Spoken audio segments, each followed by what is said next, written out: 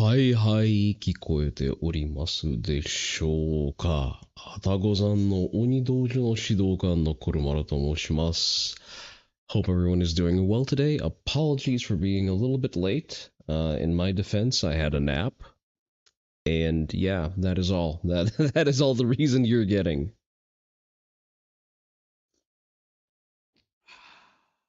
So nice to inhale a little bit of caffeine, not because you need it to survive and function, but because it just tastes good. No, it was just a nap. It was a nice post work nap. Because I finished up my work. I updated my NVIDIA graphics card, the drivers for it to be more precise. Made sure that Subnautica no longer shits the bed and my entire cache. Because apparently, after the most recent hotfix that they applied it started crashing any GPU that did not have its drivers updated. I love how games are just not playable without the most recent instance of bloatware. So there's that. Yeah. And I decided that, instead of powering through with caffeine, I can get caffeine just, for the taste of it because I'm still on that GABA kick. Right, so we have a little bit of a slop to react to. Apparently, there's a suspected Ebola outbreak in India, and I saw Notary post about this a little bit earlier. And Ebola in particular is a very bad matchup for India, and because Ebola doesn't, as Notary noted correctly, is not an airborne pathogen. It is strictly transferable through fecal matter. And last I checked, India kind of struggles with not being constantly covered in shit and that shit not entering the water supply. And oh boy, things are looking grim. So yeah, I'm not terribly concerned about it becoming COVID 2.0 because it is well established fact that Ebola is actually very much survivable if you're within reach of, just running water and hydration. So it's actually not at all a deadly disease in the first world. Is it pleasant? No. What keeps Ebola contained in Africa is small population centers and burning through them quickly. In a subcontinent with incredible population density, however, oh boy, Grandpa Nurgle is looking at the Ganges, and yeah, he's got his work cut out for him. Well, I guess thanks for playing, India. Sucks to suck. In other news, Tekken has suffered a vanishingly rare W. Yujiro Hanma will be joining the game in early 2027, so we're spared from playing this trash this trash clown house game for at least another 7 months. So at least that is good. I'm going to suspend judgment until such time that I see the next balance patch. The previous one was okay. The one before that was just tragically bad. So I'm going to see which way the dev team's bipolar is going to take them. But you know what? Even if it's completely horrifically bad, as it currently is right now, by the time Yujiro is released, fuck it, I'll buy Yujiro Hanma and I'll play him just for the memes. I just want to see how he plays from afar. Listen, we're gonna watch that trail, but yeah, apparently a part of the so-called Tekken fans are not at all pleased that we're not getting another Final Fantasy character, and we're just getting the strongest man alive. And to those people, I say, shut the fuck up. I am stronger than you. For once, you hope that he's horribly balanced. You want him to make Fuckum Rom look like a child. Apparently, Fuckum Rom, or you mean launch Fuckum Rom in Tekken 7. I would prefer not. The ideal way to make Ogre work is to make him basically a Mishima in the sense that he has ridiculous buttons, just absurd. But they're all half circle, quarter circle, just frames into just frames, link into link. Because that way, I need to turn that fucking thing off. Because that way, he, like Geese, basically. He needs to be Geese. He needs to be Geese Howard from Tekken 7. Horribly, horribly abusable and broken. Or, you know what, even better yet, Akuma. He needs to be akin to Akuma in Tekken 7. Akuma, on paper, can just touch of death you. Under the correct circumstances, with a full bar, Akuma can just take your entire health bar and shove it up your ass. However, that is impossibly difficult to do. So we're going to see about that. Actually, I want to watch the trailer for that. And move that over here, move that over here. Sorry, I'm not at all organized. Ugh. Tekken 8 Yujiro Hanma. I'm not really concerned about the reactions. I just want the trailer.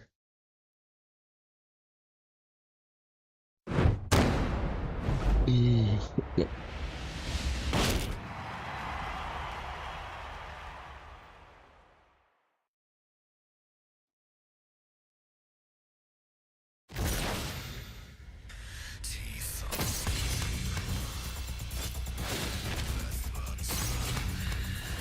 We're just gonna skip straight to the good part.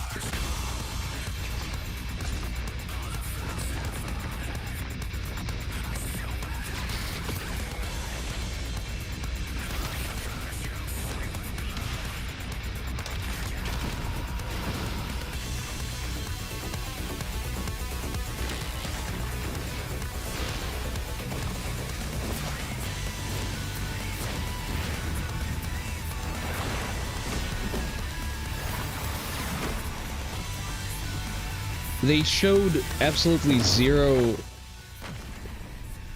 So they chose zero gameplay, absolutely nothing, and everyone with an IQ above 90 is already hyped to hell and back. So I'm very excited to see how this is going to pan out. From my understanding, they've seen an uptick in sales just from that Nothing Burger announcement. Music is so good for a trailer. I mean, that trailer is just perfect. Finn put it best. If Michael Murray didn't think about this, he needs to fucking lie and say that it was his idea.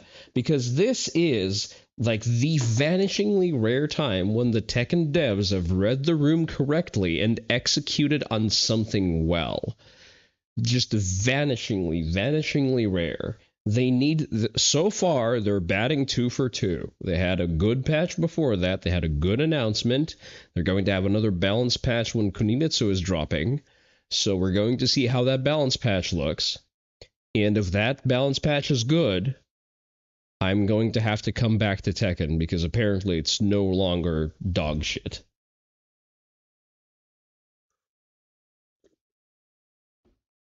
It's been nice. I've been away for what? Season 3 started April 1st. How do you achieve 8% body fat? Diet.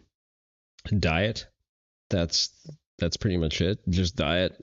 You need to, on a long enough time scale, you need to retain a deficit of at least 300 calories and make sure that you're sustaining your protein and fat and body fat, and animal fat intakes at 1 gram of protein per pound of body weight and 0.6 grams of fat per pound of body weight.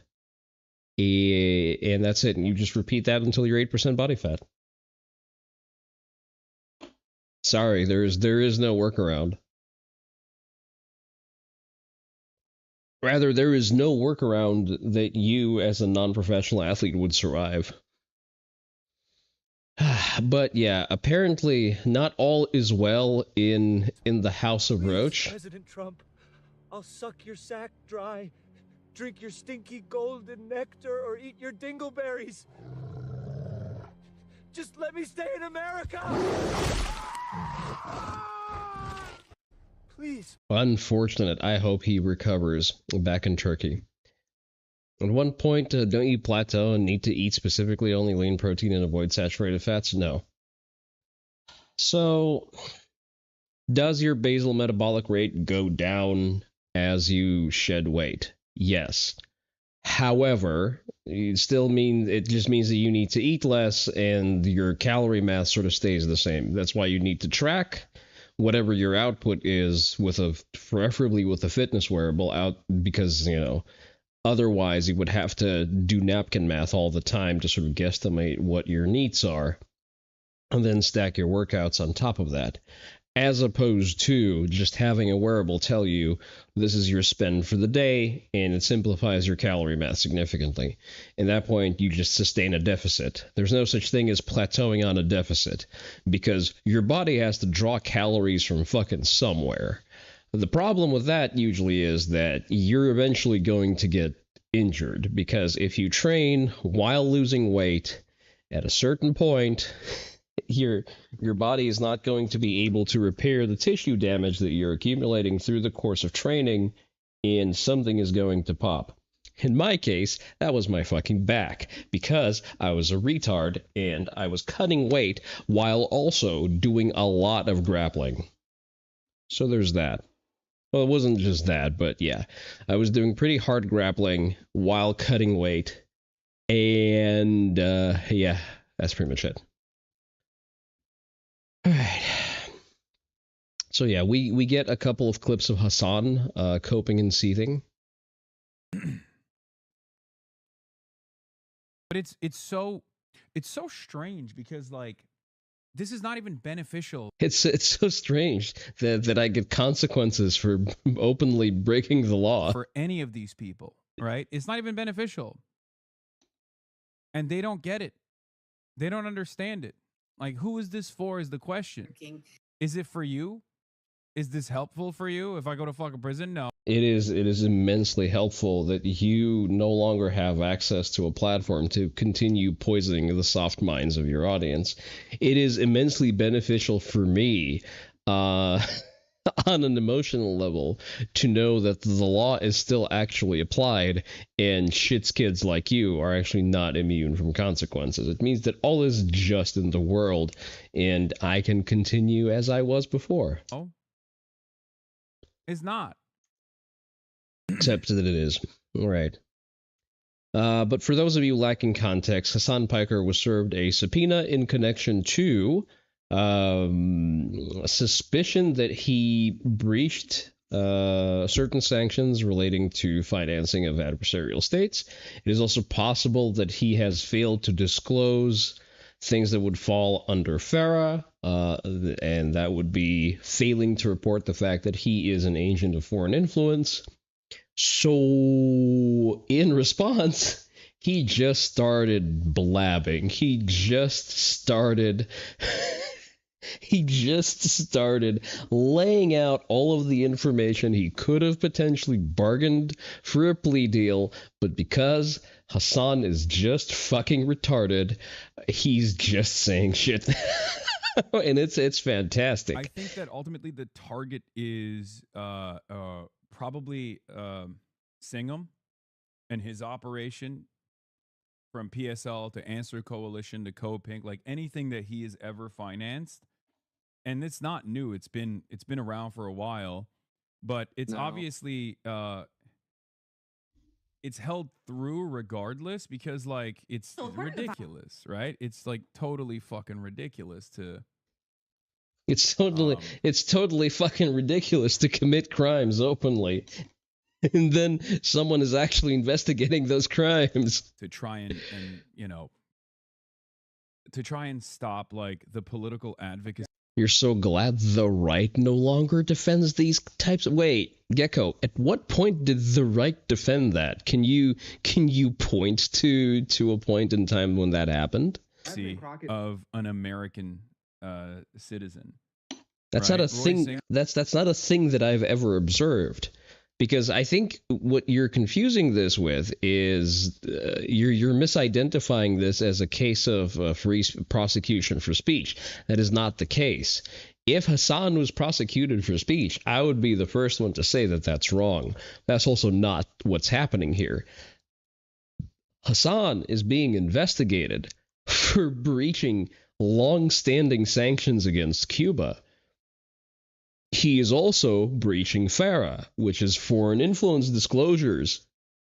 He's not being investigated for saying things that the administration particularly disagrees with.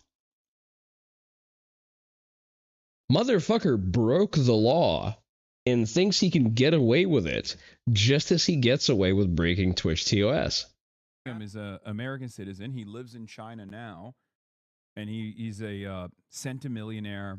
I think he has almost $1 billion. Not sure how much money he has now, but he's been a funding vehicle for a lot of political movements in the country, like a lot of activism, and they hate that shit. Like the American government hates that shit, so they're trying to jam him up. You know, they're trying to hit him on anything and everything they possibly can. That's it. That's the goal here. Fantastic. Hassan named Singham PSL answer in code pink in one breath on stream today. Hassan Piker discussed the reported Treasury scrutiny and said the broader target is probably Singham and his operation. He then acknowledges that Roy Singham links of China. He has been a funding vehicle for political movements and activism in the United States. That's exactly why this matters. Watching someone squeal like a pig unprompted will never not be funny. That is the best part. So remember that AI video that we saw of him reenacting the Homelander finale. The funniest part about that is who asked. Nothing happened yet. He was subpoenaed. He is supposed to show up in DC for questioning. In the past, we were the ones who always came in defense of political adversaries while we knowingly they wouldn't return the favor. You got the point right, though. Again, Gecko, no, this is not the same thing. In the past, when people break the fucking law, everyone says, "Oh damn, you broke the fucking law." This is not at all similar to any past situation.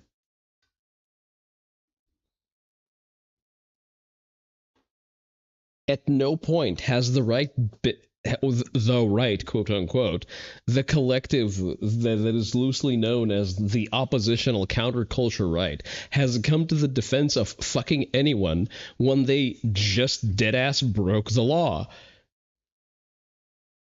We are actually very consistent about that.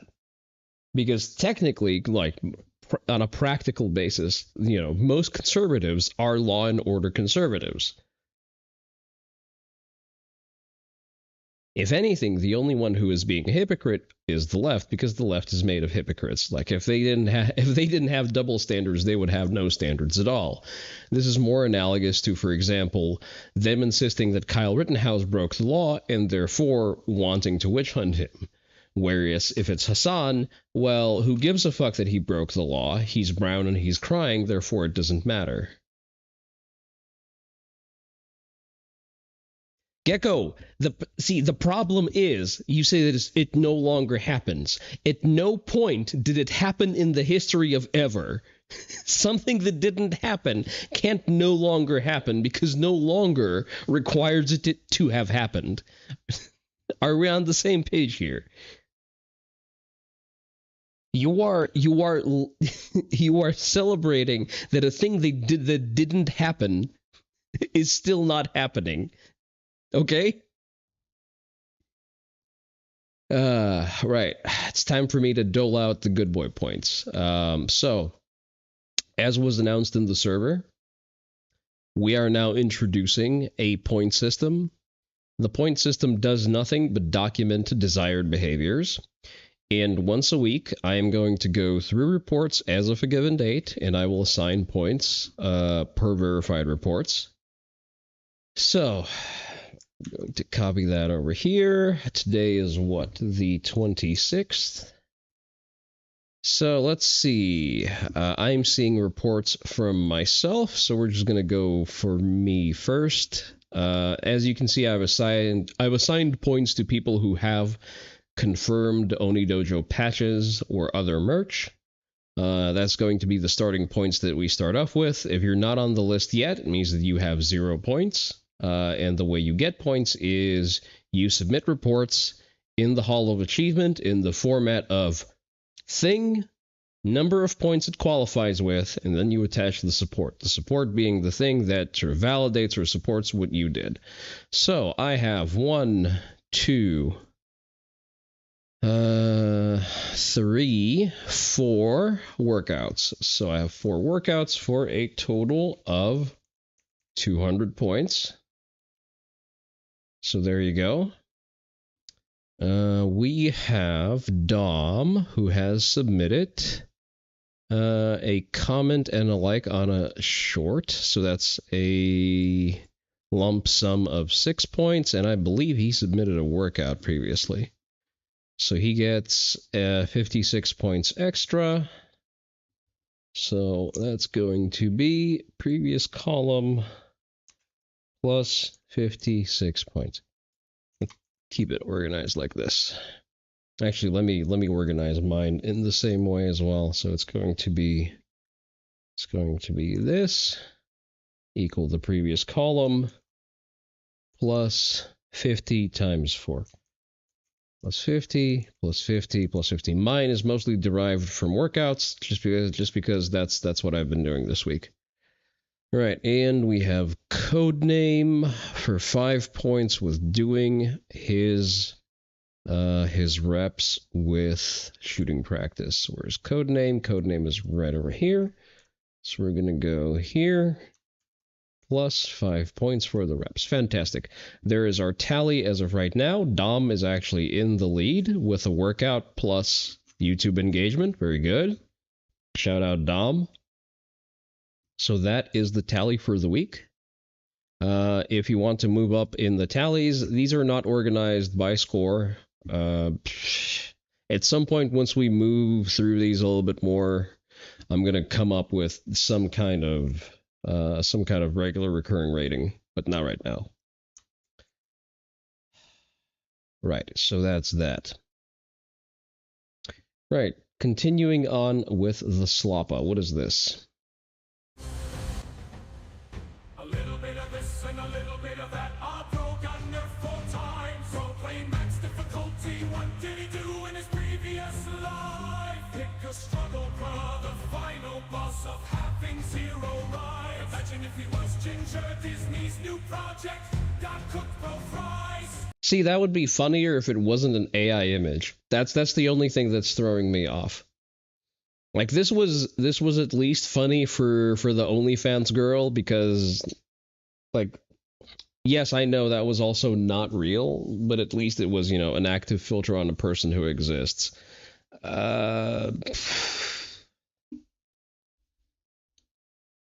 a wonder of the world, bro can get any job. Netflix wants to know his location. What did bro do to God?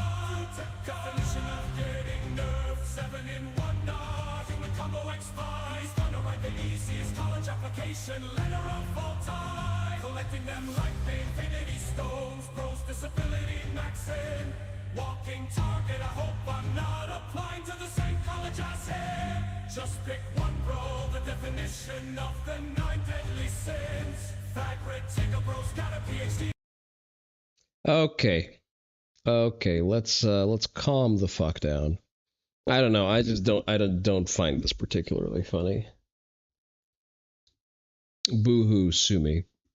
However, there are things that are ostensibly funny, and apparently people are crashing out over some of the new green card stuff, and I am too lazy to compile all of the crash outs myself, so I'll let Jared report on them. It hits a little close to home. I know some people, and I want to make sure that everybody understands what it does and does not do, and there's a lot of misinformation right now and overreaction. So on Friday, the U.S. Citizen and Immigration Services released a new policy that could have pretty big impacts, right? So here's what the memo says. We're returning to the original intent of the law to ensure aliens navigate our nation's immigration system properly. From now on, an alien who is in the United States temporarily and wants a green card must return to their home country to apply, except in extraordinary circumstances. This policy allows our immigration system to function as the law intended instead of incentivizing loopholes.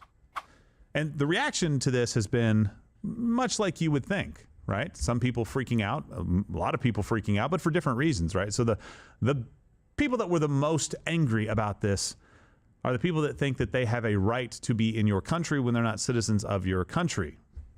And note that what it says, it doesn't say that those pathways are just closed off and people can't apply for things like adjustment of status. It just means that, no, you have to follow the actual process. If you are trying to requalify from a temporary visa, be it like a B1 or an H1B or whatever the hell else, sure, you apply for your change of status for the new status that you want to assume, and then you follow your existing visa and you go back home until this one is being processed. And sometimes when they're elected leaders of your country, Kathy Hochul, forcing immigrants pursuing green cards legally to leave behind their homes or jobs, and in some cases their families, betrays the very promise that built this country. Not quite. Doesn't portray this. If any of them are taking 1 cent of state money, 1 cent of some kind of assistance from the government, then it's a different promise that we're talking about. Gerald, that's her voters we're talking about there. That's true. That could hurt her at the ballot box, I guess. So maybe that's why she cares. Is this a name that I should know how to pronounce, by the way? Promises didn't build this country, exactly. For one, these fucking promises didn't exist 15 years ago, so get fucked, whore. Okay. Nope, sounds Nigerian. Think he's located in Canada after I did some research. Chidi Yeah. Okoreke. He blocked. Just dodged Ebola. First they came for undocumented. You said nothing because you're there legally. Then they issued visa bans on multiple countries and set ICE on rampage. You stayed silent because it didn't affect you. I see where this is going. Now they're targeting those already in the legal green card pipeline, forcing H-1B and O-1 holders to leave the U.S. H-1Bs are not meant to be a green card pipeline. H-1Bs are temporary workers. Fuck right off. For consular processing. Don't speak up. Green card holders are next, then naturalized citizens, then U.S.-born children of non-citizens, then ... I just quote tweeted that and put hell yeah, and then he blocked me. Nice. It reminds me All of that sounds fine. with, it's like first they came for the Hispanics and you said nothing because you're not Hispanic. Then they came for the Asians or whatever. Then they came for the Somalians. And I said, you forgot 2 Somalians. And then I said there's also an Indian family down the street. They're in the attic. No, so these are all people, that are not here legally. Are you harboring enemies? Oh, never mind. I can smell them. In this country, and they're not necessarily illegal. No, they're because here. they're in. Hold on, I'm going to explain. Legally. No, I understand. What I'm saying is he's conflating all of those. He's saying illegal immigrants because he's talking about ICE, and then he's talking about people who are here legally, but don't necessarily have a right to stay here during this process. It's a big difference. True. One more. Sridhar Ramesh. Pathetic nobodies love to cry, but my ancestors. Some of us have accomplishments of our own. Do you really? Yeah, accomplish it in your own country. Yeah, then go accomplish away, right? Let me give you some facts. Fact 1. The memo targets what is called adjustment of status. Let me explain this super simple language. When you apply You don't sound like you can speak a language that's not super simple, my guy. for green card easy way to from say. inside of United States, this is called adjustment of status. You fill something called I-485 form. This guy isn't bitching, by the way. Other option to It's actually telling people to apply for calm green down. card is consular processing, which means you fly home and apply from there. For decades, adjustment of status has been the default for most people. That's what everybody does. But the memo is telling, it's like a reminder to USCIS officers saying something different. It is reminding them that, hey, adjustment of status was never supposed to be automatic. Like you are just giving right and left. Everybody's getting automatic adjustment of status approved. It was supposed to be an exception, and officers always had discretion to say, no, you don't deserve automatic approval. Go back to your country and file it from there. But now the memo is telling them to use the discretion more often, saying like, hey, you actually have the power to say no. Why are you not using it? So really nothing, the rule didn't change. He could stay there. Right? The law, yeah. The law. No. Hold the fuck on. Let's not. The law didn't change. What they're saying is you need to start using your ability to say no, because we've just kind of let this become the default, right? So deciding to stay in America to adjust your status will now be seen as more of a negative, right? And the policy was actually... Well, because for one, you're inherently breaching the terms of the original visa that you used to enter. Further clarified by UCIS spokesman Zach Keller, which says, while we work to operationalize this, people who present applications that provide an economic benefit or otherwise are in the national interest will likely be able to continue on their current path, while others may be asked to apply abroad depending on individualized circumstances. That was to calm everybody down who is currently in this process right now, right? And basically what he's saying is that we need to return to a status that doesn't allow you to overstay visas, that doesn't allow you to just hang around during this process. We need to return to the norm being, I'm in whatever country, I would like to become a citizen of the United States. I'm going to start the process and apply there. Because if we take 10 years, take 5 years, take 3 years, whatever it is, you're not here in the country while we're trying to figure this out. You're there while we're trying to figure it out. It's a much different situation. And it's how we should have been doing this from the very beginning. And in fact, we were. We just kind of started letting this become the... Technically, any adjustment of status is an inherent breach of your original visa if you're doing that without leaving the country. And that was commonly a recommended route by a lot of lawyers because the lawyers knew that that discretion is just not being enforced. The de facto situation. So here's fact number 2. And by the way, Dan Rated, thank you very much. I appreciate that. You guys came in during the Colton Wade sketch. I figured I'd give you a little minute to get your feet settled after that. So fact number 2, this could affect millions of potential green card applicants. Currently, there's a 1.2 million person backlog. Can we just decline everyone from India and free up a lot of USCIS resources? Of applicants right now, and there is no grandfather clause. Applicants may be forced to wait years as the bulwark wind about. The other big deal is wait times. Easy mass decline. There you go. Right? I mean, I checked. I mean, every consulate in the world is a little fiefdom, and only certain consulates do immigrant visas, that is green card applications. And the waits can be quite long. I mean, it depends on where you happen to be from, but I checked the couple of consulates in India. Oh, no. And it looks like the wait is over a year to even just get the interview for the green card. So this is a big deal. To force Well, hopefully Ebola gets them by the time of the interview. People to go home. Oh, sorry, I got excited there. He checked in India. You don't say. It takes a long time. This is a fantastic idea, and we should do it tomorrow. And when they're saying these people aren't grandfathered, what they're saying is, there's 1.2 million people that are currently in the process. But even if you're in the process, it's not like you beat it and now you're just safe. And this only applies going forward. No, it retroactively applies to all these people as well. But again, like the spokesperson from UCIS kind of tempered the expectation on both sides.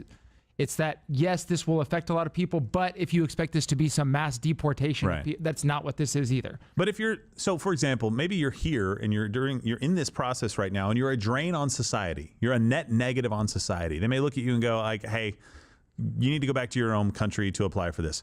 Or let's say that you're here right now and you're actually a net benefit to society. We like having you here. This is actually working out just fine for us. We'd probably be like, yeah, we're going to finish the process with you on this and take care of it. Right. That's essentially how he's kind of couching this. If you're a net benefit to the United States, if there's other things that we have to take into account that will impact this decision. But this makes it very easy for me to go, well, the people are here. They're a net negative on society. Well, for one, it's a bottleneck to finally enforce the requirement for these visas for the sponsor to actually sign away their right to become a public charge. That's something that's just completely waived. Like, these people will come in, they will apply to all of these further green cards primarily, And then they're just, they go straight to any benefit that they can feasibly claim, despite having signed a legal binding waiver that says that they're not going to do that. They don't need to be here during this process. Well, the problem they're not is granted status yet. The problem is who defines net negativity. We do. Our country. The officer. Yeah, the officer. No, that's what I'm saying. The officer that's processing that. Some random guy. Yeah. His wife could be cheating on him. He comes in and he goes, "Oh well, True. Screw everybody." That's true, and that's difficult to deal with. But that is a sacrifice that I am willing to make. It's hard to appeal, but just on the other side of the equation, you could have somebody that's an activist that thinks everybody needs to be here. Yeah, which is sort of what it was before. Now they can't say no, this doesn't work, but they can say no, you need to go back to your country. And if it was stricter and a lot fewer people were let in, because fine, I would much prefer that over activist officers that are saying 15 years ago, a green card was seen as unobtainium, something that only a select few people can aspire to get in order to sort of get on track to be naturalized in America. Usually it meant that you were an immensely personally successful person, and that was aspirational. And over the course of the past few administrations, standards have been watered down so much that it has become, well, largely meaningless. Everybody come on in, and you can be here by the millions while you wait for this to work through. Exactly. So I actually don't have any sympathy for this at all. I understand people that are in the midst of the process. I get it. And having it feel like maybe the rules are going to change midstream for you. I understand that. Especially people that we want here and that are just in the midst of it. I mean, there's people that have spent years. They spent years making new lives, raising children, owning property, paying taxes more than what 40% of the country does. Said, why are you making permanent plans on a temporary visa? They all know what they come in here for. 100%. So let me just parse this a little bit. If the United States has historically said, do this. There's no loss for denial. Well, there's no loss for us, but they don't get their visa fees compensated. And you will get this. Then it's reasonable for them to start making a life here, to try to show I will be a benefit to this community. I will be a net positive to this country. So it's understandable that they took what we said and went with it. Decades of precedence. Now, if we're going to change that, I want to make sure that those people are not screwed because, hey, listen, it's not their fault that they took us at our word to do it. But we do have to change the system, and we have to get rid of people that are here. Thing is, the word was never that. Everyone, like, you ask any immigration lawyer, every immigration lawyer is going to tell you that technically that's going to be a visa overstay. Technically, you are breaching protocol because for every one of those adjustment of status cases, there is a visa that usually takes longer to process that you're supposed to file from your country of domicile. Everyone, like every law firm in New York, there's like 20 of them specializing in immigration law. They've been telling people the same thing. It's regulation. This is technically sidestepping the process, but this is not enforced, and therefore it's okay. That are a net negative drain on this country at the very, very least. It can't just be net negative in terms of economic benefit either. No, I understand that. But a lot of people are reading into that. They're like, well, if you pay taxes, you should be able to be here. How about no? Because I've been through immigration systems in other countries, and never once did I feel I paid taxes there. It didn't matter. I followed the laws there. I did everything, right? No, I understand. It did not matter. I never felt entitled to be in somebody else's country. If at any point they were to say, I'm sorry, you have to go, that's just the way it is. It 100% is. I get it. And I. Hey, so here's an example. My British work visa. I got the visa. I did my work. I paid a ridiculous amount of taxes. And then my contract ended. My visa ended with the contract, and I left a month before that. There you go. I would agree with that decision if we were at that point. That's not what we think they are actually saying. That's here, not though, at all right? what they're saying. So that's what we're saying, is that it would be good to make sure that we change policies that leave open doors. We need to get rid of people that are very easy to get rid of. Net negative people, H-1B stuff, people here illegally that are in prisons, and all that stuff. Get all of those people out of here and reform the system. And I think the system going back to, hey, the norm is you're going to have to apply from your own country will prevent people, like Josh said, from going through years of this process and setting up lives and buying property and then not having the result that they want. That, I mean, if you bought property, just rent it out, just have it as a cash flow while you are in your country with a lower standard, excuse me, with a lower cost of living. Would be better to have them apply from their country, especially if it's not for any kind of specific need. Like, you're not seeking asylum, right? You're not fleeing persecution or anything like that. Most of these people will not right? be forced to go back anyway. No, they wouldn't be forced. So let's really quickly, we've got just a minute or two here left. The tax lines on my British salary make me say I fucking hate Britain every time. Yes. Especially when I found out how much they pay in unemployment benefits to people who just sit around and do fucking nothing. Did you know that back in, I'm going to say up until the late 2010s, all of the socioeconomic factors universally had BlackBerry phones because they had encrypted messaging on them. And they were all able to afford those purely as a function of the benefits that they received for not working, because they received in benefits just above what I was receiving as take-home pay. Left. Fact number 3. This one's actually good. I think we can all agree on this one. H-1Bs, they're not safe. The memo targets single intent visas like tourism and student visas. However, dual intent visas like the H-1B are not off limits according to the memo. Let me read. Maintaining lawful status in a dual intent non-immigrant category is not sufficient on its own to warrant a favorable exercise of discretion. And since 1956, 56% of permanent residencies have been achieved by people already in the United States, and 2/3 of all new permanent residents are family-sponsored citizens. So, here's the conclusion. This will not get rid of the immigration problem, but it is one step among many to make sure that the immigration problem is fixed long-term. We have to make sure we manage the transition fairly to everybody, and fairly needs to start with Americans first. As much as I love people that are coming to this country and doing it the right way, fairly is Americans first, and then make sure that we get the people here that we want here, who have lives here.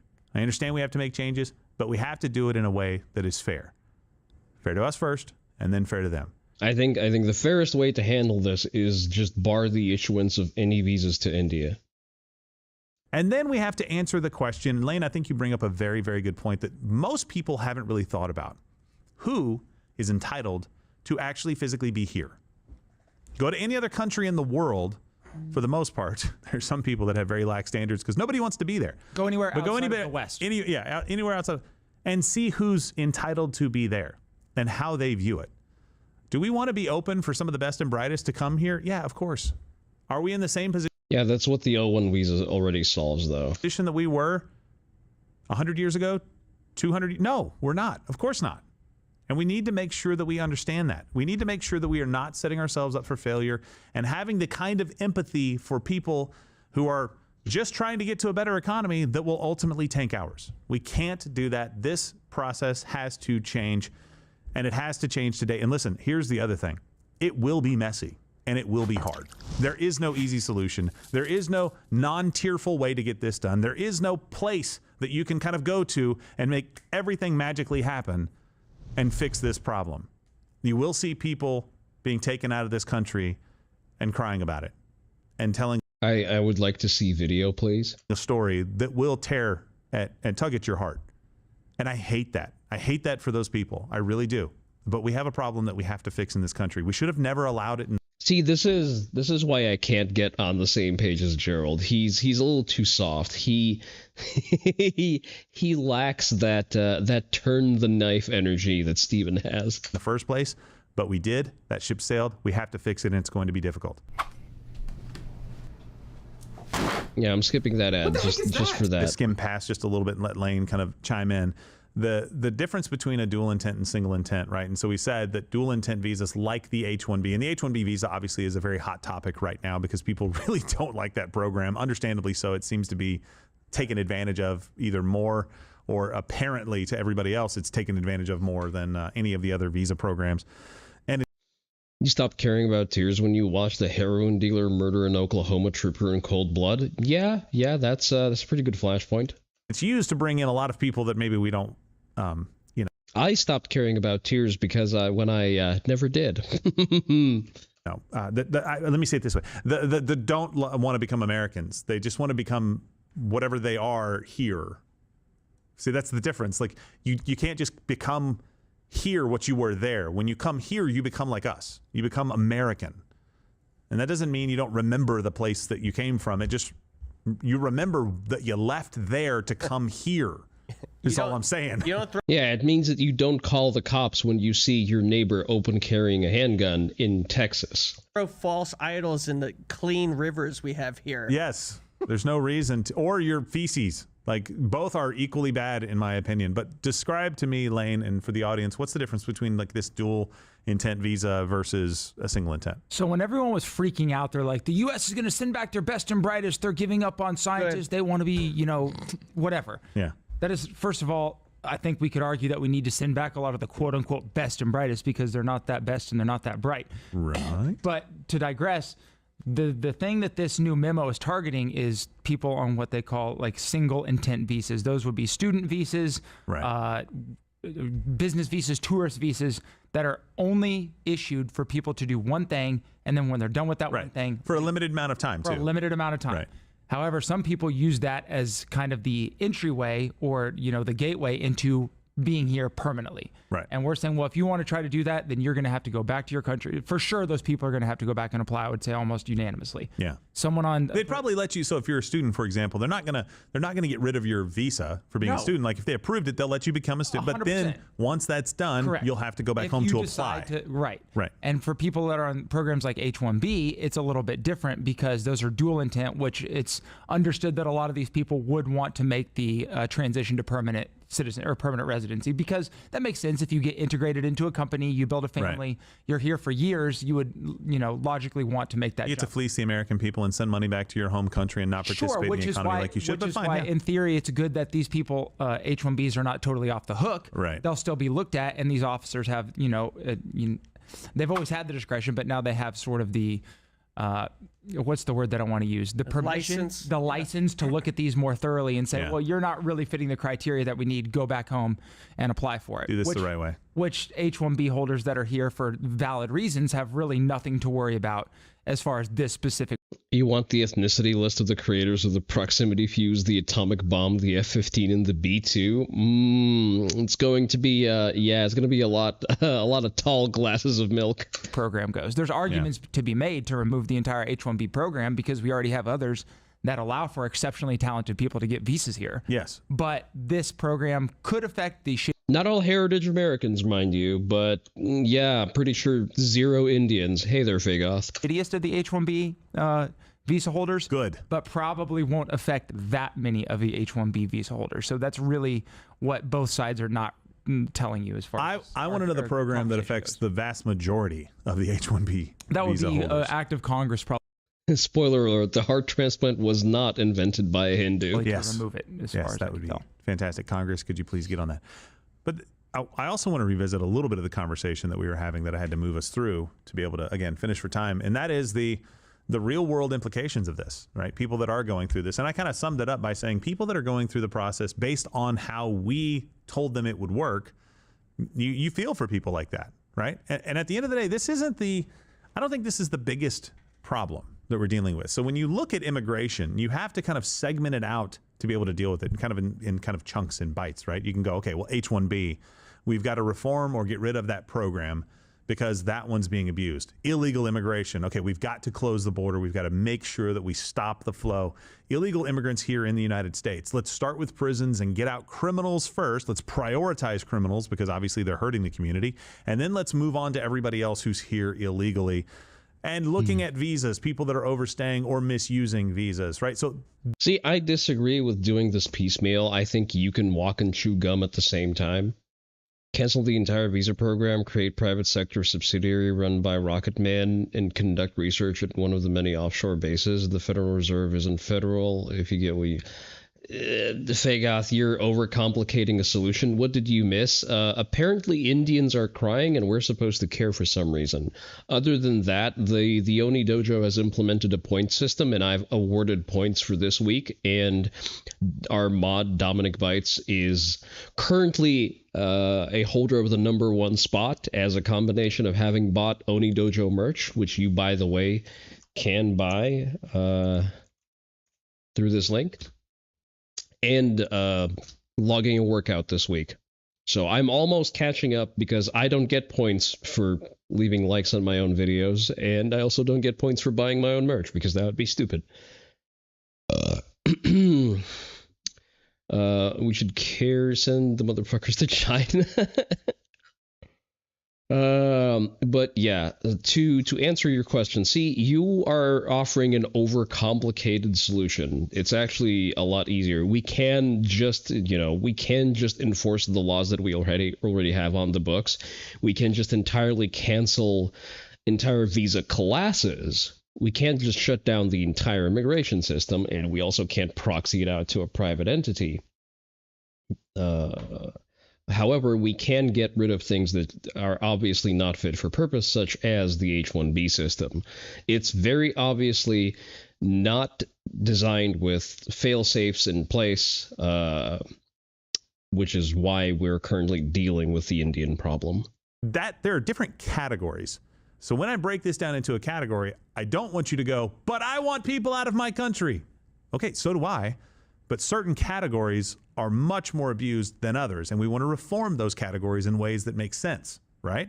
Okay, good. Now that everybody's on the same page, in this specific instance, there will be people who've made lives here that are asked to go back home. And there needs to be some kind of test to see, like, do we want this person to stay or do we not, right? And I think that's your point, Josh. Kind of, yeah. It was just with we'll clarify. Talk about the precedents that we've set over, I don't know, Lane, how many decades they've been kind of just going through the motions here. Which, by the way, it kind of seems like it's one of those things where, the what is it? USCIS officers, maybe it was like UCIS. Thank you. It seems like maybe it was like, hey, just process them through. Just process them through, and that was their job. Yeah. And now they're like, hey guys, we gotta stop just processing them. Oh, we actually have to look new directive. Which okay, I get it. There's no change in law and stuff like that. Got it. But my problem is there's so many people that came here under the precedents thinking, that's the path. That's how you do it. That's the easiest path for me. I find a purpose. I find a need. I be useful. I pay my taxes. I do everything I'm supposed to do. I follow the laws. I build a life, and I can apply for my green card once I'm able to, because you have to wait a certain amount of time too. You can't just apply for it. Yeah, sucks to suck. It's actually not the process. Get good. Yeah, exactly. Like Notary says, I do not care. Out of nowhere. And I just think years. Yeah, it's a couple years, and there's something that just seems unfair about. Cry about it. Telling somebody who's already done all that. We talk all the time about how illegal immigration is a problem. I don't care about what all that is. That is not the process. That is not how you naturalize. But legal immigration. If you spent a number of years doing something incorrectly, that's on you. Fine. There are people who are doing it the hard way. People are doing it the hard way. They're doing it the hard way. Not as hard as doing it from your own home country. Sure, I get that. But they are doing it the right way as far as they've been told so far. Yeah. And now they're told, well, we're not actually changing a law, but it's actually, you are doing it the right way, but you still could get told no after you've gone through all of this. You don't have a home anymore in your home country. You did everything right. You came here and did this. Now, it's not your home country though. That's the thing. Make green cards so prohibitively expensive and unbearable that it's like climbing a mount of broken glass. I mean, that's what they were essentially like a good 15 years back. Yeah. How you apply for your green card. So many people that have already applied for the green card, they're going to get told no. Or they're worried about it. That's probably more accurate. See, here's the thing. If you have legal grounds to apply for a green card, you can still apply for a green card. And if you have the right to succeed on the merits, you're going to get your green card. The only difference is that if you're doing that off of a temporary visa, off of a visa that was never intended as an immigration visa, you're going to have to fuck off for the duration of that processing. You're not getting an automatic denial. You're not getting a denial, even though you have, what's the word I'm looking for? Satisfied the requirements for it. You just don't get to stay here. And yes, I'm sorry, sucks to suck. But if you say acquired property, just turn that property into cash flow and live off that cash flow wherever the fuck you came from. I think it's gonna be a lot less people than we're all kind of Right. than I'm, freaking out about or thinking about. I'm not really freaking out, but you know what I'm saying. Well, Someone check his immigration status. so here's what I just I think would there's like to see. a way you could have done it where it's like, hey, all new green card applications have to Right. be done. I think that would have been the most fair thing Maybe to they- do. well, Life's see- not fair. I get it, and I'm a softie. I get it. I don't think I'm sorry, but your opinion has been discarded because you are a fat. that's But that's softy. I think just- that's being listen, and there is, there's I think, is it Gad Saad who wrote the book Suicidal Empathy that just came out? I think so. Yes. That's a good phrase to use for it because it really does kind of highlight what's going on here. We're so empathetic that it actually will end up hurting us, and it's by, our empathy is making us commit suicide essentially as a country, and that makes sense. In this case, ideally, what I would like to see is a line in the sand on a date saying any forward applications have to go this way, kind of like you said, right? So anything new has to go this way, and And then they I would said like to starting see today. And then I would like to see targeted enforcement on any that are currently in process right now. And that targeted enforcement needs to focus on people, and there needs to be some kind of standard that's set that is better than just a guy who's been having an off day, or his favorite sports team lost the night before and he's just pissed off at the world now and he wore the wrong team's jacket into the meeting.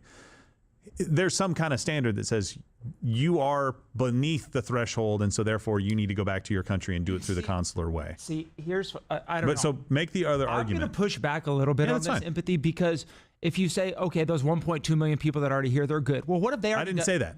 No, that they wouldn't have to go back to their home. We're starting today. No, I know, but I said targeted enforcement. So that doesn't mean 1.2 get to stay. It means you go from today clean. That's easy. Right. The hard part is, what do you do with the 1.2? Let's say that's the full number, right? Yes. Is it 500,000 that are good? Is it 600, 700, 50? I don't know. I'm Right. saying And yes, targeted enforcement. There's there. not a great mechanism to put to develop a standard across every single office that's doing this, or Right. officer. It's almost impossible to do it. But if you did just grandfather in all of those people, well, what have those people already done to the housing market in the neighborhoods they're in? Remember, when they say and let's take H-1Bs, for example, there's only... How dare you call me senor? All right, see you around, Gecko. Only a few 100,000 of them in the country. What are you worrying about? Well, yeah, but how many family members do they have on dependent status that are living with them? Then we're talking millions and millions of people. Because remember, 2/3 of people that get a permanent citizenship are not the actual H-1B or the direct visa applicant themselves. It's family members of those people. Right, that they so bring over. even if you decide, yeah, you've actually paid taxes, you have a good job at a tech firm, you avoided breaking any laws, you're doing great. Okay, but what about those 5-6 other people that you plan to bring in eventually? Which they all do, or a majority of them do. But do they is this the way that they do it typically? So what you would have to That's what we refer to as chain migration, and yes, that's what they typically do. is those family members now, if they're here trying to do that, they potentially would have to go back and apply for visas from their home country. So if they came over on a tourist visa to visit their family, or if they came over on a student visa and they plan to stay with someone that already has the H-1B visa, those people are no longer going to be allowed, and probably should not be allowed, have never been allowed to apply for permanent citizenship. Through that, yeah. permanent residency here. Right. So it's not just it's not just the visa applicant that we all think about that's built the life. It's the dependents and the sometimes 5 to 10s of dependents that these people bring, and pretty soon that's how you get cities like Plano. That's how you get cities like Frisco. That What was it in New Jersey that was like or in New 40 Jersey. something percent? Yeah. Correct. Lakewood. It's Is it not Lakewood? because Dearborn. one Indian family moved in. That's really nobody has a problem with that. No, I actually have a problem with that. Great people from I think we all Yeah. agree with that, and I have 100%. friends from all over. But Edison it's- Township. It's when those people subsume the local population so quickly through things like chain migration that you have neighborhoods becoming unrecognizable as anything resembling. Well, then America. we need so I don't disagree with any of that, but what I would say is that like you do have to take some accountability for how the system is functioning today. Sure. It's not being abused. It's just being used in this case. We haven't said this isn't the way to do it.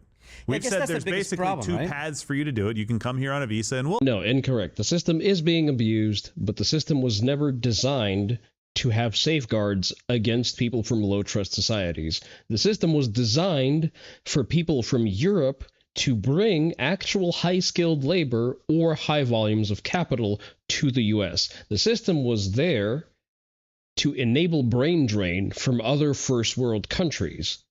However, it did not have fail-safes in place to prevent people who lie, cheat, and steal as a default mode of behavior. Will allow you to apply for citizenship, even if it's a visa that's a single use, which technically we don't have to, but we'll let you do that. Or you can do it through the consulate. That's what we've said. So now we have a duty to the people that have tried to do it the right way. The thing that we've always said is people have to come here the right way. If they haven't broken any laws within that system, then I think we have a duty to take a harder look at it than just no. Technically, being an overstay is already breaking the law. At no point was it the official position of USCIS that you can just overstay your visa and apply for adjustment of status. It was permissible, but it was never the right way. I think we have a duty to those 1.2 million people to say, we'll take a look at this. We're going to set a line here, because if you guys are not benefiting this country, and again, I know that's hard to kind of determine, but we've said that before, then it's actually fairly easy to determine. You just, look at how much they're paying in taxes, which they are supposed to be still submitting their tax returns.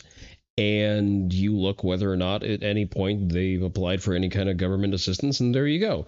You can actually very easily arrive to a net impact. We will, but then I would go a step further and say, okay, well, if chain migration is really the biggest problem within this that you're trying to solve, on top of just the regular issue of issuing these, or, giving people resident status at, through this method, then put some parameters in for that.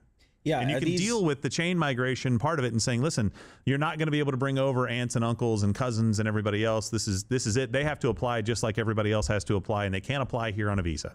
They just can't do it. They're going to have to apply from over there. If let me see if I understand your argument correctly. Would that solve your problem is what I'm trying to say. I guess I'll answer that question with a question so I can clarify. If somebody came here legally and followed the steps that were laid out before them, what should be done with them right now? For one, I would say that any kind of family sponsorships you can do are limited to first order of relation only. So parents, maybe brothers and sisters, and that's about fucking it. Well, I mean, yeah, sure, children and spouses, but that's it.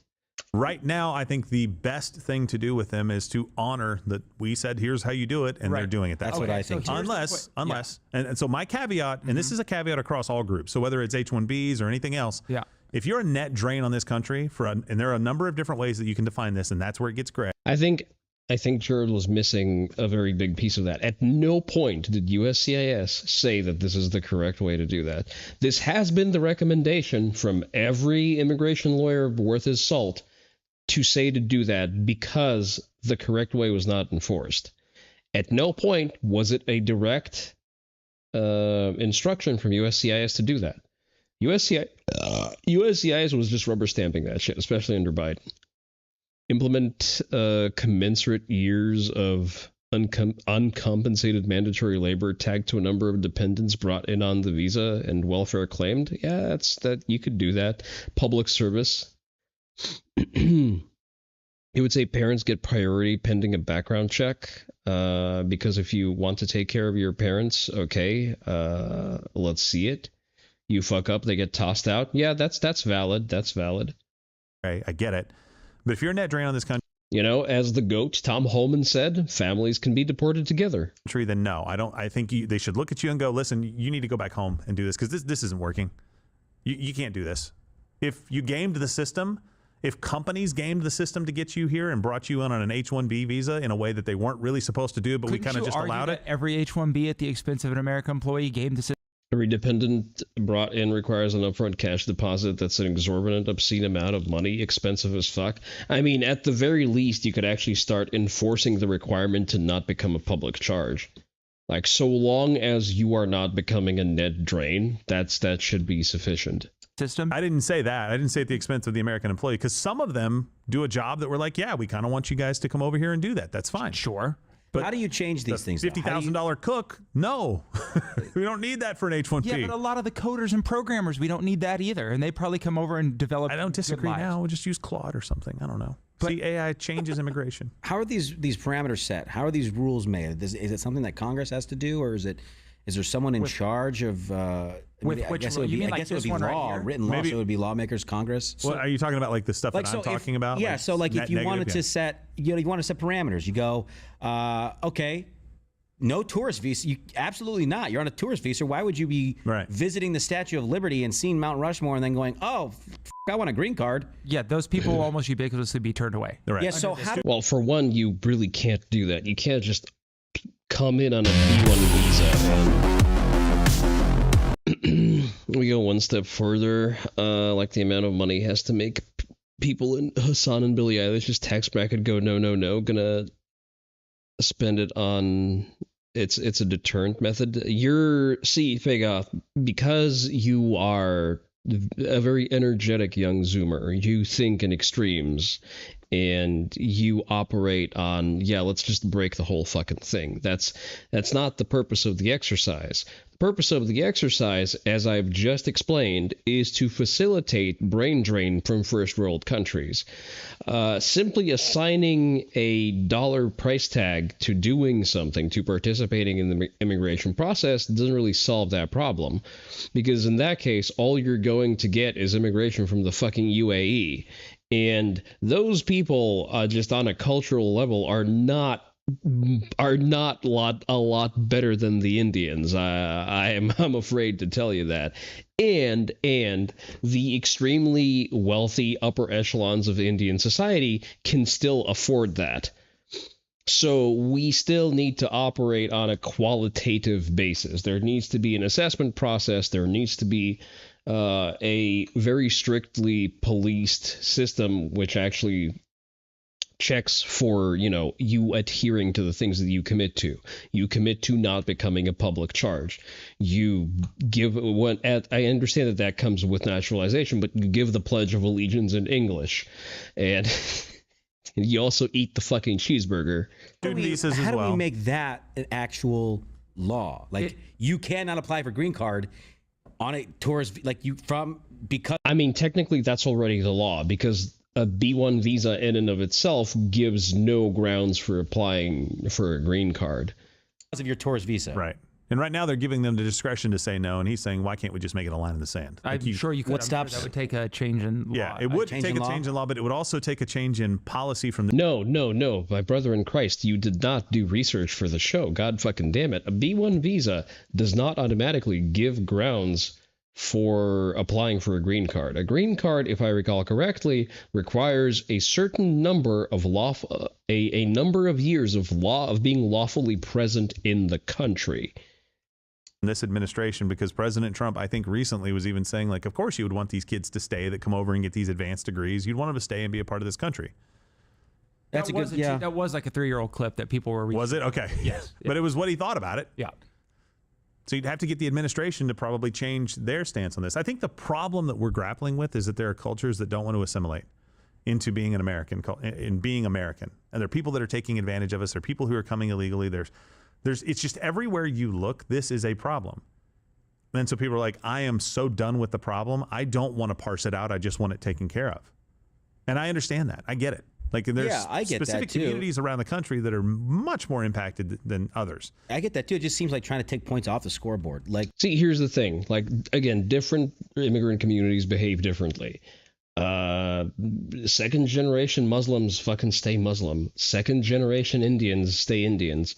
Second generation Chinese, they assimilate with frightening speed. Second generation Japanese almost dissolve in American culture. Second generation Russians, you can't even pick them out of a fucking crowd.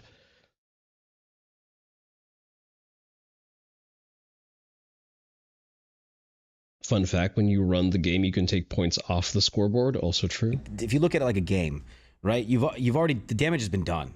They scored 7 runs on you in the 8th. They can't, but and you that could say sucks. that You about can't go back illegal and take their immigration. runs back, but you can go, okay, we're gonna put in our closer in the 9th. We're gonna fix this. No, you can actually just deport the fucking opposing team. No more bleeding, no more runs. It's done. I would put in some. I don't know. It just. I would put in some rules. Sports ball fans are retarded. I'm sorry. Awful lot like the same argument they give for amnesty. No, I know. That's why I said you It could say that does. for illegals. It does sound like that. That's not what I'm advocating for. No, I know. But it does sound like that. Yeah, I understand that. And I guess I can't. I don't have the debate skills. You know. No, I'm not trying to debate you either. I'm just trying to. I'm trying to but- rationalize my own position here. I'm not trying to say that I have all the answers by any means. I have all the See, Lane and Gerald can have opinions on this because they're both because Gerald used to be a D1 athlete and Lane is in good shape. I'm sorry, but Josh doesn't get to have an opinion because he's a fat. answers. No, I'm just kidding. And just coincidentally, his opinion is also dog shit. I don't. I do think that we have to be careful how we enforce that. I really do. Because I want the same results that you want, but I want the entire town of Dearborn, Michigan fucking deported. Everyone who doesn't speak perfect American English gets the fuck out. That is it. Same applies to Minnesota, to anyone who resembles a fucking burnt light bulb gets the fuck out. Frisco, Texas, exactly. The same applies to all of these fucking enclaves. If I can look at you and tell where you're from, oh boy, you better make sure your papers are fucking checked. If I can look at you and instantly tell where you're from and confirm that by the way you speak, you are getting booked on a fucking one-way ticket to nobody gives a fuckistan. A fair way to get there. Can we make a rule that any person here on a visa or anybody that was even natural or whatever, however they became here, and they start talking shit on Twitter that they deserve your jobs and that Americans are lazy and they want to replace you? How about we take that as a automatic one-way ticket back to wherever they came from? That too. Wherever the hell you came from. I'm serious. Their social media should, when these people go through any sort of visa update, whatever they have to do, their social media should be scrutinized, especially their forward-facing ones. And if they're talking shit on the country that has welcomed them in, I think we should all be able to agree that they get the hell out right now. I would like print that shit out, have them explain that on the spot, and tape the interview. you leave your dad's dorky Texican accent alone. I like to see that. I don't see a practical way of enforcing that. Why? So here's why. Because then we become the speech police. See, I probably couldn't tell him apart from other people who live in Texas, though. I wouldn't be able to pick him out of a crowd. And so where's the line? Who defines the line of talking crap about the country, and who defines the line of who defines the line on free speech? It's not that you're wrong in the point, it's that the point can't be defined.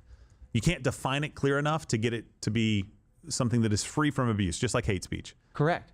So we don't do it. Hate speech is not a thing, and so I don't therefore no more think Canadian this. So what if it's doing this? What if it's like, satire the United politics. States sucks? But Does that? Are you a citizen of the country or not? Does that matter? Yes. Does it just United States? How many times? Once? 5 times? I think if you're applying for permanent residency and we see that you've said the United States sucks. Let's do this in a way that's very clear and simple. If you're applying for any kind of permanent status in America and you are caught during fucking daylight saying death to America, you are forever banned from entering the country. Is that a low enough standard for you, Gerald? Then that should be criteria that we could use to say, actually, you don't seem like someone that needs to be here. What if there's other posts that say otherwise, though? So you do the totality. You started by saying naturalized, though. Yeah. I was really thinking about Ilhan Omar. Well, no, there's certain cases where I think it'd be more clear. Yeah, Vivek. I mean, Ilhan Omar has, she has the fraud against her. She got her citizenship fraudulently. That's the thing. If you gained it, yeah. Yeah, but I also would like to denaturalize and deport Vivek too. I mean, that should be like a clear, easy path out. Like Somalians, the cultures that are coming here right now that are dependent on like welfare assistance, government assistance, state assistance should be gone immediately. Like to be like, hey guys, it's just not working out. Go back home. But put some reps in. See if you can come back later. I just don't understand why it would be controversial for people that are going through the system that are not even actually Americans yet or permanent residents to look at them and say, actually, you haven't had a flawless record, and to be in this country from somewhere else, you should have a flawless record. I don't disagree, but I would say it's in the definition of what is a flawless record, because you may... All right, this has devolved into sophistry. I found a fantastic video of the same seething YouTuber who doesn't understand shit about fuck and sounds obese. I'm going to go take a quick bathroom break. I advise that you do the same, and I'll be right back.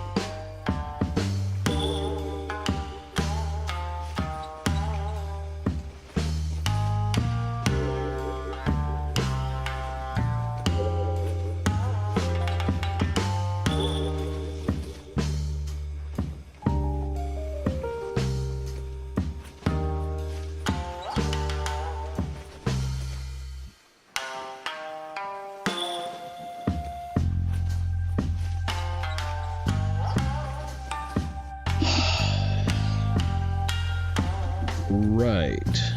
So, this is the same unfortunate individual who does not understand that some countries and cultures deserve to be gentrified. And he is once again wrong, this time on the subject of athleticism.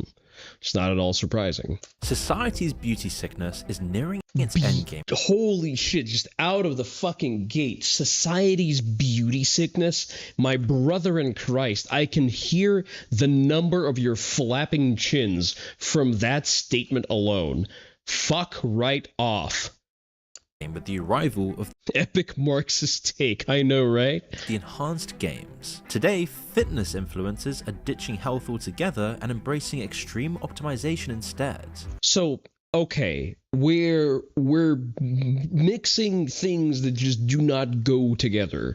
Fitness influencers don't even deal with optimization.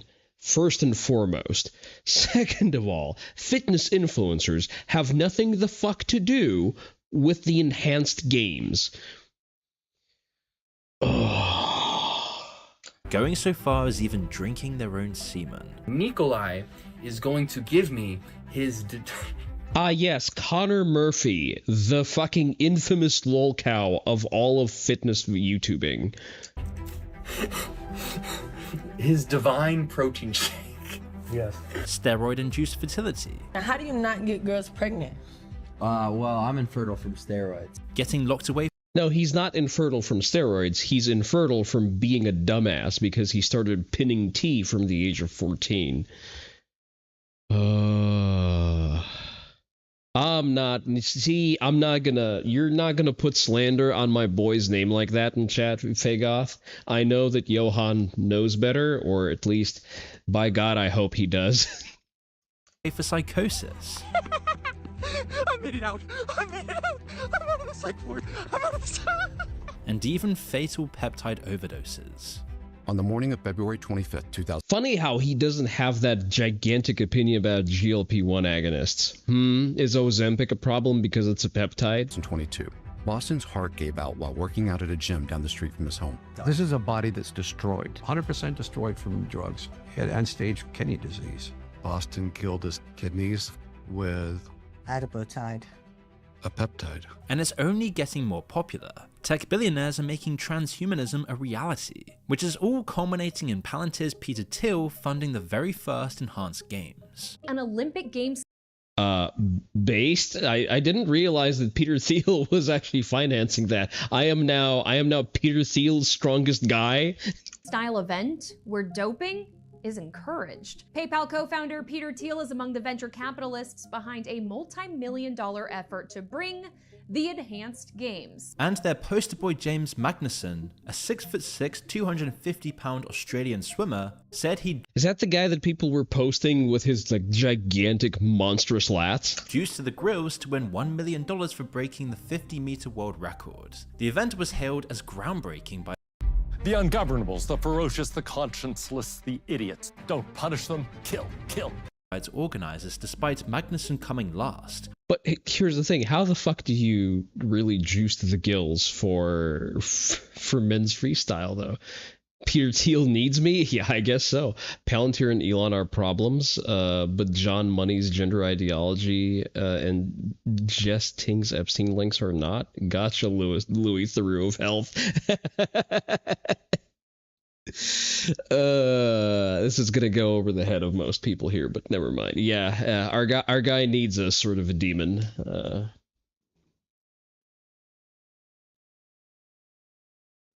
But as I was saying, I assume there is a stack for swimmers because, you know, it would have been optimized likely by the Soviets and now by the Russians, as is any endurance sport. But it is largely a technique and genetic predisposition influenced sport rather than like straight up physique. So juicing to the gills in the bodybuilding sense, for example, is not going to do that much for you. While another enhanced... Hey there, Hellion, how are you doing? We're looking at a seething Brit misunderstand human achievement and not understanding the difference between blasting and cruising and just being somewhat optimal. athletes did manage to break the record. Based. That's the big misconception about the enhanced games. It's not that the people in the Olympics are not juiced to the gills. No, it's just that the people in the Olympics who don't get caught can afford or are let me word that differently. It's not that the people who compete in the Olympics aren't doping. It's not that they're not being enhanced. It's that they can afford or are supported by their governments to the extent where they can cycle on and off of their performance enhancing pharmaceuticals correctly so as to not be flagged by the testing protocol of the Olympics, which is behind the curve on a lot of enhancement pharmacology by at least 10 years and going, while also banning just normal everyday shit like vitamin C because it false flags a lot of the things that they're trying to track. The Olympics are notoriously dog shit about that.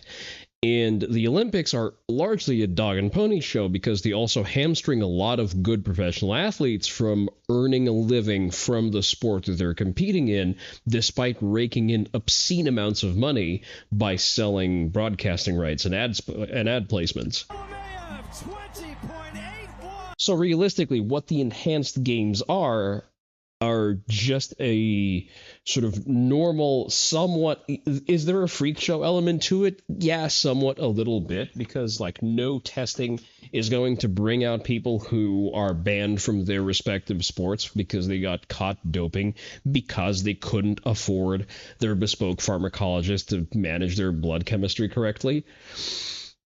But it is largely going to be like you're roughly the same list of high performers, but they're also allowed to capitalize on the sport that they're practicing, and they're permitted to actually make a normal living without being predated on by a gaggle of entitled bureaucrats. However, that falls well short of expectations given it was one of the only ones broken, with some athletes such as the Game of Thrones actor and weightlifter Thor even failing to match, let alone beat, their previous records achieved when they were allegedly natural.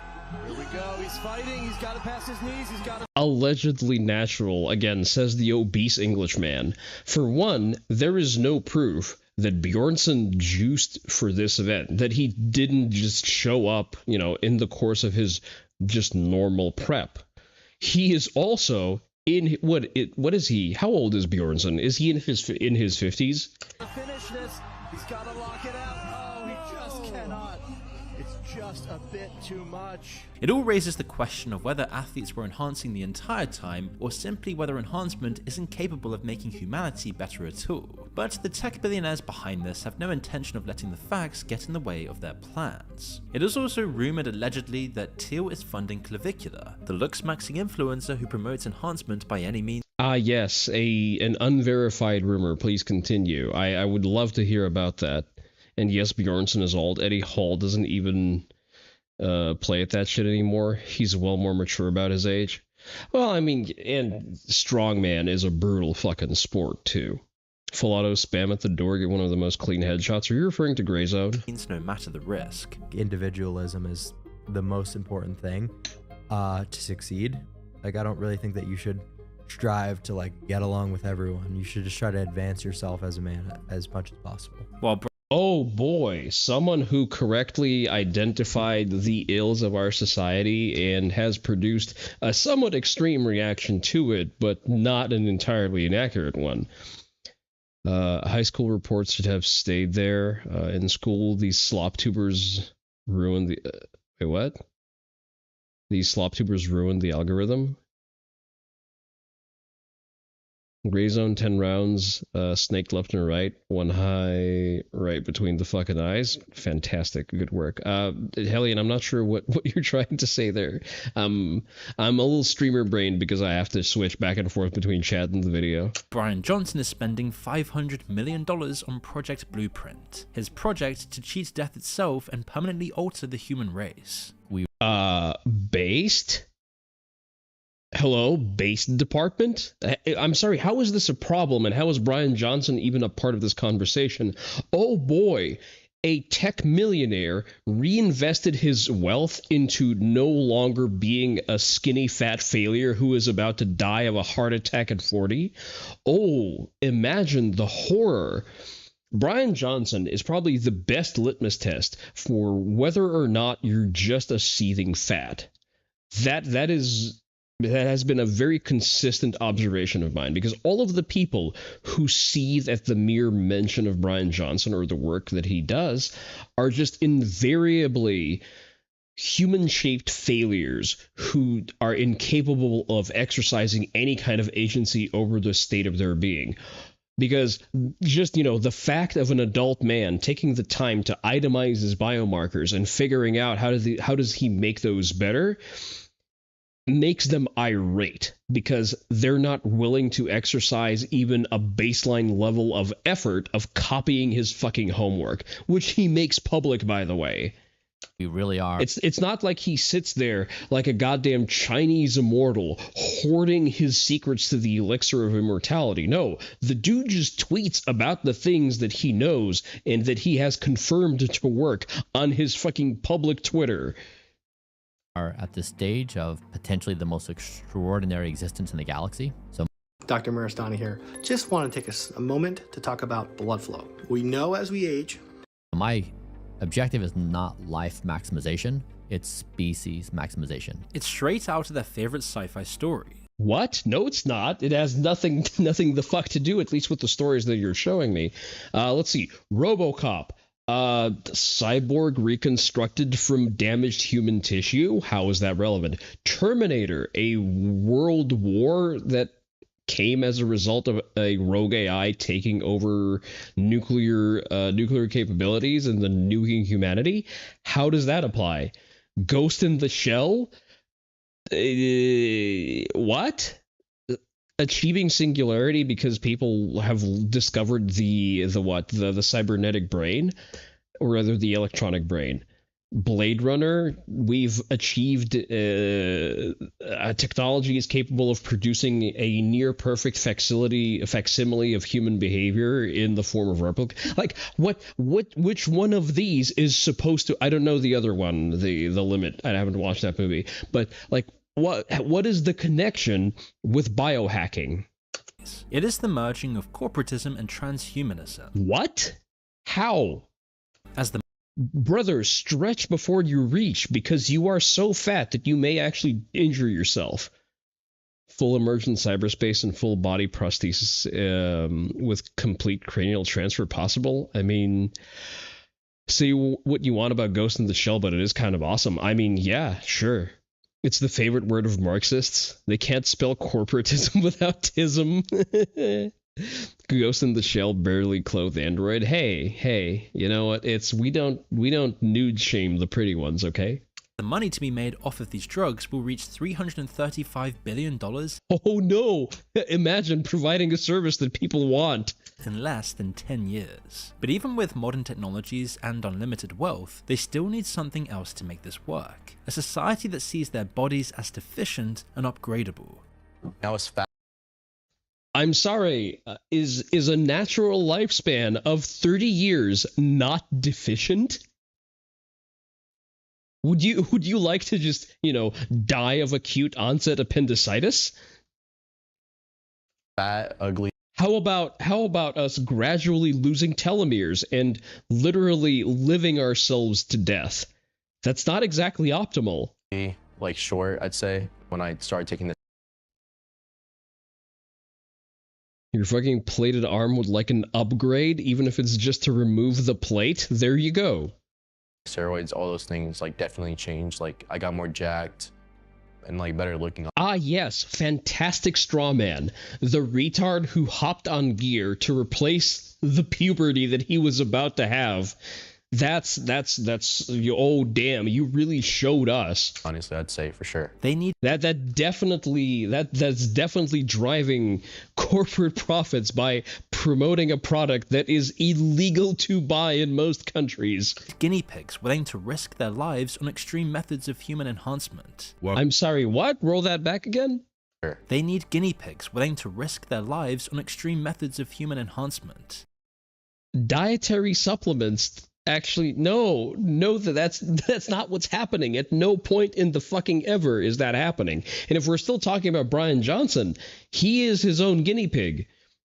He's not outsourcing any of his shit. He's just reading peer-reviewed papers. He's reading meta-analysis, and he's adjusting his protocols based on that. Who is supposed to be the guinea pig? You can't make the population guinea pigs for over-the-counter supplements. Fuck, people need to fight tooth and nail to do that to themselves. I have to sign 5 different fucking waivers to get access to a proven peptide that helps with soft tissue recovery for my back injury. If I want to get BPC 157, I have to sign, I shit you not, 5 different disclaimers from a research lab because I, as an adult, know that this is an effective compound. There is there money to be made from this? Yes. Under the current FDA, not really. Where do I sign up to lose 20 years off my total age? Yeah, you'll take that experiment. I mean, same. Welcome to another episode of Lab Rats, where I'm treating my body as a lab rat and letting you know what peptides did what to my body. Yes, he's definitely being influenced by Brian Johnson, sending radio waves through 5G directly to this fucking influencer's brain. He's definitely not just clout chasing on TikTok. And the online fitness influencer trend was on hand to provide a cohort primed for that very thing. 500 chest, 80 tren, and 50 anabar.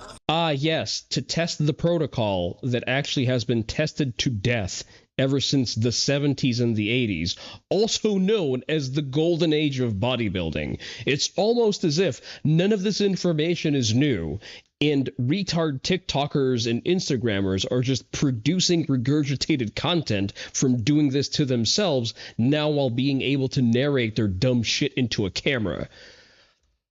Oh, always check the doctor's background. They may turn you into a big black man with a minigun arm. You remember Cyberpunk's Afterlife bartender? Despite the technology and science advancement, the barkeep is a guy who won't chrome up to change his body to the way he wanted to. Gets only the bottom surgery and asked you, the player, to kill the guy that won against their husband in a race. Was that in the game? You'd ask why he's equating laboratory research to morons recording themselves being retarded, but you already know why. Yes, exactly.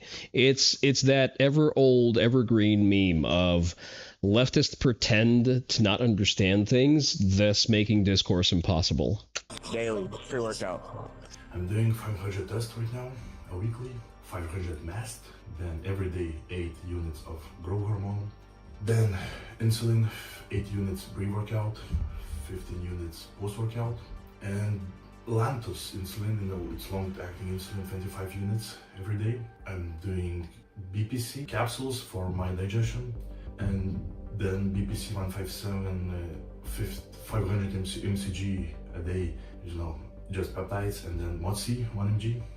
Wow, this extreme edge case of someone failing an IQ test live on stream is an indication of a larger trend of nothing the fuck ever. I will remind you, we do not have an epidemic of people biohacking, optimizing, or even, we don't have an epidemic of people going on gear. We have an epidemic of fucking obesity and sedentary lifestyles. And then T4, 75 mg for my thyroid. For these billionaires and the emerging $300 billion enhancements, yeah, these billionaires have nothing the fuck to do with anything that you just pointed out. Substances market, the games and its athletes are just one station on the journey to the future of mankind. So, oh boy, I really love it when people make connections to things that actually have nothing the fuck to do to each other. With each other. So the potential profits that you're showing from peptide sales are GLP-1 agonists. It's all put down the fucking fork in the form of an injection. It's Ozempic, semaglutide, I forget the name of the other one, but it's all the fat drugs. It is the potential earnings from fat drugs being, or rather, realistically, diabetes drugs being sold to fats because they are too fucking stupid and lack impulse control to put down the fucking fork. Has nothing to do with people trying to get jacked. Because if anything, the peptides that are driving these obscene profits actually prevent you from getting jacked. GLP-1 agonists are not good for anyone trying to build muscle mass, both from a side effect perspective and a direct effect perspective. And influencers are the vehicle they are using to get us all on board. And to get the fuck who is supposed to be on board with this? If that is the plan, that is the most retarded plan I have ever seen. Oh boy, they're trying to psy-up us into going to the fucking gym and taking supplements. Well, if that is the plan, it has failed miserably. Oh boy, I can't wait to be psyoped into taking creatine, the most studied and efficacious supplement on the market. You'd rather just do squats than risk the horrifying side effects of GLP-1 agonists. See, that's the thing. GLP-1 agonists don't even do what squats do. All the GLP-1 agonists do is that they slow down your metabolism by restricting the operation of your GI tract. They just make you want to eat less. And with some training, you can actually just eat past that. That's all they do. They are not exercise in a syringe. All they do is forcefully correct your diet to a point where you basically just waste away, because you also lose a shit ton of contractile tissue. Now, are fitness influencers guilty of peddling snake oil sometimes, for example, turkesterone or whatever the fuck else? Yes. That's not a multi-billion-dollar industry.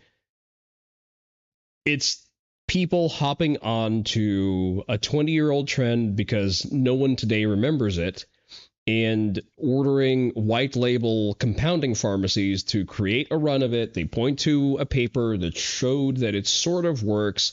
Usually it supplements with an understood safety protocol, and they're going to do something or they're not going to do something, but it's definitely not going to compete with the multi-billion-dollar pharmaceutical industry. Because for one, supplements are not regulated as pharmaceuticals. The cool thing about this substance is it is the pinnacle of the Navi or not debate. Because this substance contains exogenous...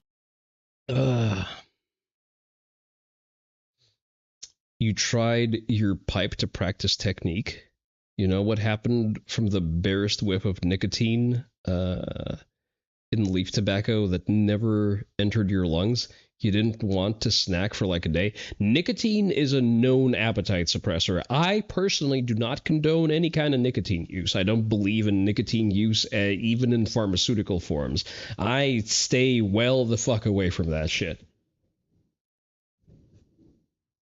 Like, the closest I've ever gotten to using nicotine as a stimulant is using nicotine-free pouches that only have caffeine in them.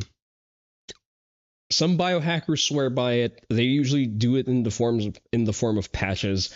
I do not see a need for that, at least as of right now.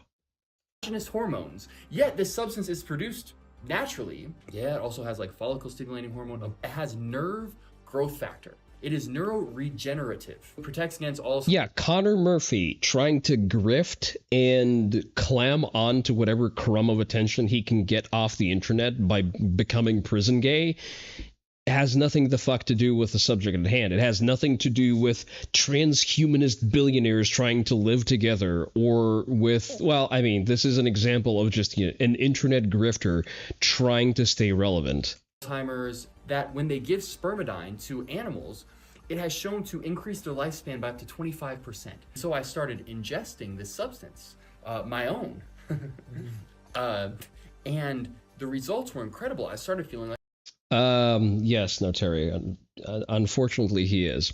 So Connor Murphy is probably the primary lolcow of the fitness industry that never went mainstream, just because the fitness industry is like really niche, and he also fizzled out and just went completely insane very quickly. And it's bad. But like that's why Connor Murphy is a fucking lolcow. Like a superhuman. My physique has gotten better. This protein shake of testosterone and spermidine and nerve growth factor is going to be incredible. And yeah, I'm going to drink it. And this is going to be on OnlyFans. Connor Murphy was one of the most prominent influencers of the 2010s fitness boom. 4 million subscribers watched him work out, approach women shirtless in public, and debate whether he was natural or on steroids. He was good looking, funny, and physically impressive. And you want him to control for placebo. For a lot of young guys into the gym, he was exactly what they wanted to become. And that's exactly why what he became instead matters. Like most it matters, but more as a cautionary tale for being an online content monkey. Realistically, it has nothing the fuck to do with fitness as a pursuit. It has everything to do with chasing clout and trying to stay relevant in a field that's actually not as fast moving. That is the folly of trying to be a quote unquote fitness influencer. Fitness is, when effective, actually just boring as dog water. You can see that by the mostly non-existent traffic in the lifting channel in the Discord.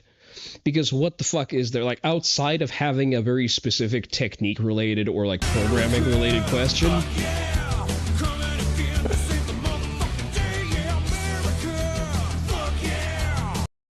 Yes, absolutely correct, even though it doesn't directly relate to the subject. But as I was saying, fitness is really not a goldmine of content, because you can't really make content of a pretty monotonous and repetitive process. Like, for example, I'm currently in the process of rebuilding my glutes after an injury because I seem to have an impact injury on an attachment point of a gluteal muscle. It's not very interesting. Like, I had to adjust my programming. I have to do a shit ton of RDLs now. If I wanted to make that into content, I'm not gonna, like, I can do that once, explain the logic, explain how I arrived to that place. But if my bread and butter is running a fitness focused Instagram channel, I need to do something else for tomorrow's post. Sure, like, the program itself is going to have a bit of a tail, but that tail is going to fizzle out eventually. And other than posting about my immediate goals and like immediate changes in my supplement stack, like, it's, again, very informative situationally for someone who's roughly similar to me, but it doesn't really help me stand out, especially in a saturated field like fitness influencer markets. And there's a reason why I don't even aspire to be a fitness influencer, because it's a dead-end job. Fitness influencers, he began with bodybuilding, making videos of his workouts, dieting, and his impressive body transformation. Again, like, you can only do that once, realistically, because you can explain the logic of dieting, and being a literal who doesn't really help with your credibility.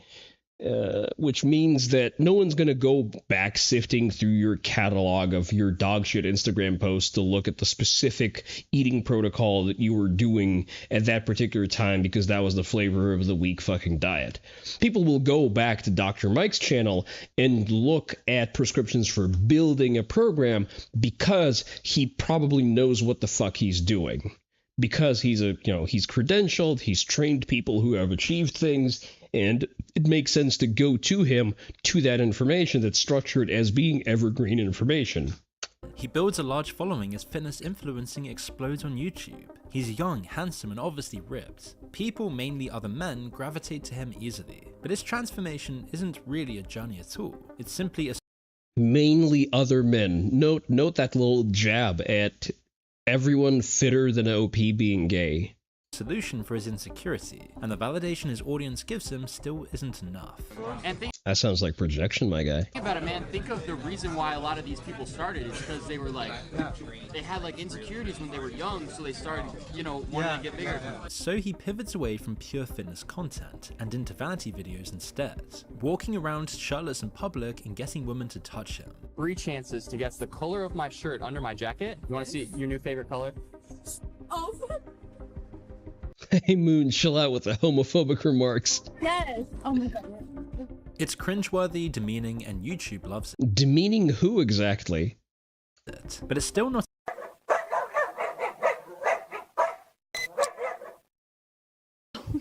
enough for him. He wants to dominate the fitness influencer world. So he leans into the biggest debate in fitness at the time. The biggest debate isn't about peptides or transhumanism. It's much simpler. Are you natty or not? I am natural. I've been natural since birth. It's not worth the consequence to me. As soon as you hop on something, you have to like do that for basically the rest of your life. Also, I hate needles. And despite his principles, this is the point just before Connor the fitness influencer dies. Not literally, but psychologically. Up until now, his identity and sense of self-worth is rooted in his physique and being seen. Incorrect. His sense of identity is derived from the views that he gets on YouTube and on Instagram. And because he's not particularly bright, nor does he really have any novel ideas for structuring long-term content, nor is he credentialed or trained in a way that would allow him to present good information in a high-quality way, he has to go down the route of, just escalating YouTuber dipshittery. World Health Organization has just declared a global coronavirus. It is a pandemic. COVID then kills the street content, leaving Murphy stuck indoors with no one to take his shirt off for, which then leads to an identity crisis that he remedies with ayahuasca. And in doing so firmly closes any debate about what happens when an egotistical narcissist dissolves their ego by abusing the most powerful psychedelic on Earth. Got in the psych ward again. Shoot. I made it out. I'm out of the psych ward. From here, he embraces more extreme optimization by drinking liquid protein, otherwise known as semen.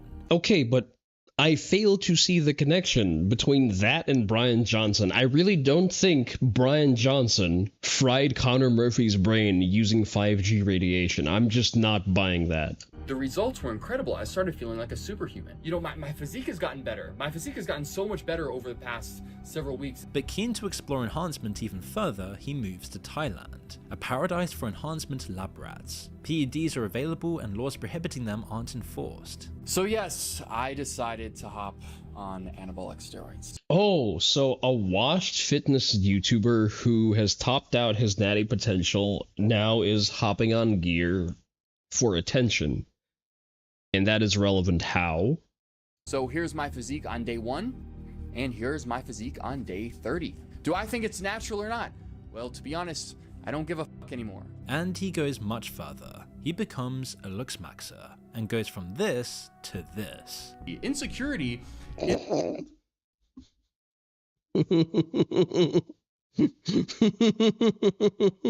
is a facet of our evolution. Bro, you do not have the neck girth to get away with fucking shin implants that size. Evolutionary design to ensure we seek evolutionary advantages. Brother, you look like a fucking Lego minifigure. What the fuck? You think he knows how to work out his neck? For some reason, it's considered apocryphal knowledge among bodybuilders. They don't like working their neck for some reason. At its core, LooksMax, even though it's like 2 relatively simple exercises, they're boring as fuck to do. They're not particularly exciting, but it's just, it's the neck curl and then it's the neck extension. So that's about it. What the fuck is wrong with his face? Used to beat the hell out of the surgeon for letting that happen. My understanding is that is just a jaw implant. Is simply an attempt to gain an evolutionary advantage to maximize the chance of survival and reproduction. But he doesn't stop. So here's the thing. The logic of looks maxing, on the surface of it, he described it correctly. The extent to which it goes by trying to min-max it and doing so through artificial means is very cringe. until you realize that women have actually been looks maxing for hundreds of years with a thing called makeup and cosmetic elective surgery. Your recruiter taught you how to do it because of MEP's requirements, so... There, he becomes a steroid and peptide influencer, setting up Natty Plus Protocol's social media accounts promoting peptides, steroids, and the different stacks people can use to make the quickest gains. But Murphy is just one example of a broad... I love how 30 days on gear... pattern. and he does not look any different. The underlying issue... It's almost as if blasting and cruising is not magic. Issues that push vulnerable people, many of them fitness influencers, into enhancement are widespread. They are cultivated by the same industries whose leaders are now pushing transhumanism. No, they are not, because bodybuilders are such a vanishingly small cross-section of the population, you can't really create a lot of products around them. Definitely not products that are illegal to own and use in most first world countries where they would be able to afford that. I will remind you that 0.01% of the global population is able to bench press 225. Let that sink in. They're not a target market for jack fucking shit. Otherwise, steroids would have been made legal a long time ago through lobbying pressure from said companies who would supposedly want to rake in obscene profits. This is a gigantic leap, which is not safe to make for someone as obese as Moon is. Once your body becomes the product, improvement isn't enough. It has to be optimization, then enhancement, and then whatever comes after that.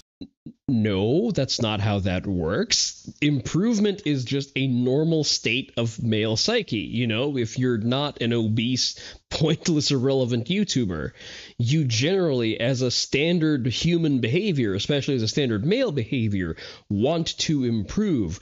To quote Itagaki, since his work has been brought up today, if one is born as a male, at least once in his life, he will dream of being the strongest man alive.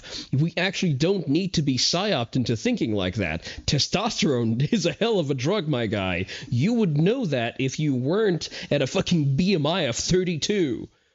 Optimization is entirely separate from that. Optimization is just looking for ways to make sure that your body is performing in ways that have better outputs. It is literally a pursuit of being healthier and making sure that the positive things that you do are more impactful for you.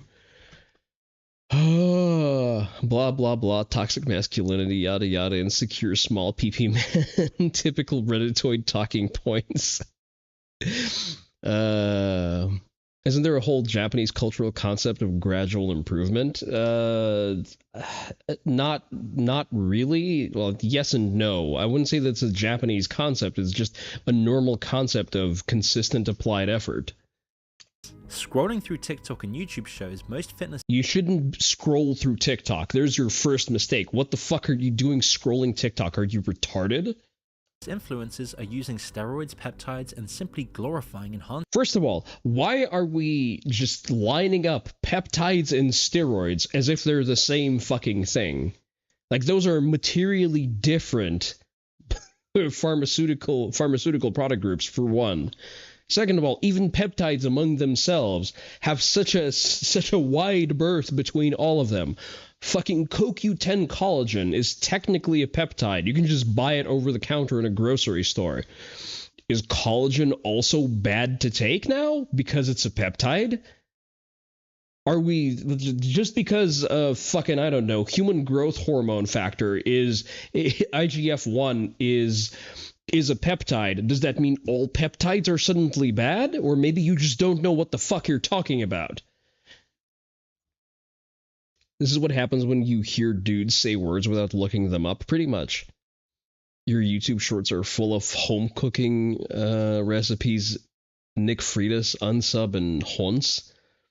You feel you've done a good job with curation. I mean, YouTube feeds generally are not, they are very much what you will make them. They're not the For You page on Twitter where it tries to shovel random shit into you. with all my gripes about my YouTube discoverability, I, at the very least, am spared from not looking at things that I don't want to look at. For one, I actually have 0 influencers discussing any kind of pharmacology in my YouTube feed. The closest I get is Vigorous Steve, and that's about it. But I also understand the kind of content that Vigorous Steve makes.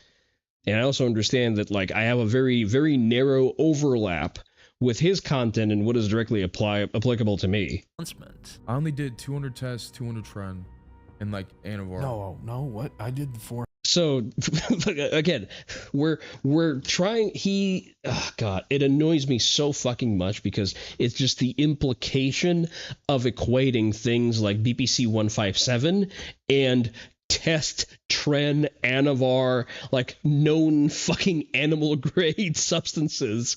Okay, yeah, I know what you did. 400 tests, 200 Tren, 300 Masteron, like 25 milligrams of Winstrol every day. Now, if this were limited to adults, perhaps we could ignore it. They have agency. Their body's their choice. But now kids as young as 13 are using steroids and peptide. Oh, you know what kids as young as 13 also have? Fucking parents who should keep them on a fucking leash. Eric English is a perfect example of how steroid washing is endangering young people. This is Eric as a fitness-obsessed 13-year-old. It's commendable. He's focused on fitness when most other kids his age are playing Fortnite. But soon he starts taking gear, and by the time he's 15, he already looks like a monster. And he thinks he looks like a monster. Okay, sure. This isn't a one-off. Another steroided-up influencer admitted to helping Eric to bulk. This friend of his might be even more disturbing. He's 5'3" tall, 19 okay, never mind. years old, 350 pounds, and yeah, he's also obese. Like he's dirty. He dirty bulked himself to 300 pounds at 5'3". Can leg press more than most adult bodybuilders. Once you see how tech, social media, and manufactured insecurity. Okay, and how many people can do that? Like who has he influenced into dirty bulking, into being able to leg press slightly above his own body weight? Security combined to normalize and promote enhancement, you see just how insidious this movement truly is. The enhanced. Look, if you're a side sleeper and you keep waking up with pain here along the mid-back, along the neck, the shoulder. Games aren't a harmless exercise in pushing humanity's limits. For the people funding the games and pushing and has nothing to do with nothing the fuck ever. Wow, no one introduced this man to to Mark Henry or other genetic monsters I know. Not one tear will be shed with the blades of the Sharia find the neck of this Britisher.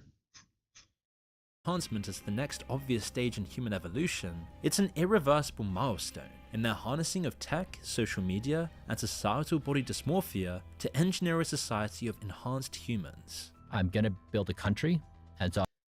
My brother in Christ, do you understand the difference between someone blasting and cruising as part of a bodybuilding career and taking 20 grams of creatine daily because that's how much saturation you need for it to permeate the blood-brain barrier because it's a nootropic? Do you understand that these two things are not the same thing? I'm going to build a don't die nation state. Despite this trend based of enhancement dressed up as health and fitness. Dressed up as health and fitness, says the man who can't bench press 225. The reality is many of these kids are unlikely to live to see 30. At the lighter end of yeah, we refer to that as a Darwin Award. At the scale, side effects young influencers are seeing from enhancing drugs are the exact ones you'd want to avoid if you were insecure and wanted to look better. Chronic acne being one of them. 16-year-old Martin Memphis is already seeing awful reactions to performance-enhancing. Yeah, maybe at 16-year-old, excuse me, maybe at 16 years old, you should have parents who are going to intervene and say, what the fuck are you doing? You are retarded. Drugs. Given the crossover with looks maxing, you'd think this would be like taking gear at 16 years old makes so little sense because just puberty has higher dosages of testosterone than most gear protocols. enough to stop them. But no, because looks maxing isn't just a trend, it's an industry, one that sells a drug for everything. This is what a market What fucking industry? Can you size up the depth of the market for fucking anabolic steroids? looks like when it's designed around insecurity. Stopping is never the answer is always the next product. Got acne from testosterone? Don't stop. Just take aromatase inhibitors to offset the acne. These inhibitors Aromatase inhibitors, you illiterate fuck. are now giving you joint pain? Well then, you just need some peptides. BPPC-157 should do it, or TB-500. Yeah, BPC-157, only the most clinically proven peptide with no known side effects to actually help with soft tissue damage. Oh boy, God forbid that I actually heal physical damage that I have in my body instead of being addicted to fucking opiates. And if they're not working, just hop on some growth hormone peptides. Ipamorelin or CGC-1295 will take care of that. If you decide to take HGH or IGF-1LR3, it's a good way to segue into the whole world of pharmacology in terms of optimizing different mechanisms in your body. Stopping is never the cure, more treatment is. And that's not an accident. The global enhancement... See, the fucked thing is, he's trying to describe the logic of the actual pharmaceutical industry and apply it to a thing that is actually difficult to do. Contrary to popular belief, lifting consistently and even maintaining a baseline supplement protocol with that lifting is actually very fucking difficult, which is why we don't really have an epidemic of meatheads occupying every surface available with a bench press. Quite the opposite. We are still in the throes of a pretty much global obesity epidemic. You pluck a random dude off the street, 9 times out of 10, he is going to be at the very least overfat. substances markets will be worth $335 billion by... Yeah, which fucking peptides are those, dipshit? The market that you are pointing towards are all weight loss peptides. It's all GLP-1 agonists and derivative products. BPC-157 is not cleared for human use. There is no known market depth for that product because the FDA doesn't fucking allow you to sell it. You can't commoditize BPC-157. 2035, and that number doesn't exist without people who can never stop. The insecurity isn't a bug in the system, it's the business model. It's always been there, but it was found, fed, and given direction. Social media built the audience, the algorithm rewarded escalation, and further up the chain, people with money and a very specific vision for the future of the human species were paying attention. The enhanced games aren't an endpoint, they're a press release for something that's been in development for years. Holy shit, he keeps going. I'm gonna leave a scathing comment right the fuck now. Paranoid DYL cope. No, let's preface it. Obese Hands made this video.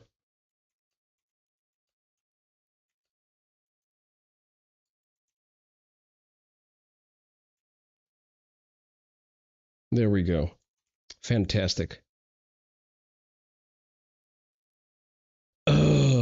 He's lying and he's a body positivity activist. He left a happy tweet in media and motivational in Weeb will. Let's see. Hell yeah. I'm gonna leave you a react. You wanna see what Notary left in the Discord? I'm sorry, you're gonna have to go and join the Discord for that. I'm not posting that live on stream. Let me pull the media share link to. All right, we're gonna look at that later. We need to power through. We need to finish this crock of shit. It's why the billionaires backing this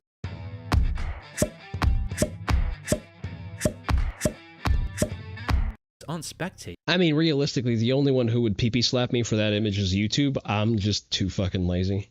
In fact, they were never spectators. You also have to remember that with the enhanced games, this is not just a sporting competition, this is a for-profit company. So these are people seeking to make money. Oh, you mean unlike the Olympics that sells broadcasting rights and also tries to sue the pants off of you for attempting to use at least a snippet of the fucking Olympic footage and never shares a crumb of that fucking money towards the actual athletes.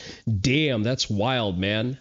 Of the use of these substances. Those pushing enhancement aren't doing this because they're interested in the human body, they're just ensuring they're ahead of the next curve. They want ownership of the next stage of human evolution. If the next curve is trying to become a freak beast by way of engaging in bodybuilding and other strength sports, bring it the fuck on. Holy shit, I can't wait to be amongst the nation of bodybuilders.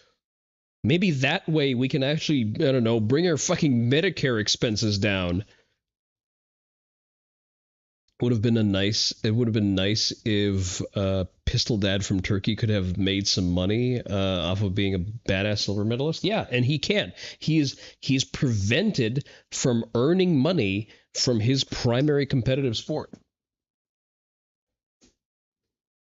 Evolution. They want the IP behind enhancement. This isn't just a human experiment, it's product guinea pig testing for one of the biggest emerging markets. Again, I say this one more time. Brian Johnson is using himself as a guinea pig. He's doing that to not die of a heart attack at 40. And then he's turning around and he is turning that immense investment that he had to make into that into a product that he can brand and sell. Good on him. Imagine finding a good thing and then commoditizing it and making it available to the larger population. Oh, shock horror. Imagine creating something valuable and then getting some money back from it. Our mission as a company is to give everyone in the world the opportunity to live enhanced. Based? And we do that by firstly creating awareness through sports that performance enhancements under the right clinical and medical supervision actually can be very good for people. The transformation of based A10 I hammer.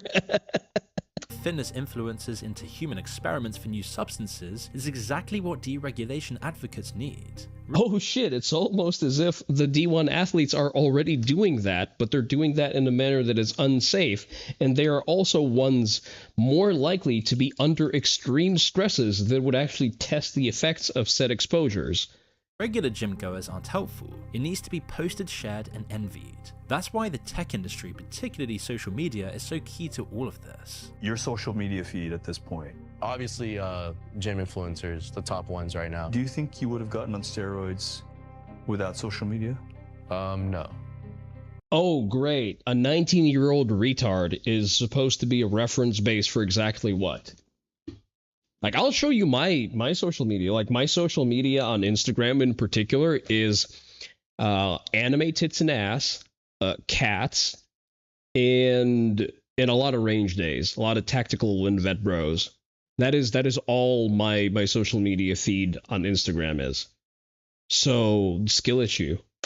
Definitely seeing like people do it is like what makes you want to do it, for sure. It's not hard to get. It needs to work. That is the most 70 IQ statement I've heard all day. And I've made it through 13 whole minutes of the video. They're algorithming us on purpose, or the people at the top of the algorithm know how to get there. Yeah.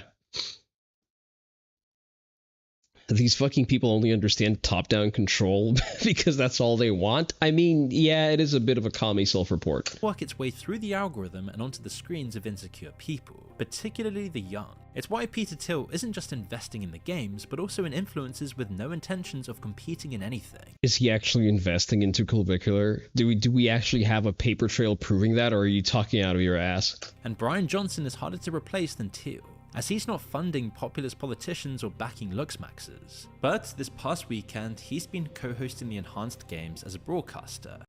Based? I'm sorry, like, you keep telling me these things about Brian Johnson, and I just like I already like the guy. You can't really sell him to me even more. He frames it as science, even safety. How many measurements on your body are we looking at?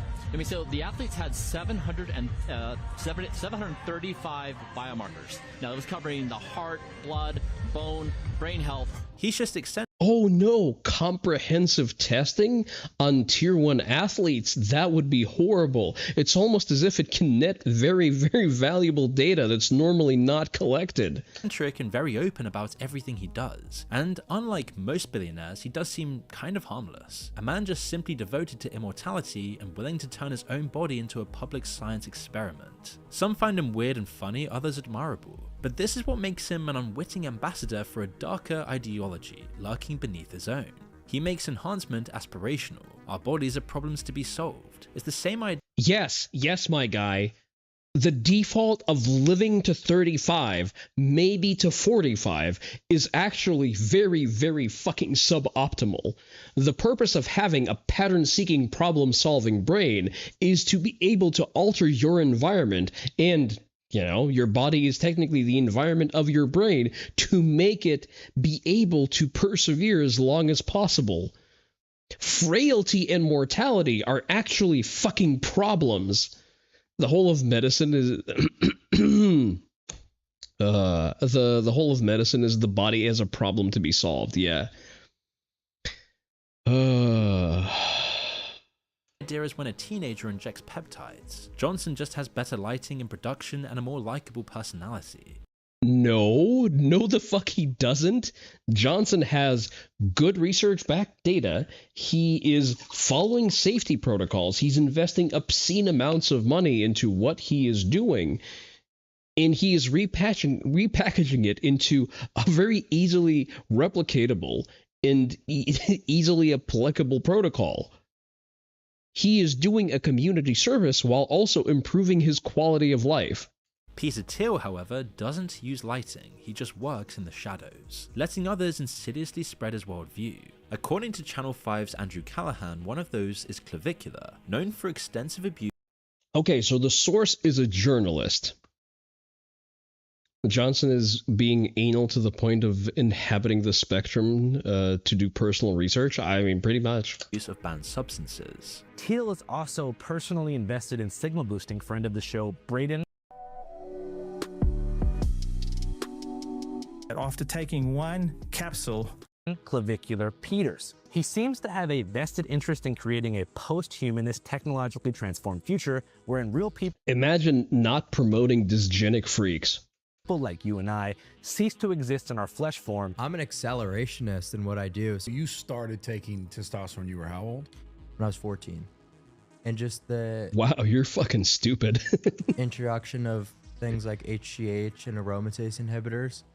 Extremely young. The rumors started with Clavicular's own stream on Twitch, where he reveals a certain Mr. P donated an enormous sum of money multiple times. But P, he's going crazy, man. Already donated 500 and 150 subs. These donations are telling because this mysterious donor called P isn't just giving Clav money. He's paying for thousands of other viewers' subscriptions to... Oh wow, Peter Thiel is trying to stay clandestine with the money that he sends to an influencer, so he signs those donations in a way that is easily recognizable. Clav's channel, both funding Clav and facilitating his so online fucking rise. stupid. He also spoke about how Thiel invited him to a party at his house, which he refused to go to as apparently Thiel wanted him there alone. And apparently a journalist revealed that Clav booted her out of his house after she asked about the rumors of Thiel funding him. Of course, the rumor. You can't be an accelerationist like Clavicular. Sterilizing yourself is a fucking genetic and procedural dead end. Exactly. About him and Peter Thiel, because that is absolutely everywhere. But we do a little journalism. The second that I brought up Peter Thiel and Palantir, he panicked. It seems like a strange coupling, doesn't it? One of the world's most intelligent men who plays the long game, spending decades becoming the political puppet master of the modern... Again, one of the most intelligent men in the world sends easily identifiable donations. Those are not two things that go together, my guy. It's like the phrase, "Come see this top secret classified anal experiment base." How is it top secret and classified if you're telling us about it? I know, right? Modern world, while also having one of the most heavily guarded public personas. And then there's a 20-year-old who doesn't appear to think or care about the future whatsoever and cares for nothing but visibility. But this does actually make sense. Clavicular is emblematic of the transformation of fitness influencers into enhanced humans and then into enhanced... looks maxing has nothing the fuck to do with fitness influencers because it's a fucking Zoomer trend. It's Zoomers and Gen Alpha wanting to find a shortcut to being popular with the girls. That's all it fucking is. Because lifting weights and earning money is fucking hard. So they go to these optimized strats that they read about on fucking 4chan about bone mashing and other retarded shit. Meanwhile, like that's the only way you end up fucking pinning test at 14 years old. You have to be some kind of congenitally retarded. You need a room temperature IQ to do that. Because just the normal fucking onset of puberty and your reaction as a brand new lifter to physical stimulus is going to do all of the same things and produce all of the same adaptations with none of the side effects as hopping on gear. Enhancement influences. Like, I think individualism is the most important thing to succeed. Like, I don't really think that you should strive to like get along with everyone. You should just try to advance yourself as a man. I mean, that's a logical position to have at 20 years old. Shock horror. As much as possible. The first focused on health and strength. The second focused on achieving the ideal look of health and strength. The third aren't truly interested. Oh no, you mean like normal human behaviors, things that we have always strived to do? Again, I hate to repeat myself. I don't like beating a dead horse, but have you explored this novel concept? It's called makeup. Interested in either. They just want to be seen as better than others. I don't know too much about the modern fitness space. Oh no, it's almost as if we are a sexually dimorphic species with pronounced strategies of intersex competition. Who would have thought? I think it's I'm really disappointed in like the direction it's taken. You know what I'm trying to get. You wonder what Moon thinks of Botox. Yeah, I know, right? Out of these like extreme looks maxing protocols is, you know, to basically mog people. That's like my main goal. To show how. Oh no, a man is pursuing and exploring tactics to gain social dominance over other men? Say it isn't so. Different this is to the original bodybuilding fitness culture, influencers like Clark are destroying their capacity for the most definitive male action there is, impregnating women. How do you not get girls pregnant? Well, I'm infertile from steroids, so if I... So, Clavicular is infertile because he is a retard. Most bodybuilders who blast and cruise under a proper protocol can actually off-ramp of a course and still be fertile. That's like... A lot of you may not know this, but bodybuilders actually father children. If you want to transhuman yourself into Sig Curtis from Full Metal Alchemist, you should be free to do so. Also true. You know, can't get her pregnant because of the steroids. But Tech and Teal's rumored interest in clavicular and enhanced humans goes way beyond steroid Olympics and building supreme bodies. He wants to use modern tech, substances, and now influences to build a new world, or rather a new version of the old one. A techno-feudalist society, where we become guinea pigs in a tech. Most men focus too much on improving their body and not enough on improving their face. Which is funny because improving your face... CEO's fever dream. And where women... We are finally... this is the future that Teal promised me. A true liftocratic authoritarian society. Where my vote costs more than Moon's because I outlift him on every main lift. And just seen the statistics for a man's body count. When you do look for something serious, what do you think you would be looking for outside of the looks? Well, obviously not someone who's focused on career. Like, you don't want a girl who's wanting to work in like a corporate environment. Based? And working long hours. You need someone who's willing to, start a family with you, essentially. Just in other news, fork found in kitchen. Where's the lie? It's a girl who is extremely like modest too is another big one. No lie detected. Like not wearing revealing stuff, like not posting on Instagram. Your girlfriend, your wife, is an extension of you. So if she's not doing everything in her power to make you look better as a person, then that's just not something that you should want to get into. Is he going to be wrong at any point in this statement? Or am I supposed to be outraged at someone saying things that are just correct? So the future is Baki. I mean, you've heard of worse settings to live in. I mean, basically. I don't really like a woman who tries to be super educated. Why would Till Objectively correct opinion? What the fuck? want this? He's perhaps the most powerful billionaire on Earth. So why? Wait, Peter Thiel is our guy? What the fuck? He's going to remove women from the workforce? Can I vote for Peter Thiel right now? What does he need to bend society to his beliefs? Well, the answer is more disturbing than anything you've seen in this video. We could never win an election on getting certain things because we were in such a small minority. But maybe you could actually unilaterally change the world without having to constantly convince people and beg people and plead with people who are never going to agree with you. And this is where I think technology is this incredible alternative to politics. The Dark Enlightenment is a movement that believes democracy is wrong, that hierarchy is natural. Yes? I love how he's trying to present, like, you know, the sky being blue as some horrific discovery. And that a technologically superior elite should rule.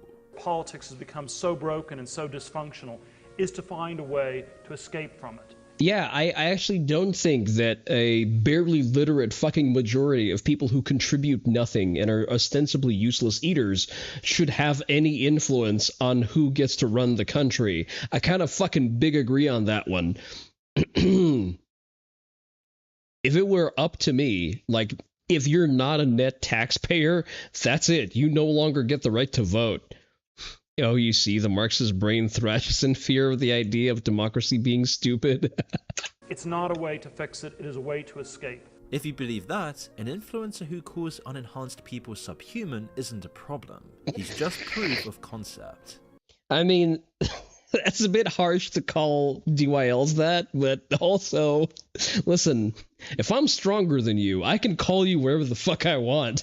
You know, but you're talking to people with genetically low intellect who are extremely subhuman. What's subhuman? Subhuman is a term that we use in like the Luxmax community for like horrendously ugly people. I believe the term you're looking for is dysgenic, but also no lie detected. You just realized you left important documents at home. You're halfway to your hotel in Somaliopolis.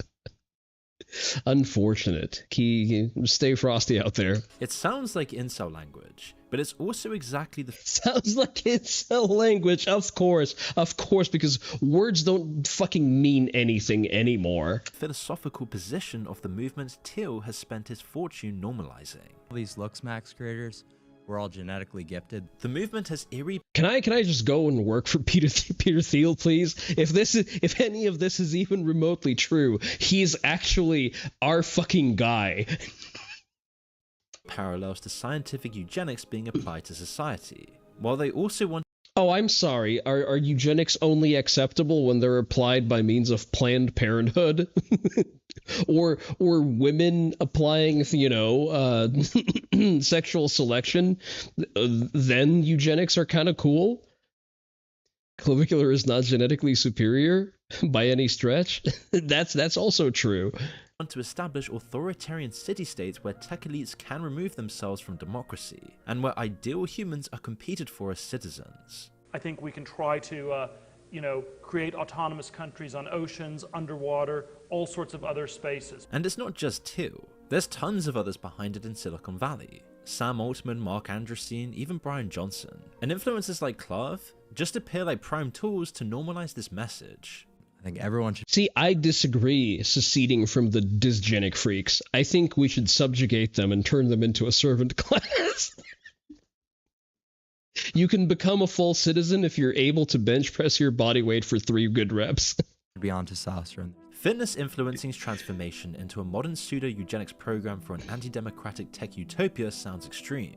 But this idea that some humans are biologically superior... I'm sorry, I have yet to hear a downside.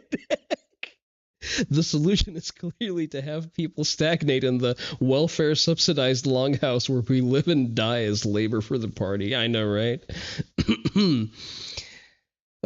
Here for autonomous nations and territories that let us min-max stuff.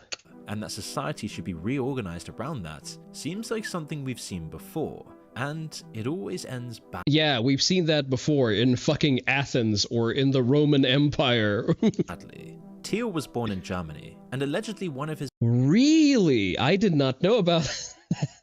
biggest influences on his worldview was actually Carl Schmitt, otherwise known as the Crown Jurist of the Third Reich, a fervent authoritarian who made philosophical justifications for the extermination of people he believed to be subhuman.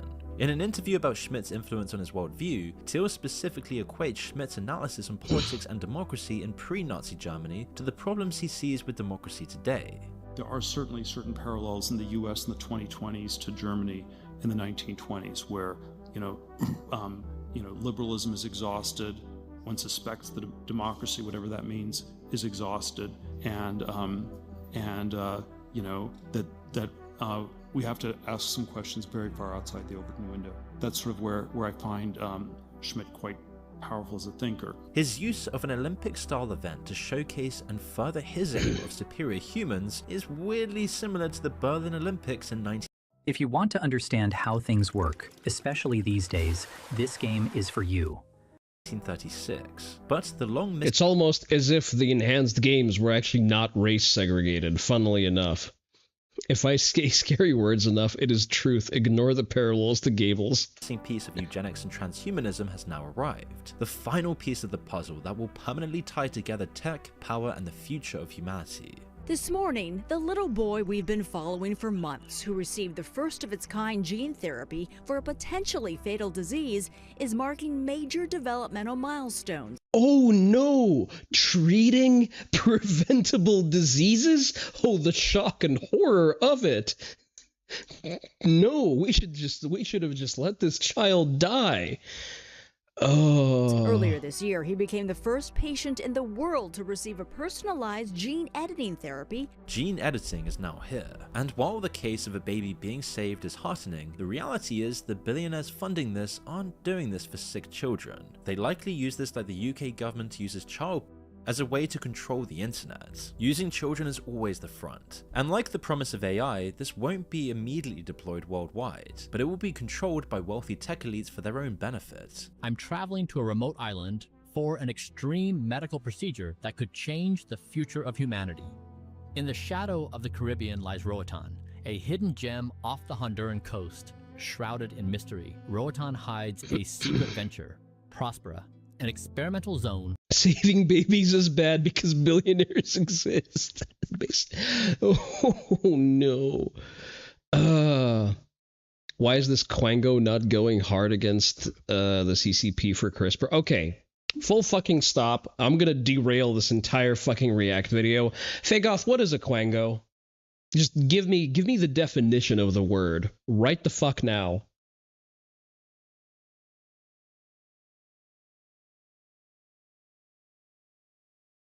I'll wait for the stream delay. I'm gonna fucking quasi-NGO, man. Okay, is Moon a quasi-NGO? Can a person be a Quango?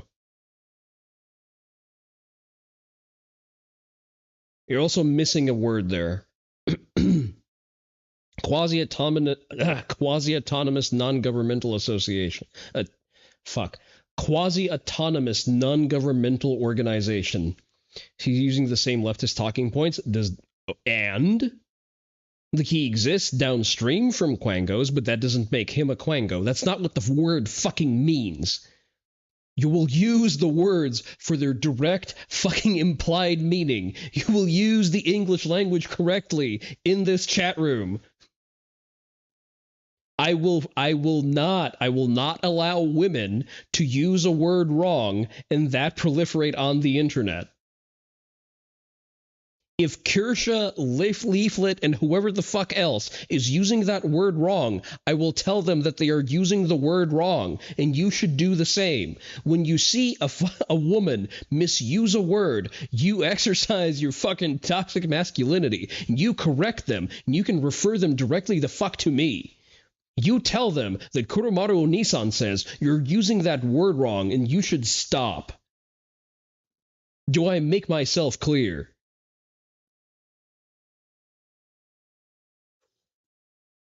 Moving on with the video.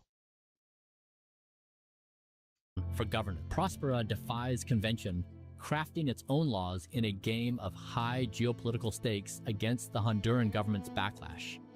I'm traveling to the heart of Prospera to find MiniCircle, a biohacking company rewriting the rules of wellness. Their target, follistatin gene therapy, a pioneering technology with the potential to improve muscle and strength, slow the speed of aging, and many more benefits. Prospera is the first of the sovereign city-states created by the tech billionaires behind the Dark Enlightenment movement. Again, am I supposed to believe that this is a bad thing? Oh no, we get to actually stop aging in the most productive members of our society? That would be so horrible. We should do that for the fucking Somalians who are consuming Infinity Gibbs instead. At MiniCircle, the company using Prospera and its lack of regulation to experiment with gene therapy is funded by those same tech billionaires, the Sam Altmans, the Peter Thiels. The enhanced game shows us where they are dragging us, but it also distracts from what we aren't allowed to see, an experiment within an experiment. The holy grail of transhumanism, gene editing, being carried out secretly in the Vatican of the network state. The enhanced games aren't an absurd anomaly, they are just the tip of the iceberg that's already sinking us. Tech billionaires... Yeah, the enhanced games are simply pantsing the fucking Olympics and exposing them to be the fucking fraud that it actually is, while also providing a spectacle that people have been asking for the better part of several decades. I just want juiced up freak beasts actually competing with each other in disciplines that don't require them to hurt each other directly. Built the technology that allowed ideas to spread globally and immediately. They took control of the trends and influences to spread their own messages on social media. They catapulted agreeable politicians into power and captured the government they openly planned to destroy. And now these politicians roll out the policy designed to accelerate the Dark Enlightenment's transformation of society, to become one where immortal tech billionaires own everything, are accountable to no one, and the subhumans are left to fend for themselves, with a society that once acted as a safety net stripped away. Blessed liftocracy, please, this day cannot come soon enough. Past generations of Americans pursued big dreams and daring projects that once seemed absolutely impossible. They pushed across an unsettled continent and built new cities in the wild frontier. We should hold a contest to charter up to 10 new cities and award them to the best proposals for development. In other words, we'll actually build new cities in our country again. Imagine actually building something new instead of sitting in a rotting... Let me start that one again. Imagine building something new, forming something from nothing, instead of just sitting in a rotting garbage heap that is New York, LA, fucking Chicago. These freedom cities will reopen the frontier, reignite American imagination. They call it freedom, but somewhere between the freedom cities and the psych ward, between species maximization and a 16-year-old with steroid acne, something got lost. The people at the bottom of the experiment were never going to be the ones who inherited the... Who is at the bottom of the experiment, my guy? Who is being actively disenfranchised by giving people opportunities? Future being built for them. They just made it look desirable. Absolute seething cope. Holy shit, opinion discarded. You dysgenic, obese, communist waste of space. I want to glow. I want to glow so badly just looking at this. All right, here's our palate cleanser. Rep. Alec Green, known for interrupting President's State of the Union address, has lost the Democratic primary in Texas's 18th congressional district. You'll love to see it. You'll love to see it. Now we just need to send fucking John Cornyn packing, and then all will be good. Fagoth, how dare you? How dare you use Leaflet's glow emote and not mine? All right. Speaking of transhumanism, we're going to play Subnautica because I got it to work, and I've played some of it upstream already.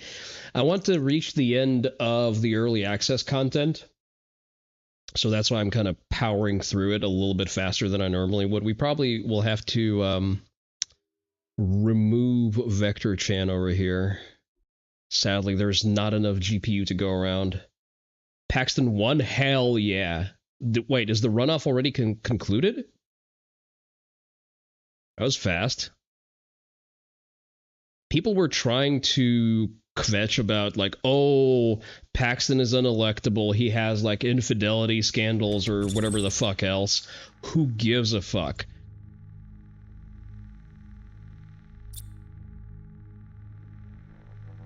Like, realistically, no one in the history of the fuck ever cared. Are we gonna game capture? Pretty please? Anytime now.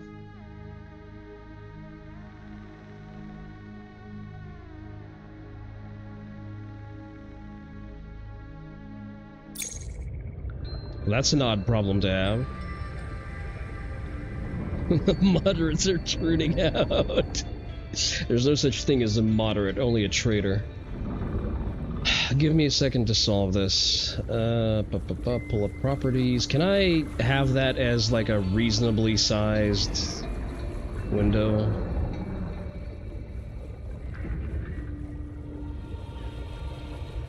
Oh, now you want to capture. Okay. Yay, we're back. Alright, play single player. So I've done a little bit of swimming around. All systems online. The Noetic advisor has transmitted an alert. So he has. They hear about the shift in the Libertarian Party over the New Hampshire Libs telling them to suck their faces. I have. They've produced a motion of dissent, I believe, to which I responded with, have you considered passing a motion of crying about it? This black box suffered electrical damage. I believe it belonged to Zipporah Mulk, lead Salvor. It postdates her death and reset in the deep thermal caves. After 200 years, the whole complex must be so corroded. Signal location uploaded to PDA.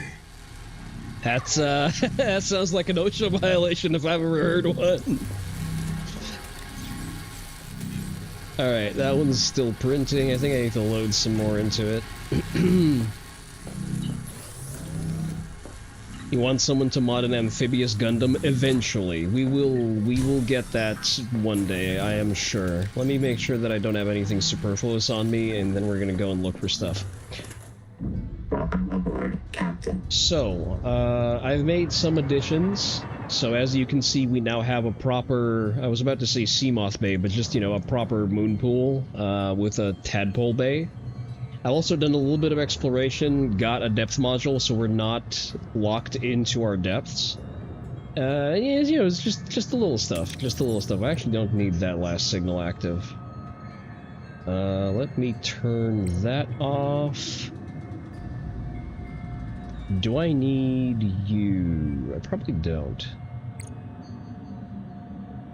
You want to enslave fish people? Apparently that's a thing we can potentially do, so, you know, in good time.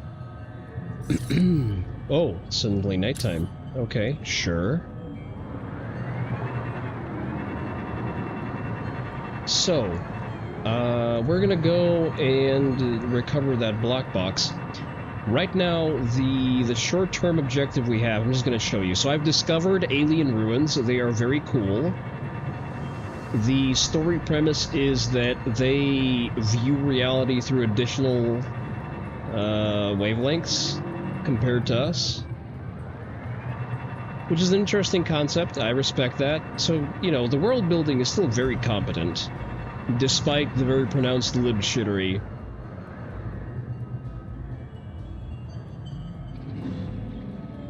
Love the guy specifically selecting his water victims. So the aliens are mantis shrimps? I guess so, yeah.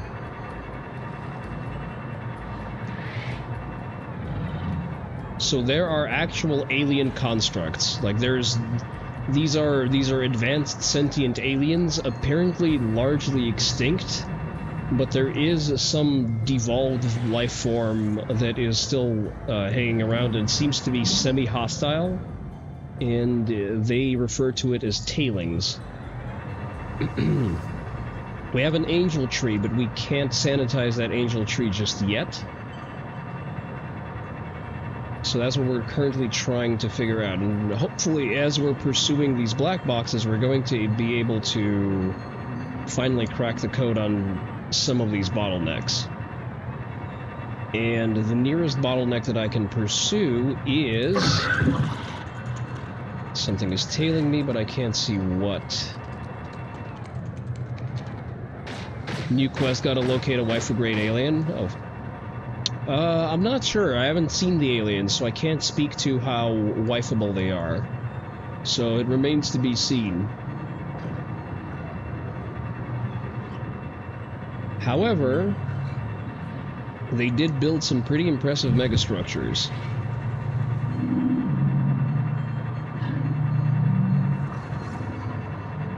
And up top, there is a segment of a gigantic power-generating fan that is damaged. And through a little bit of digging, I was able to arrive to a recipe to fix it. So we now have an understanding that we need 10 titanium ingots, 10 strontium, and 10 mangaloy ingots. I don't know what's making that noise. Welcome aboard, Captain. That's a new noise. I don't remember hearing it that much. So yeah, that's our intermediate step. We're also looking where we've started integrating alien tech in order to interface with the bloom. What the fuck is that noise?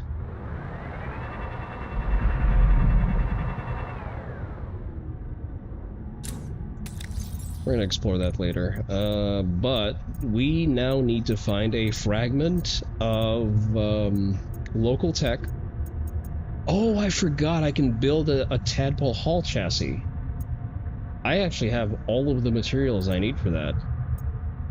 But we have the bioscanner, and I had an incomplete one somewhere. Where is that incomplete blueprint?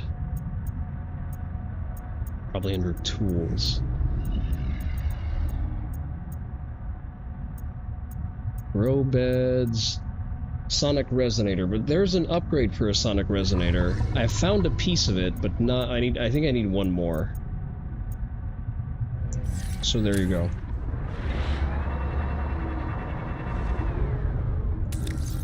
Actually, I probably forgot to empty out my hull. Ooh, there's some writing on it. Okay. Let's go back to base real quick. We need to empty out the carry hull, and I kind of want to build the large capacity storage, just because I've been hauling a lot of valuable resources, and if I find something that's unobtainium at my normal depths, I want to be able to haul all of it back to base. Probably should have done that during downtime, but, you know, we make do. This is Subnautica. You should have expected a little bit of the TISM and a little bit of repetitive farming. Wonder what's making that noise. Nothing here that I know of is making that noise.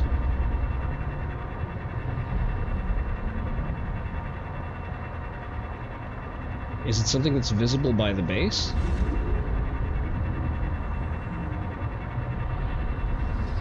Oh?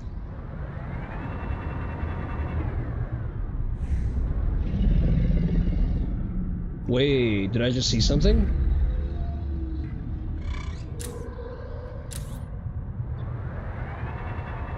It's a bit of copper, we're gonna need that later.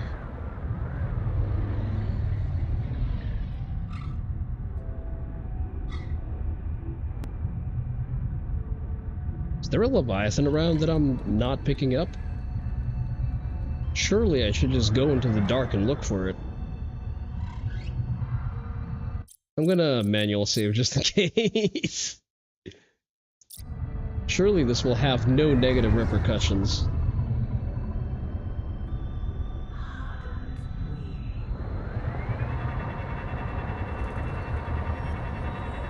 Right, none of the native wildlife enters the bloom zones, so we should be fine here.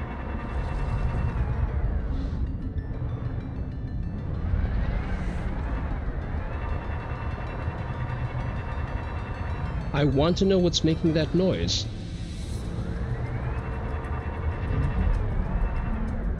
Oh, it's the rings. The rings are making that noise. Never mind.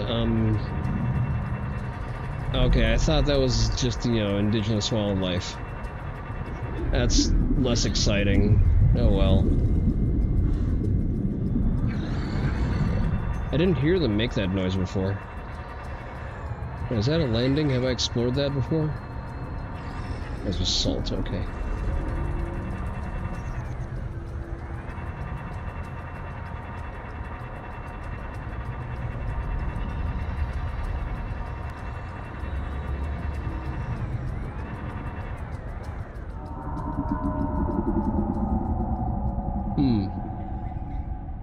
Well, I don't see anything, so we're just gonna go back home. This is another superstructure that we found, which is interesting. So we're supposed to power up the power plant to activate this, and it's going to be, I think the best guess we have is some kind of scanner. So, you know, the locals have built some pretty respectable megastructures.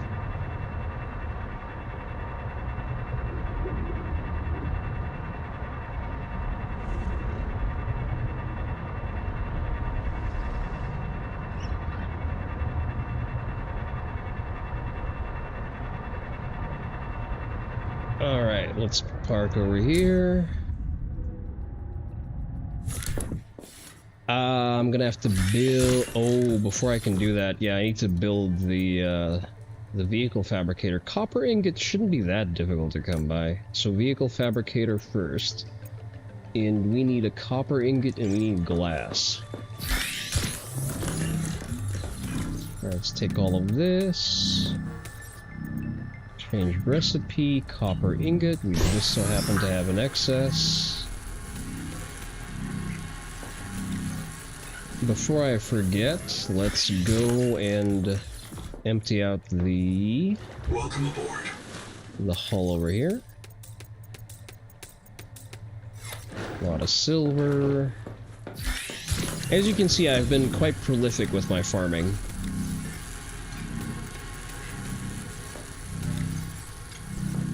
Have we already used up all the storage? I guess we have. Just right.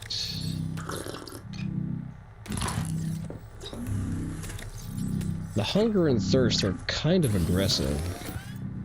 Alright, so glass. A little bit more glass. It's one thing that I've noticed compared to previous games. Where can I put you? Let's put you off to the side over here. Okay. Now we unpin this.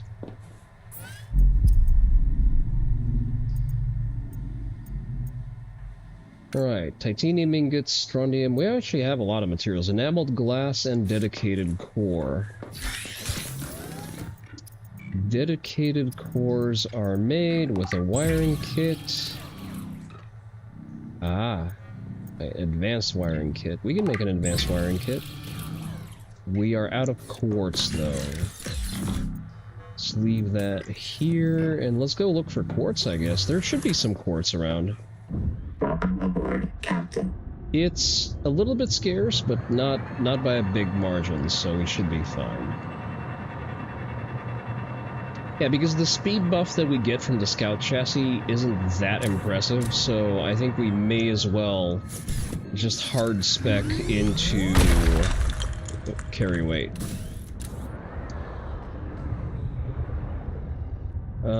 This is lead, this is lead, this is lead. See, with all that environmental lead, you expect me to not make firearms? With lead and sulfur just readily present in the environment?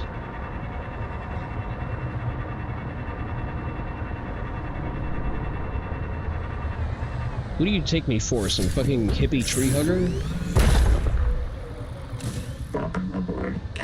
Alright, that's a little bit of quartz.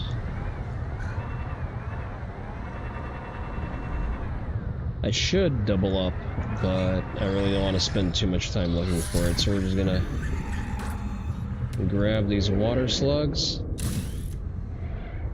in the game where allegedly nothing is killed. Except for, you know, the water slugs that we industrially transform into drinkable water, but who cares?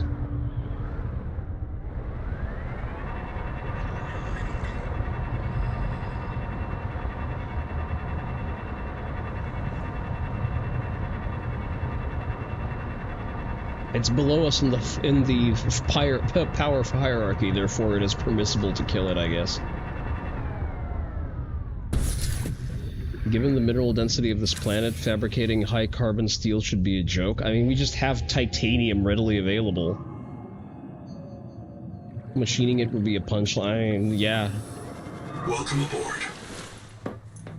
Like, I should be able to just, you know, prison break the fabricator to 3D print guns for me.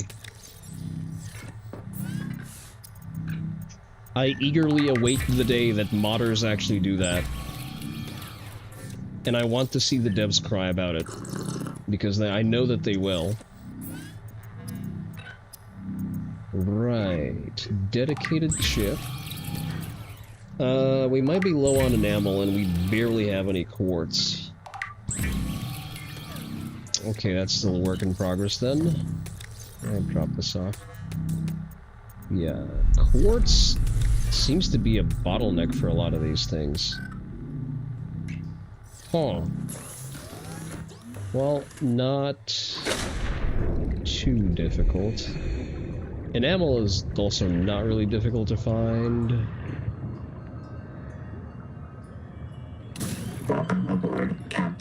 Just copy the spear, the Helldiver spear gun 1-to-1. True. I mean, you can just 1-to-1 copy the spear gun that the local indigenous fauna has.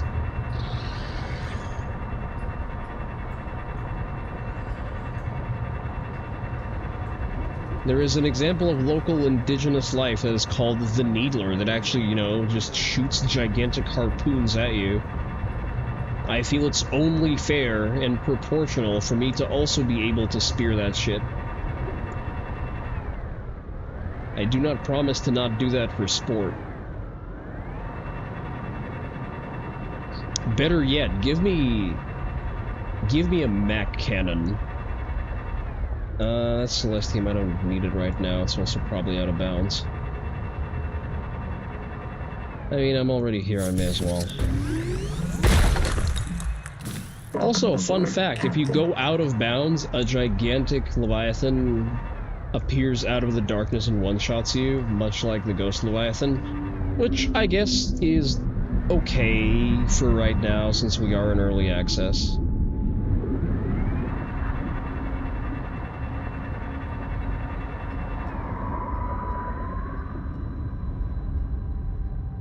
Define gigantic? Too large for me to observe in its entirety. Definitely Leviathan-sized. It roughly looked about the size of a Ghost Leviathan from the original game. Generally consistent with that scale. Alright, that's Celestium, I don't really need it right now.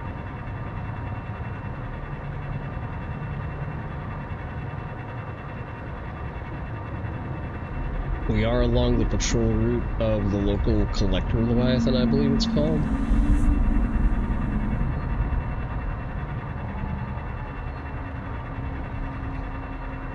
There should be more quartz. I don't know if we need more, but we're going to need more eventually. It's over here. It's all titanium, which is nice to have.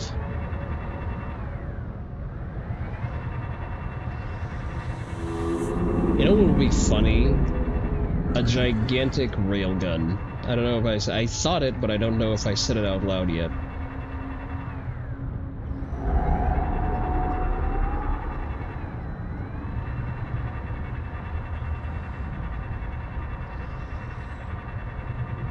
Oh yeah, this is what this is for, by the way. Ooh, ah, damn it, I hit a fish. Hey, that's why the one way to hunt the local wildlife.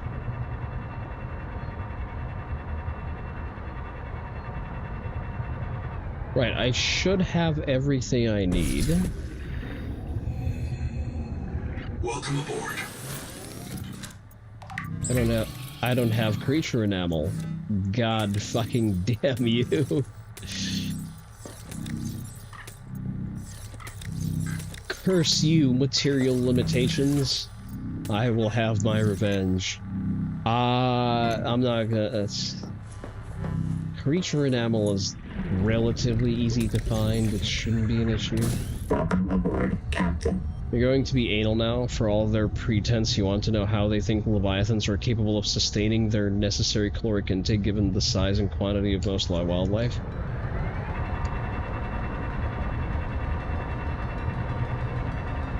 I guess it's assumed that there's just enough biomass to go around for them to do that. Creature enamel. I think we need to go further out for that. I know what it looks like.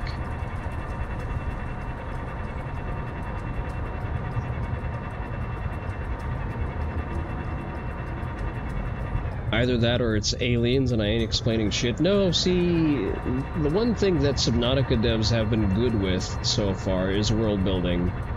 Usually they have a pretty good take on designing these things well. Motherfucker, how are you hitting me through the rock face? It's these assholes. I really fucking hate them. And they're right on the resource that I need, of course. Like, give me some kind of deterrent against these guys. Like, what am I supposed to do? Throw a flare?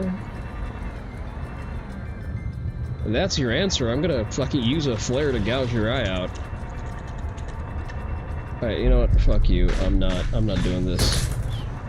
Like, you see how much HP they take off of my, you know, submersible made of pure titanium capable of withstanding depths of half a kilometer down on an alien planet? But oh no, this thing is using its body's pneumatic pressure to throw spears at me. I guess I will just die.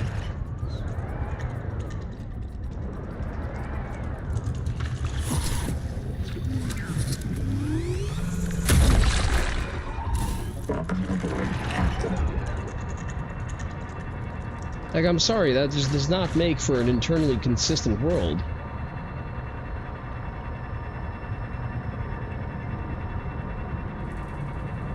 For anything I need here, it's mostly gold, sulfur, and titanium. Which is probably a pretty okay source of energy.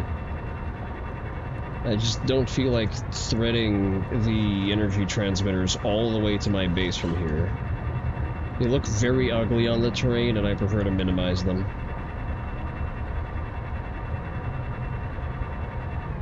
Right, now we should have all of the materials we need. Welcome aboard. Right, enameled glass. Go further. If they want shit that scary, just make a Duncleistus analog. Prehistoric fish larger than a man with the strongest bite in the history of Earth. Or just don't be assholes and, you know, make a coherent sandbox. Make a game that's fun. It's a novel concept these days. Okay, I think we need to remove the hard attachment point before we can do anything. And drop that here. Over here. I'm not using this space for anything yet, so we're gonna detach the chassis.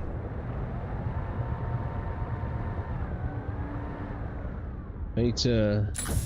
There we go.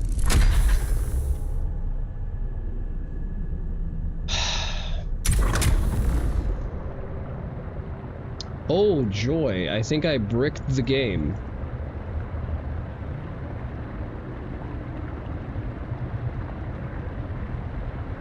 Well, ain't that some...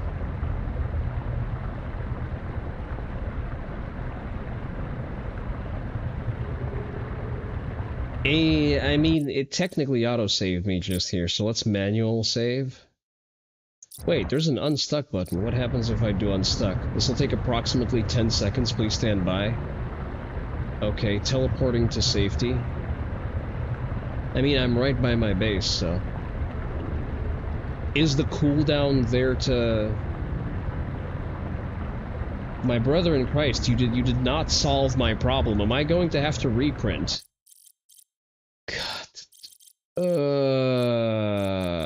Exit game to main menu. Exit without saving. Indie game, early access, I get it. It's just... Let's see if it unfucks itself. Okay, it did unfuck itself.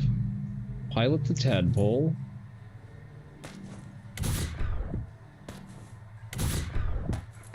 Insufficient space to dock. Oh boy.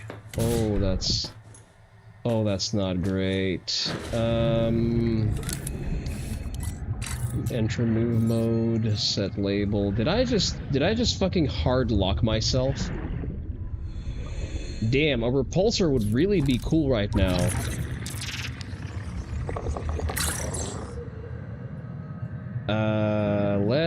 Okay, I think I know what to do. Has attachments. Fantastic. I just soft locked myself from my own fucking tadpole. Oh, joy. Oh, this is great. Insufficient space to dock.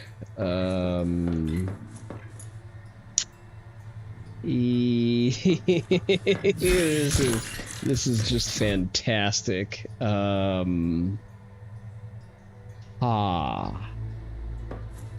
Brutal, I know, right? If only you could, you know, actually do some QA testing before you lecture me about colonialism and shit. I can't even push it. It's just fucking stuck there in place. I wonder if I can refund base? Oh, that's gonna be a fucking pain in the ass.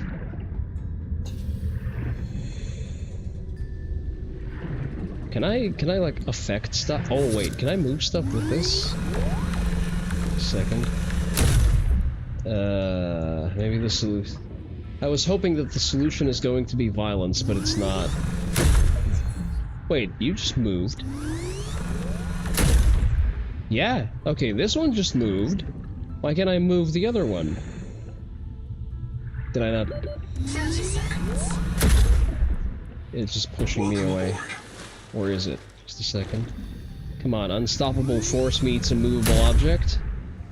Suck a dick.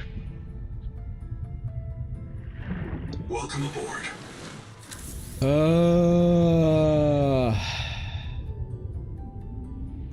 Think. Refund bases. Oh, it's going to refund all of my fucking bases, though. Boy, that's going to be a pain in the fucking ass to deal with.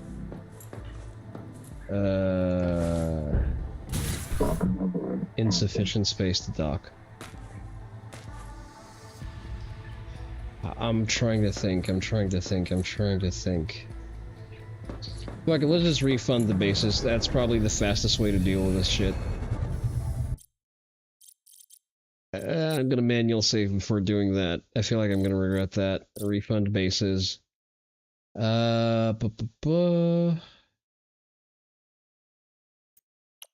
Look at, it's this one.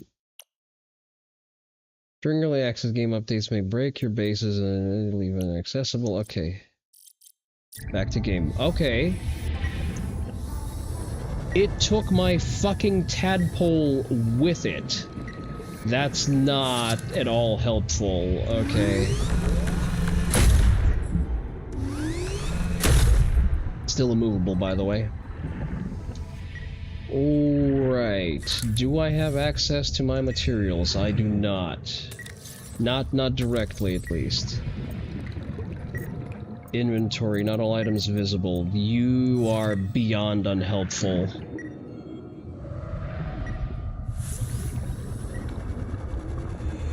This thing deadass expects me to swim all the way to the surface for air. Or does it? I don't remember if there's an oxygen tunic there. 30 seconds. I am well aware, thank you.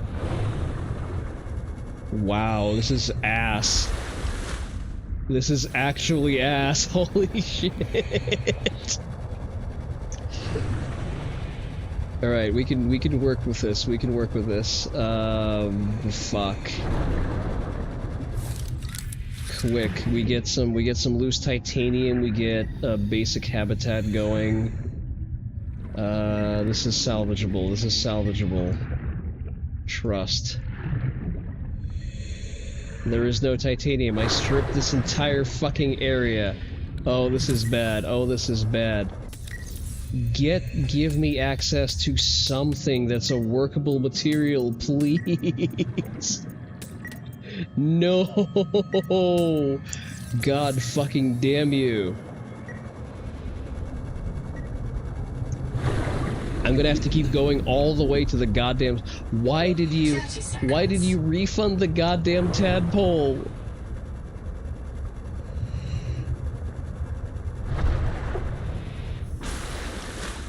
Obnoxious.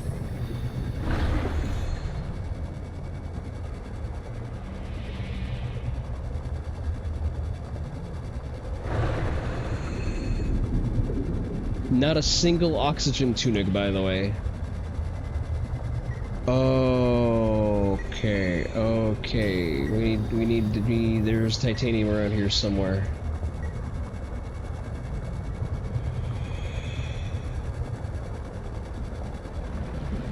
Yeah, you entertained yourself for a moment there. I need to find titanium. I think just a crumb of titanium, please, within my breath capacity. God, this sucks. 30 seconds. Please don't sweep me up into this goddamn underwater current. Ha. I roughly know where titanium is.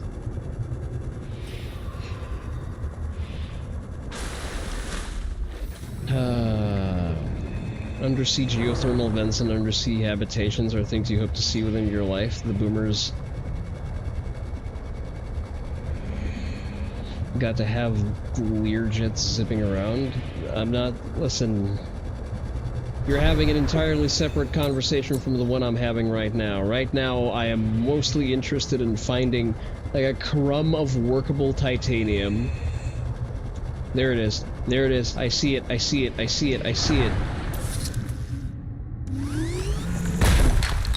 Alright, we have titanium. We have titanium. Now we beeline for the fucking surface for a breath of fresh air.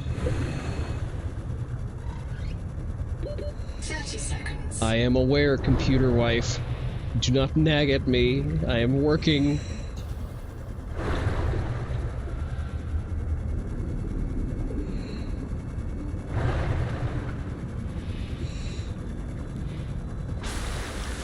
Alright, take a deep breath, refill our tanks. Now at the very least we can build a habitat.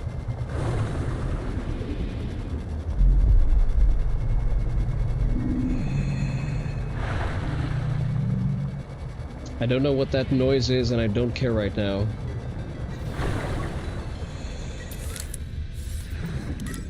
Alright, habitat, room.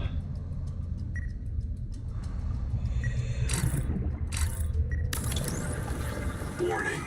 Power power offline. Shut the fuck up. Shut the fuck up. I do not have the patience for you right now. We don't have titanium, and we don't... Oh, no. Not enough titanium. We need titanium and quartz, and it's not giving it to me. Good night, Sword of a Demon. God, this is ass. Okay, let's do this. Other way around. Other way around. We're gonna exit. We're gonna exit without saving. Now that we know that the game doesn't refund your materials in an intelligent way, what we're going to do, we're going to load the manual save. Okay. Yeah, sure it is. What we're going to do is we're going to make sure to grab enough titanium and enough quartz for a baseline dwelling. Which we apparently have none of, by the way. There is just 0 titanium in the fucking base. It's a good thing that I checked beforehand, I guess. That's helpful, that's helpful. I wasn't expecting to, you know, have to... You know what I mean. Truly a Pepe Hands moment? It is, yes. Alright, let me go get some spare titanium, and I'm going to squirrel it away. Oh, I still don't have access to a submersible, though, because it's stuck. Wonderful. Well, at the very least I have a habitat, so I don't need to go all the way back up to the surface for, you know, a breath of fresh air.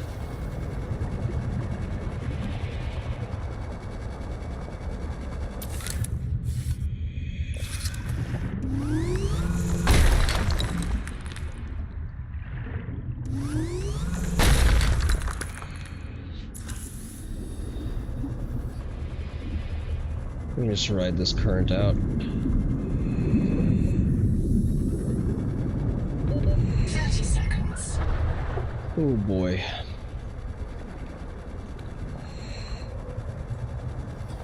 I can deconstruct this for a hatch. Actually, you know what? I'm not using the scanner room whatsoever. So this is where I can scalp some early material.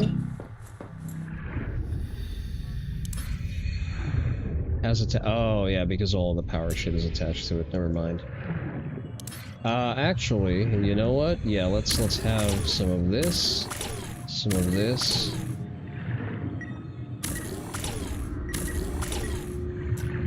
All right.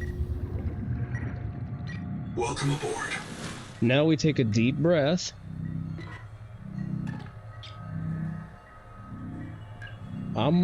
Yeah, we're gonna manual save right now just to not wait, what? I can actually take that storage container. Oh, it's already off. Let's have you over here as our primary container. Well, what were you going to tell me? Okay, we don't need any of this shit right now. Completed materials. Drink the water. Nothing intelligent? Okay. Man's gotta know his limitations, I understand. Alright, refund bases.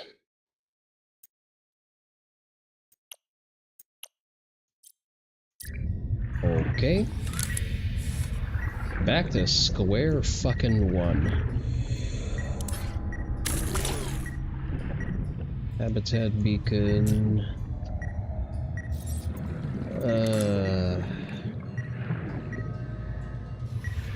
Could not be placed on the surface. The fuck it can.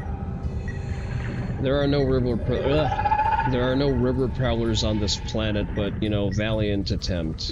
30 seconds. Motherfucker, I need to swim up. Nor are there squid crabs. Probably need to update those noise alerts.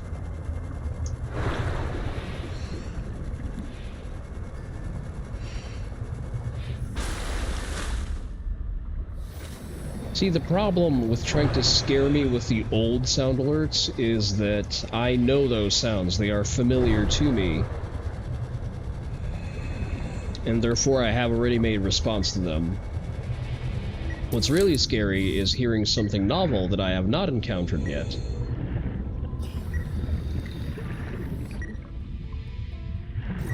Alright, room.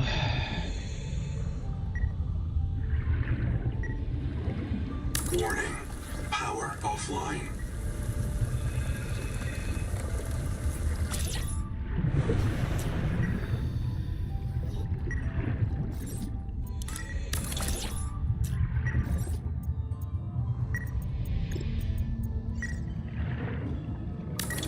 Power connected. All systems online. Need to go get some air. Oh, god damn it, my kingdom for an oxygen tunic. I don't believe there's a... I don't think I've seen a single oxygen tunic in this entire area. If it's a piece of indigenous life form, or a piece of indigenous life, you would think there would be more of them.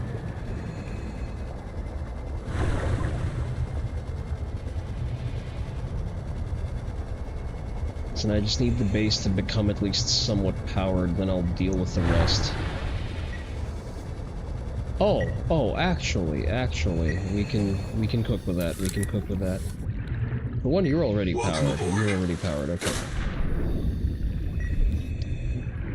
So... we at least have a consistent source of oxygen now. So we're actually going to move off in an entirely opposite direction. No valid support? How dare you? I am very supportive. Okay. Just gonna reorient the base real quick. We're gonna move the hatch to the opposite side, and we're gonna move the moon pool to that end. So hatch goes here. We're gonna just do this.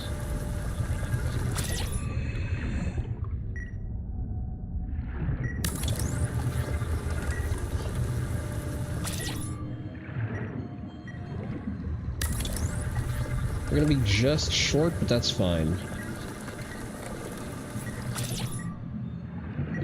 30 seconds. Let's quickly swim over here. Welcome aboard. Oh, it's so good to just have oxygen readily available. Utility titanium and copper. Do we have that in any of you? You're all zinc and titanium. You're zinc and... not zinc, quartz, sorry. Quartz and titanium. You should have some copper inside of you. I guess not.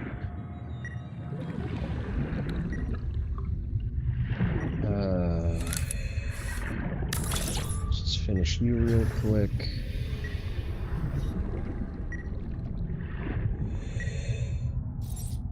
There has to be some overflow titanium in that thing.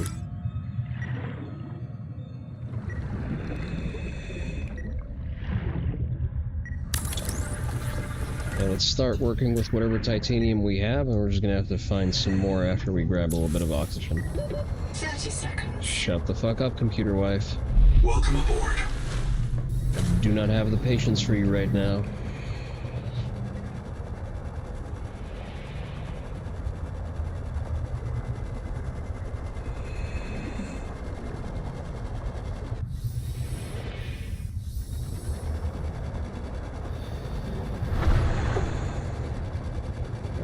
I see it. Alright, lose titanium. Get the fuck away from me, motherfucker.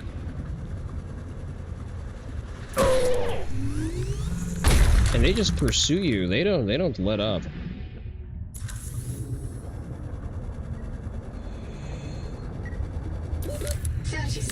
Yeah.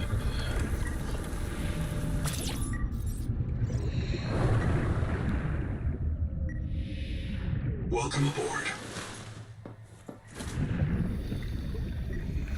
Alright, do we have any leftovers floating around? What's inside? Nothing immediately useful. What can I recover out of you? Let's take these. Ah, now I have copper. Okay, good. Huh? Why is my tadpole over there? It moved my tadpole all the way to the original base. I hate you so fucking much.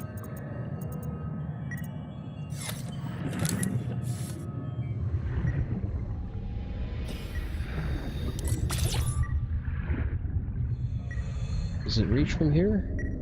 It does not. Let's plant you like this so that you're less in the way. And just plug one in here. Alright, our base is now excessively powered. We like to have... I think it makes the Nucleus this such an exciting enemy is it's actually armored. The head is pretty much impervious to most damage because it's plated with thick bone and sloped on every surface. Lovely. See, as long as I'm actually able of killing it, I don't mind. I'm gonna have to build an entirely separate tadpole because of the way it treated the other one. God, I hate this. Wait, the life pod is all the way over there. Where's the fucking tadpole?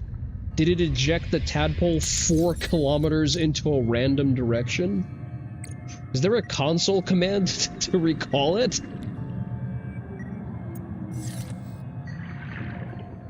Can someone please look up console commands to recall a tadpole? Because this is definitely not intended behavior. Let's change my batteries real quick. Welcome aboard.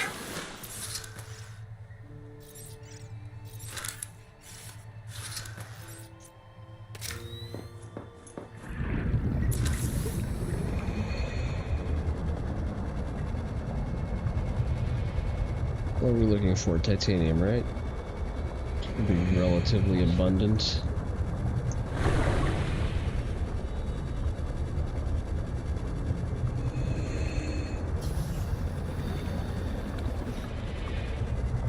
Seek caloric intake. I'm really not in the mood.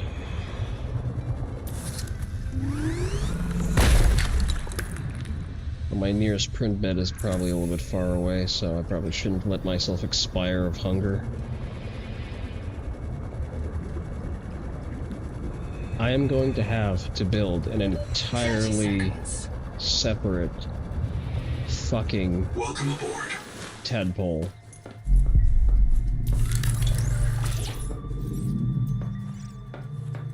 You know what? I'm just gonna look it up myself. Fuck it. Let's see. Subnautica 2, it's not caps. Console commands. Activate console, unlock all, no, item, spawn specific amount, no, spawn name. Can I just recall whatever one I have by me? Probably not.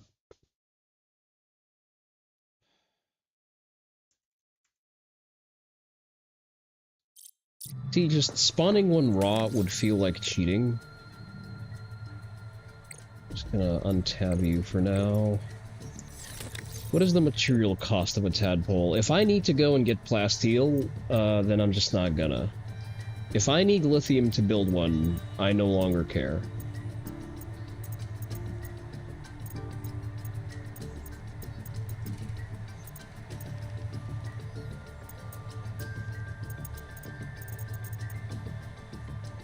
Tadpole.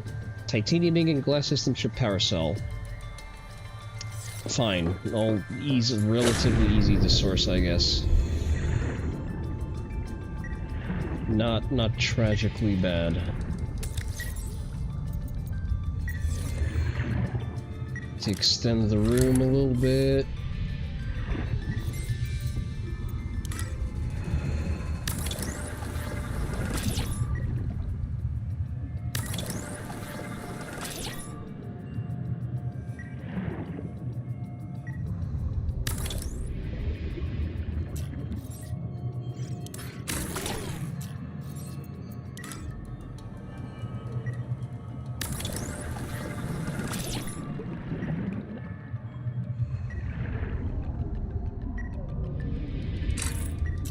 Need more titanium.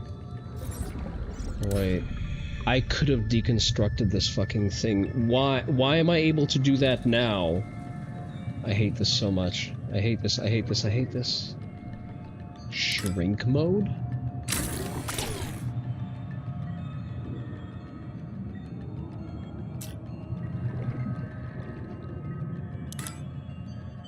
Huh?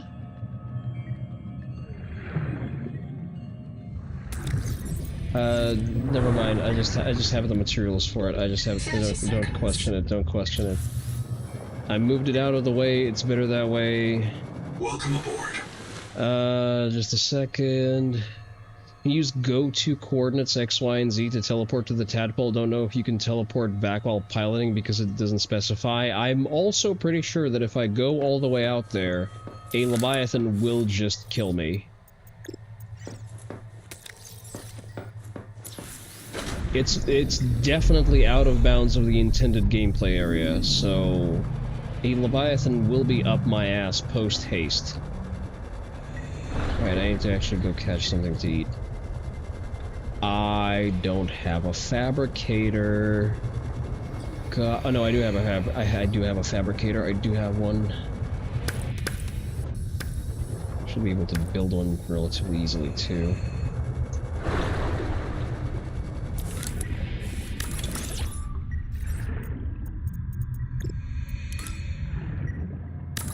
Yeah, just finish this corner. Don't want fucking ugly, uneven walls.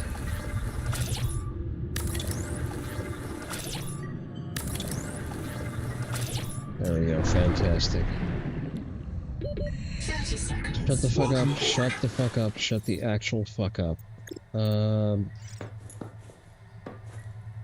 Where... I guess this is going to be the work area. Right, now we can go hunt for something to eat. Do I not I do not.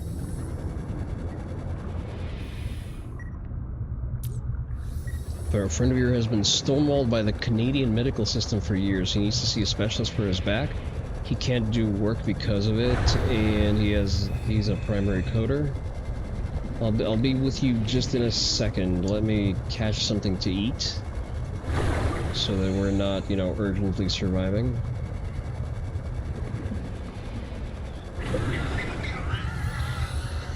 I am faster than you.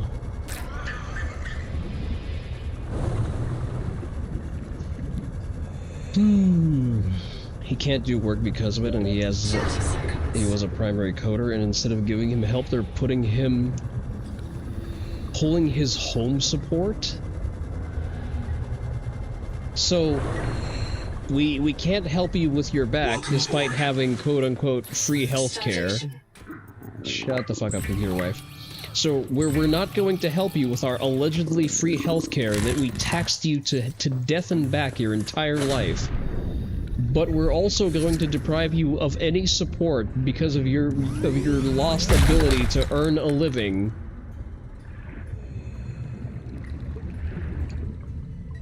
That is actually fucked. Welcome aboard.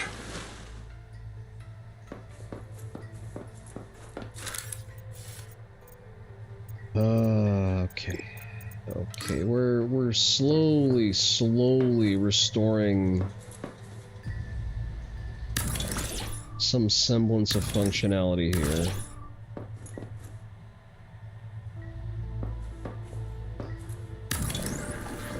No, that's no.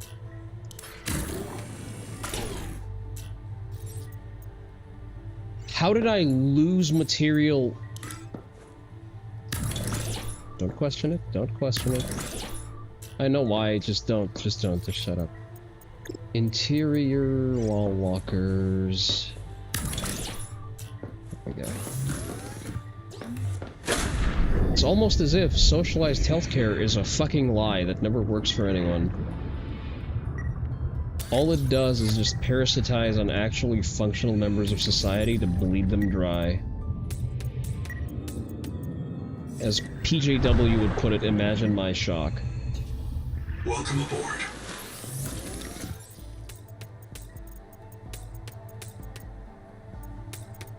Okay, we need to go and get some raw titanium.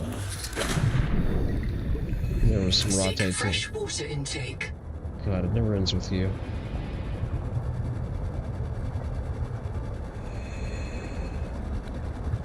Can we have a water slug colony, you know, just for convenient sustenance?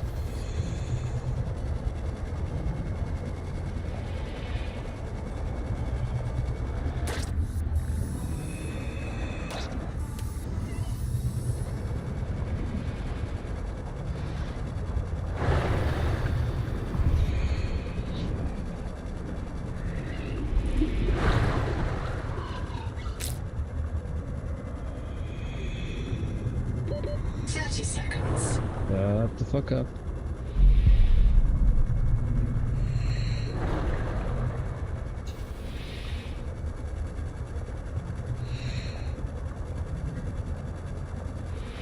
Welcome aboard.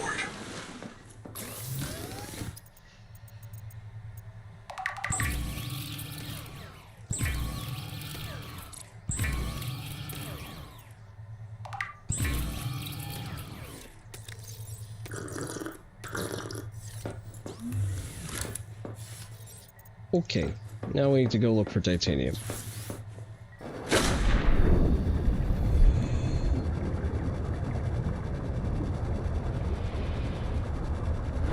Alright, I see a bit of titanium over there.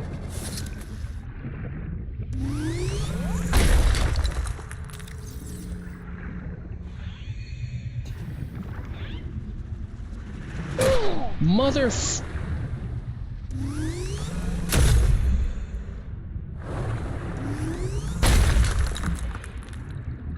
Oh nice, they go down with a single hit. Or no, not a single hit, but you know what, it's enough. Probably take 2 hits or something. 30 seconds. Alright, what's the game plan? What's the game plan? We have some living space to occupy. Next step is... Welcome aboard. Just to build a fabrication pod. Let's see...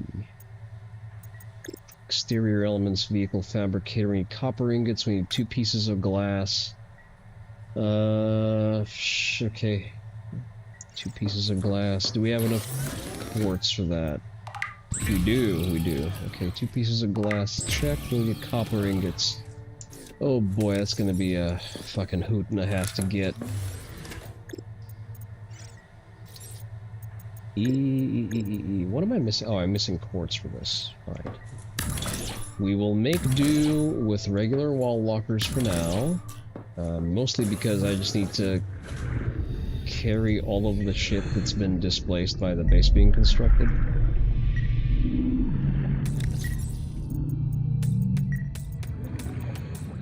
I just need to stuff it somewhere so that I free up more productive space. Welcome aboard.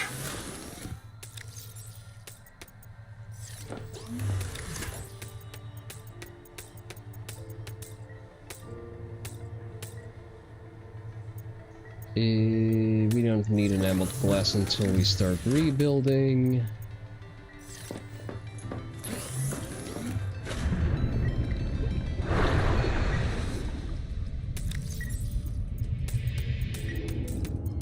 There's some quartz. We can salvage that and build some standing lockers. Those are usually more space efficient. Do you have anything inside? No, you do not. Floor locker, there we go. Deconstruct you. Leave all of this shit here.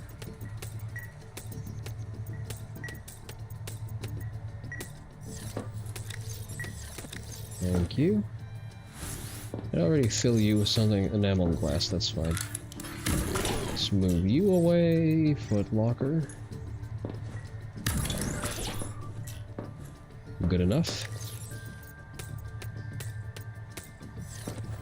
Okay, let's continue moving our stuff.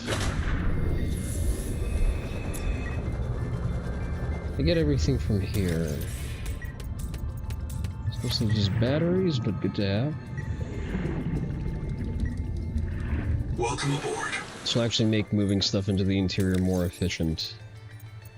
Because, once I leave all of this here, I need to hang on to the food for now. Eat you. So, what we're going to do is, we're going to fill up from the resource pool of the base. Right? We fill her up. I don't know why I had all that silver. It probably comes from some of the materials I've used. Stuff all of that here.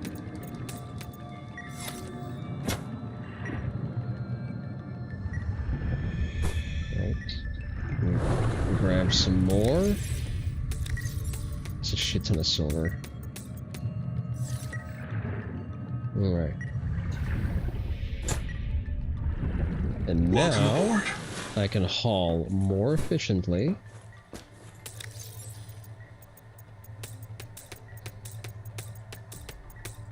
Logistics. I love logistics.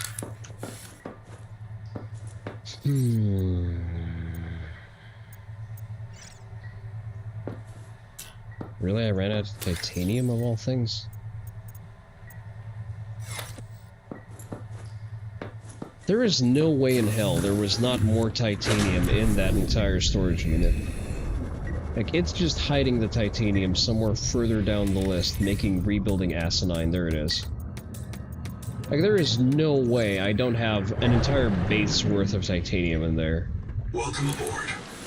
Like an actual physical impossibility.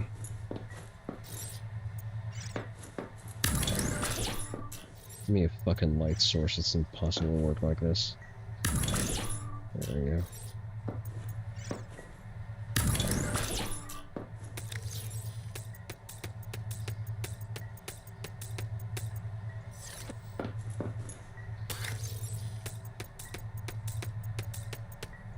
I still blame the devs for being Californian.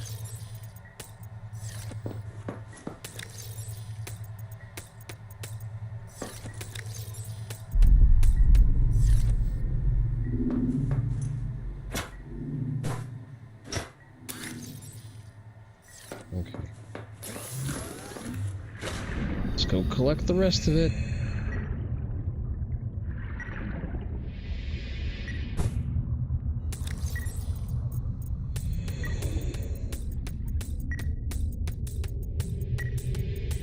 I wouldn't say that we're done, but we're getting there. I'd focus on the titanium predominantly to get whatever we need. Just because, you know, it's the material that we use the most. Drop that shit over here. You're already full.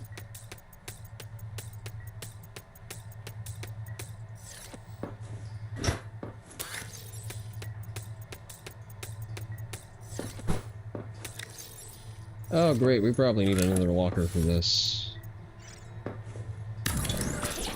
Hey, storage is not bad to have. I feel like I'm over-investing in it right now. I could probably free up some space by just building parts of the base back already.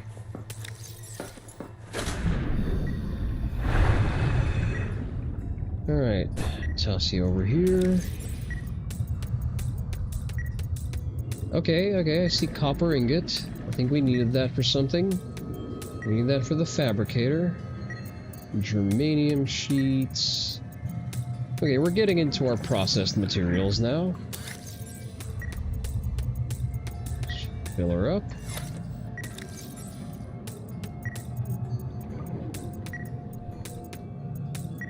Okay, we got most of it, so we can start rebuilding. Welcome aboard. Just throw that over here. Offload anything we can. You know what? Let's just start building, actually. Right. Build you on the side over here. We can unpin this.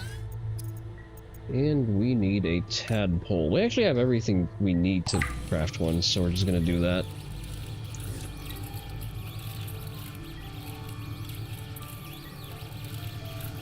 Swear to God, if you just build it in the fucking rock face, I will scream. Alright, let's manual save. Welcome aboard, Captain. Okay, we have mobility, that's good. Now. Oh right, I deconstructed the goddamn chassis. Right, we're sort of back. We're slowly rebuilding our capabilities here. What is wrong? There we go. Alright. Construction area obstructed. Oh god. Alright, deconstruct you. Let's build you in a different spot. Let's build you over here. Build now? There we go. I'm gonna fucking manual save again, just in case the game finds another way to fuck me.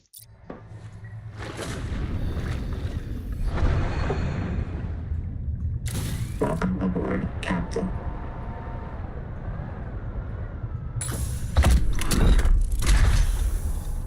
Alright. Oh, that's slow. Oh, that's very slow. Like any potential critter that tries to challenge us, we're not gonna be able to dodge shit. Which is fine, I guess. Alright, well, give me a second to reconstruct some of the base's internal capabilities real quick.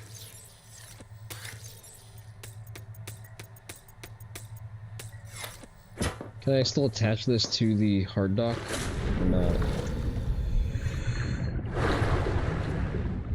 I guess not. I guess, yeah, you can't really double up on the storage, which, while understandable, kind of unfair. Welcome aboard. Gonna toss that into a corner somewhere.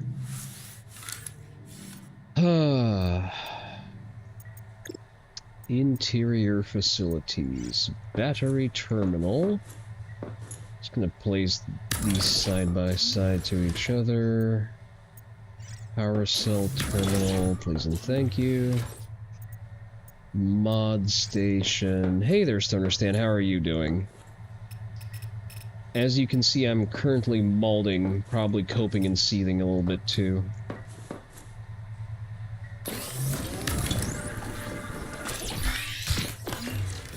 Alright, mod station, biobed. I don't really need a do I need? There's a biobed right near us, so. The Noetic Advisor. Let's set you down over here in a corner where you're not really obstructive, but also not doing a lot. Nah, you're gonna be an eyesore. Fuck you. I'm gonna think of where to put him later. Doing good? Alright. But as you can see, we're currently wrangling Subnautica 2. That battery pack over here. Already spent the materials for a scanner room, I guess. I wasn't really using the scanner room for anything. That was probably the most underutilized piece of equipment we had in the entire thing. Slap that probably on the side somewhere so that it's not in the way. There we go. We have a base indicator. Have you played the original Subnautica, Stan? Processor, mild acid, can make mild acid, we should be able to, or not. Acid pouch, we need one more. I could've otherwise. Can I remove it without my super tool, or not? I cannot, I need my actual fucking hardware tool for that.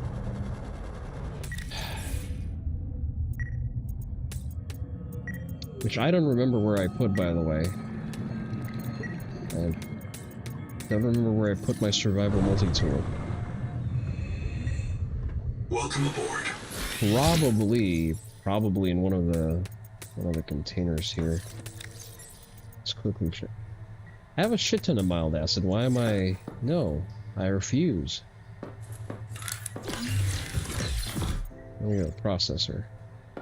Material processor goes here.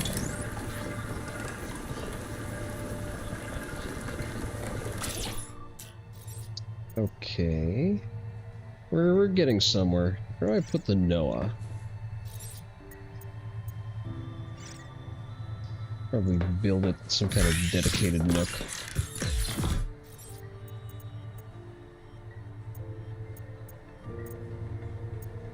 If I'm missing something, it probably wasn't that useful in the first place. Solar panels... Yeah, I don't believe we used any of these. We have a little bit less Lebensraum, but other than that, we seem to be mostly fine. Let's move these.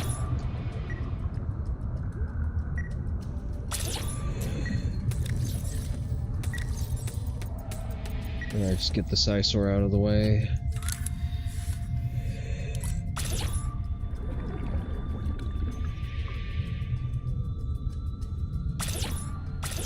By the way, Stan, we've fully integrated the new point system in the Oni Dojo, so you need to join the Discord to access it, but once you do, it's very fun, I promise. I wouldn't lie to you.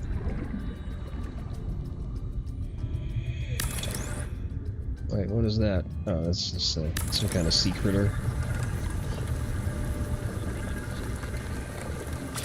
One of them loathsome sea bugs I keep hearing so much about. 30 seconds.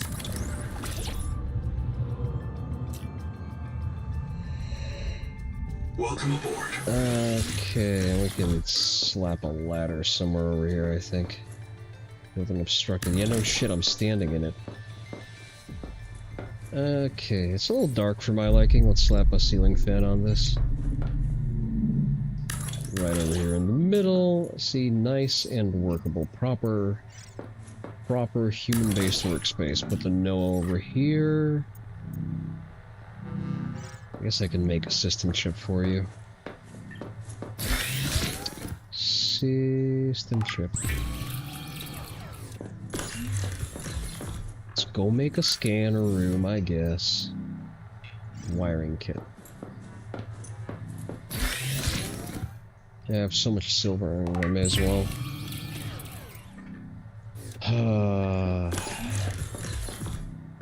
Oh, that's what I'm forgetting. I need to make a docking station for the goddamn tadpole to get stuck again.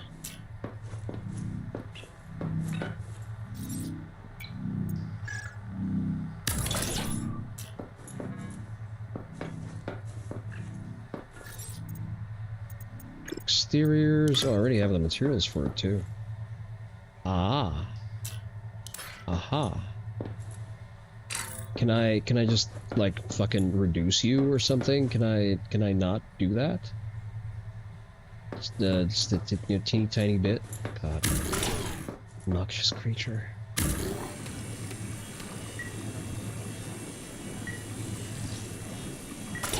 Like, really, you're just gonna make me rebuild the whole fucking thing from scratch, are you?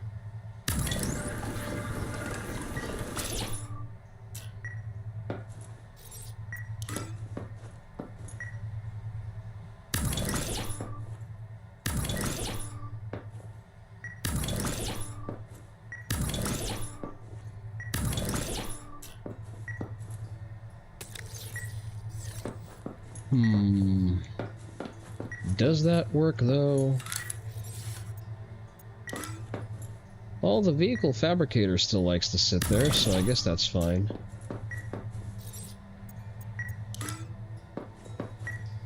Obstructed. Your fucking mum was obstructed.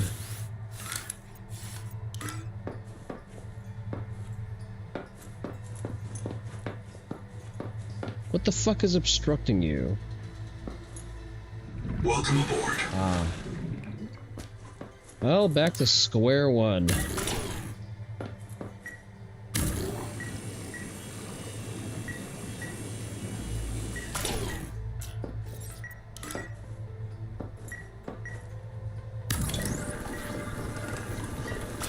I mean, I don't really need all that space in a moon pool. Like, I can really just have this, I guess.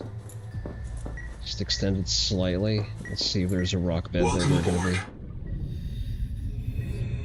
be. I guess that's all the room we get for it.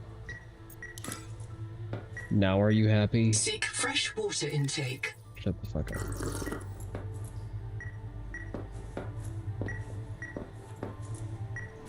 Why? Why are you like this? Build area obstructed. What if I widen the moon pool? Will that be satisfactory?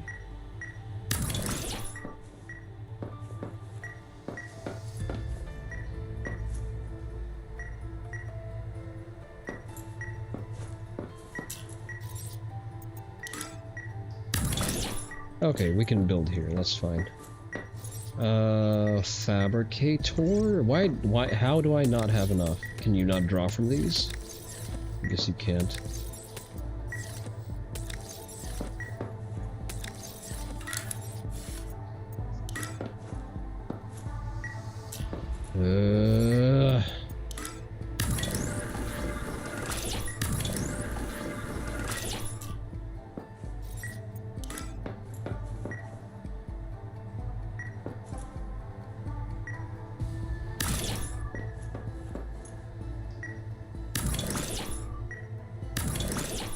Okay, now is it going to fit?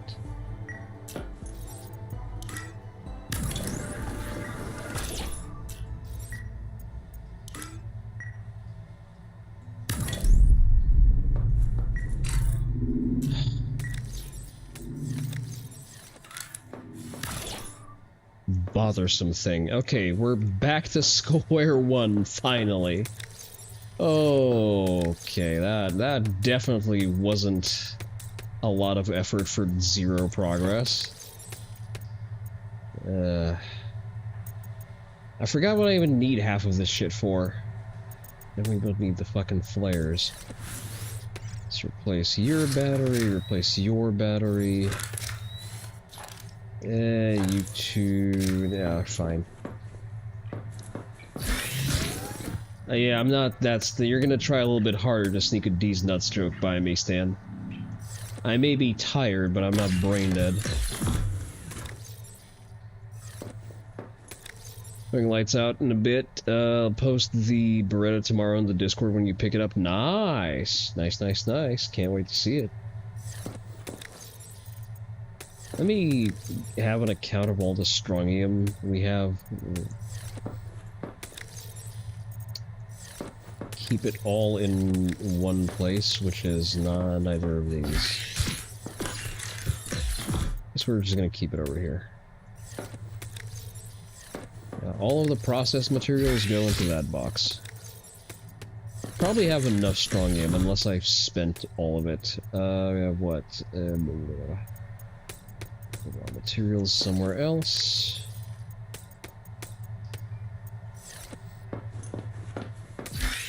Imagine still not having an automatic sorter you can build.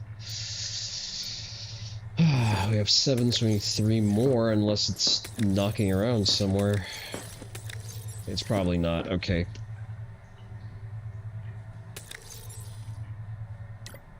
I don't think we can make the last thing anyway. We have strontium, mangalloy. We need triolite, whatever the fuck that is. How much strontium? We need 10 strontiums. Right? Alright, so we just need 3 more. Strontium. There we go. That's gonna be just enough. Touch that shit somewhere over here. Yeah, that's obstructive. That's ugly.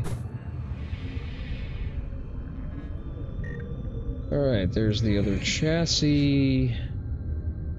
Let's go and actually do shit. Never mind, we actually need to go get some food first.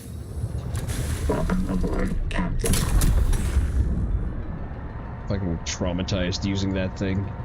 I hate it so much. I now have this negative imprint on a perfectly workable part of the game.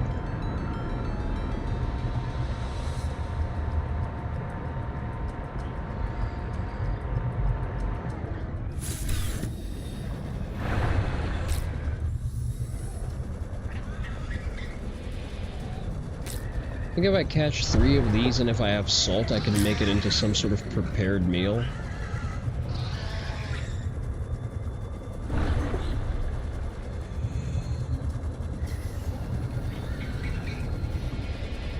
I'm gonna try that. Because I think prepared meals instead of just, you know, a piece of fried fish, I think it gives better sustenance. Or it gives you HP. Definitely more efficient for storage. 30 seconds. Alright, let's get back to... Where's my tadpole? There it is. I lament the fact that the crustaceans are not edible. I feel like that's a missed opportunity for some banger recipes. You add a gigantic crab, but you do not give me a gigantic mandible to break its shell open and eat it. This is what I call lacking vision.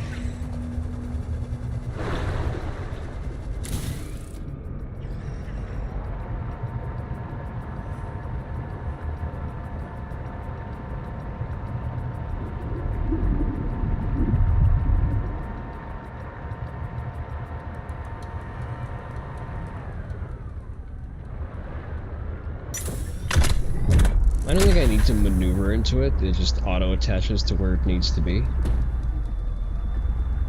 Oh, there's no way that fits. We're gonna have to move the moon pool, but we're gonna do that later. I'm not too bothered about that. Unless... No, we're good.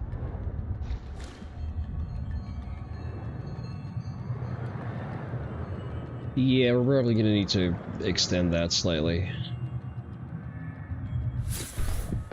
Fuck it, I may as well do it right the fuck now.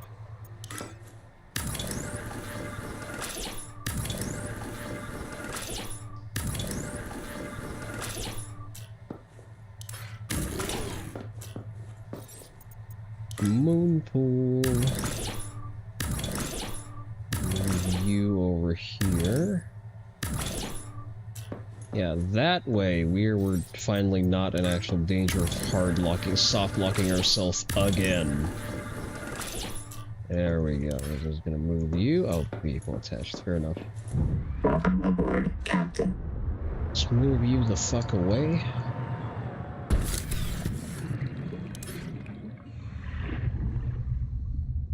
I'm gonna get out of the moon pool. Alright. Fucking convoluted building logistics. It's like feng shui, but even shittier.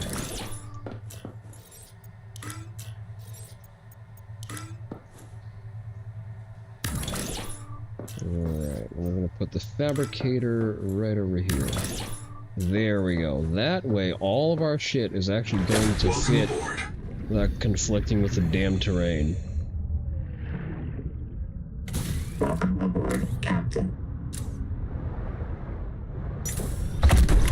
Are you able to dock like this? That's manual save.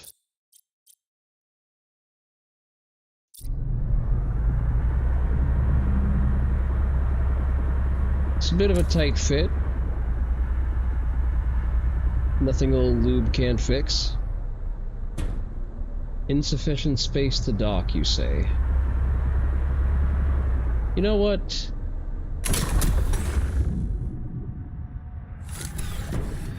I was afraid I soft-locked myself again.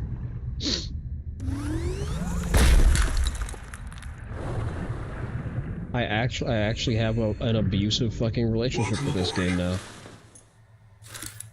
Let's add some interior lights, because it's getting a little dork. Are they misaligned? Yes. Do I care? Not particularly. Right.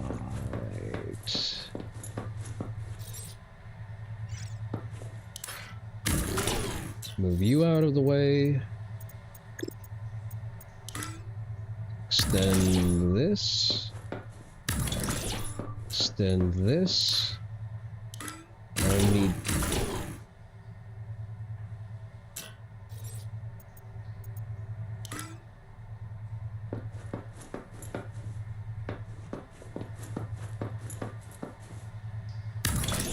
Like, right in the middle of it. That way there's definitely enough room now.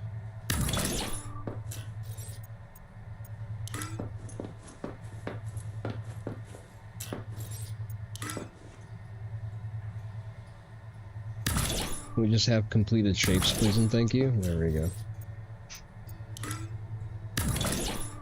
The fabricator on the edge over here.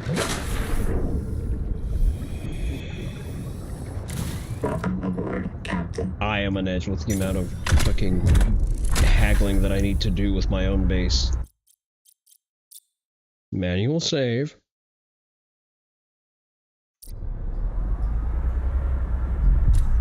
There we go. Alright, actual dock that works. Fantastic. Let's move that light.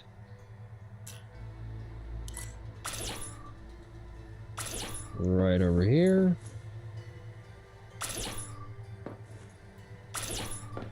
See, it's a little brighter now. I like it.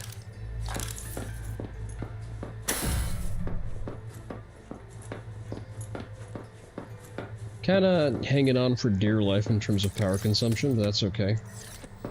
That is a sacrifice that I'm willing to make. Okay, we have all the strontium we're going to need. At least for right now.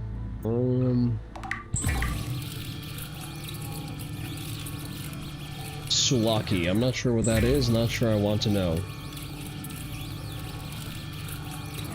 I just know that it's more efficient for storage than cooked fish.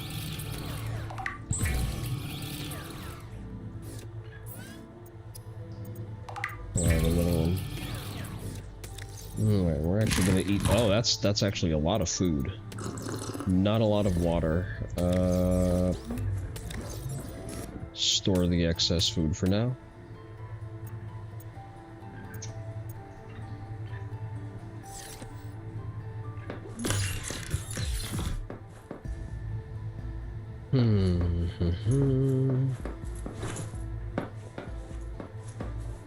Welcome aboard, Captain.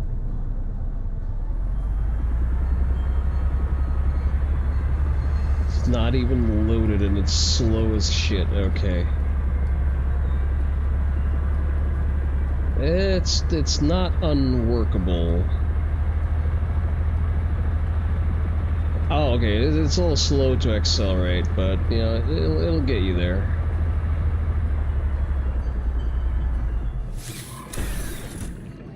He's a little chunky, but she'll do. I'll scan these. I don't know what scanning a water slug does for me, but I did it. Welcome aboard, Captain. Oh god, hauling this thing around is like pulling teeth.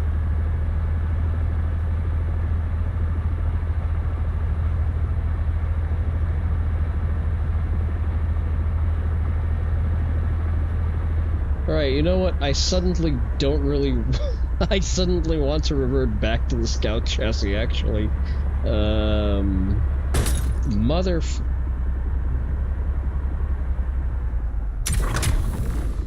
Yeah, let's go to the scout chassis. Marginally more useful. At least for fast-paced exploration.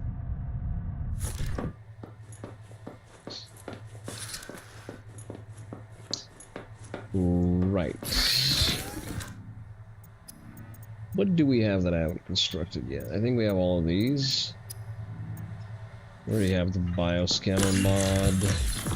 Battery is fine.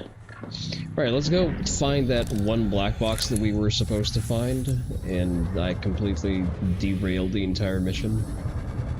Just gonna grab that hard attachment box.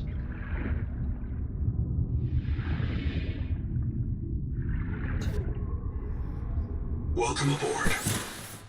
Alright, hard point attached.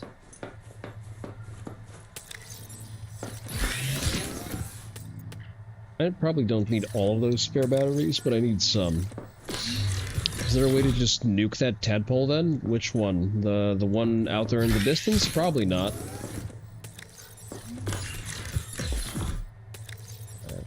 spent batteries. Oh, there's my multi-tool. I needed that for something, and I forget for for mild acid that I no longer need. Power cell. Where is the power cell? I'll need to make a new power cell, I guess. Oh! Oh, wait, I can just make this. Ha!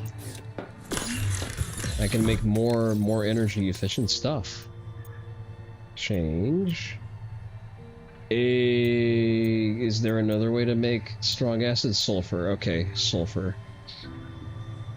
I just call them multi-tool and just get... You just get one of them. I guess the multi-tool means that it's multifunctional as opposed... Glass from salt, okay. Water from fibrous pulp. Let's go get some sulfur. That one's relatively nearby. Shouldn't be an issue.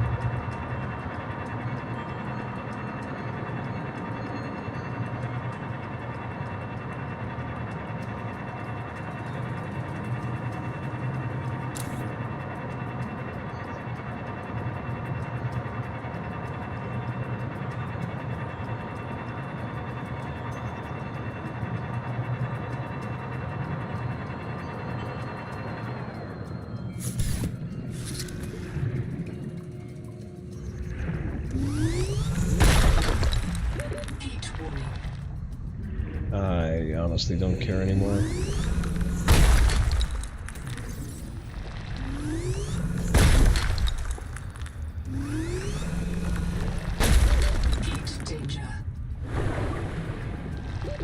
I am the danger.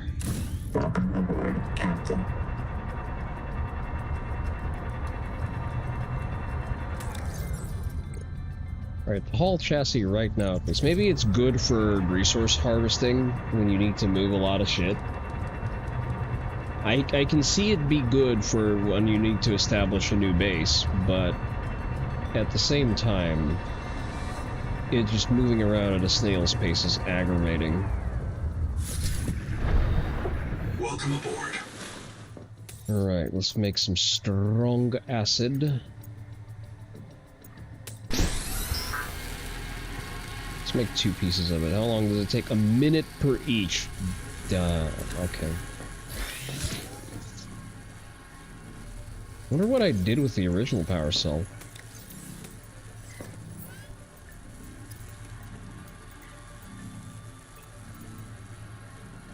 Strong acid, gold ingot, trilite. Ah, I can't make the big power cell yet. That's fine.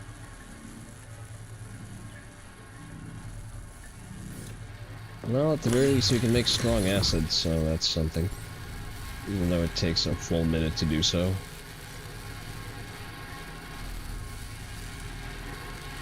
Should I just build another fabricator? Or processor, I guess.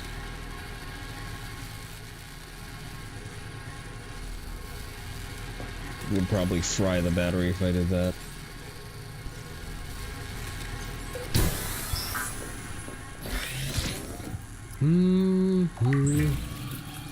I need to figure out where do I get trilite. That seems to be a bottleneck for me right now. Alright, I need to make some water. Grab these.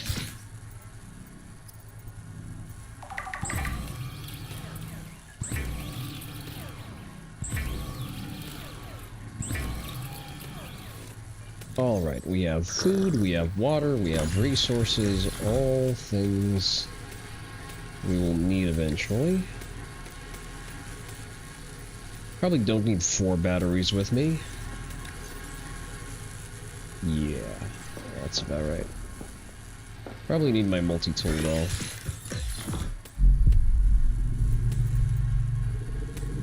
Swap that in over here. Alright. Manual save, because I no longer trust this game. Let's go explore those coordinates where someone got electrocuted to death.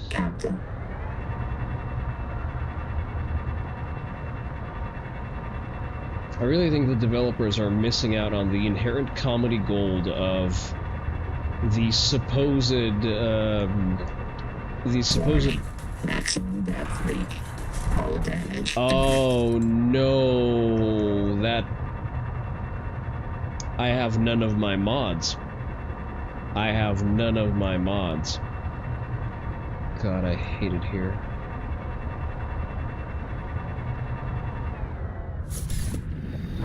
Welcome aboard. What do I need to make the mods? Strontium, sure. Energy efficiency, I don't have the Trilight for that. System chips, Celestinite, okay. Enameled glass, system chip. Insufferable.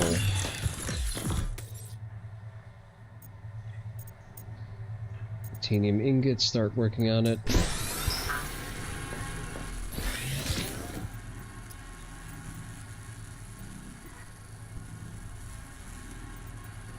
Copper wire. Copper wire. What do I need for a system chip? I need wiring kits and quartz. And wiring kits, I do not have quartz.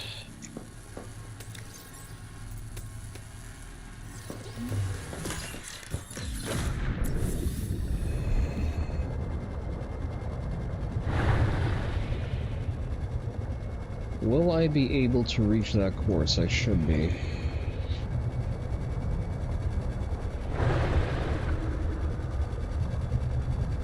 Would I have been better served doing this with the tadpole at least up to the acceptable depths? Yes, I'm also annoyed and I want to do this fast.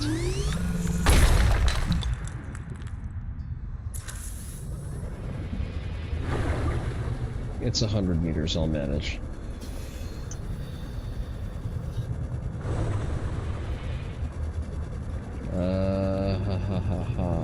I need 3 pieces of Celestium. 30 seconds.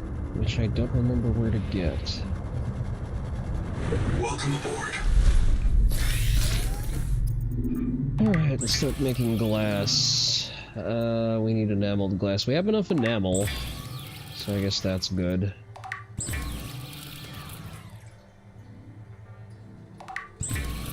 I would prioritize the system chip for right now, just due to the fact that rush depth allows us to get more options, realistically. Yeah. Okay, I just need a little bit of quartz for that. I love solving problems that I've just already solved over and over again. It makes the game so much fun, I can't even...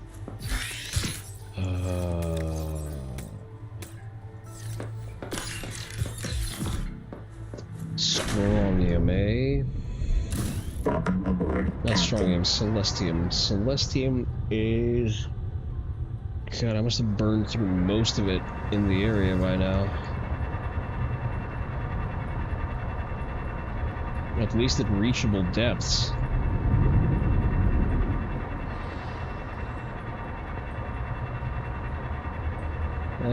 It's a silver deposit cave. I think there was some on the edge of the reef.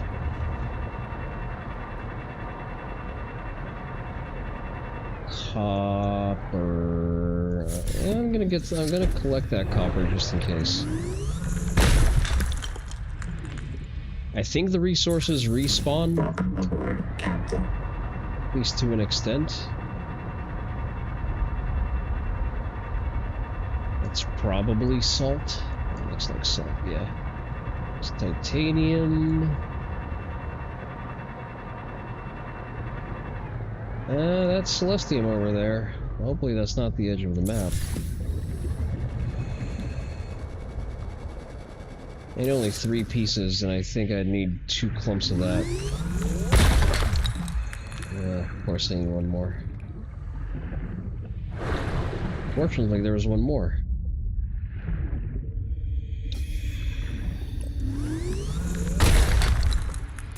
We're good, we're good. Taking the copper while I'm here.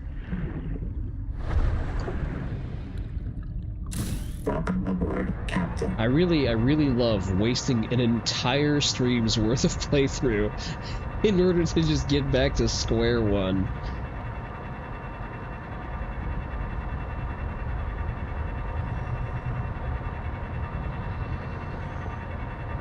just because the game decided to soft lock me because of how the goddamn chassis interacts with a docked fucking tadpole.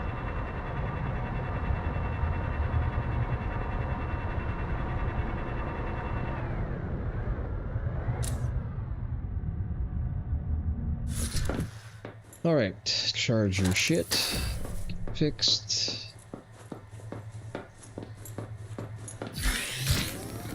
I don't have quartz, do I? Well, at least we have enough of everything else. Except for maybe creature enamel. Secondary consideration. Quartz. Alright, let's make this time efficient for me. There's no Celestium within the search region, so that's... at least that's good. Relative depth?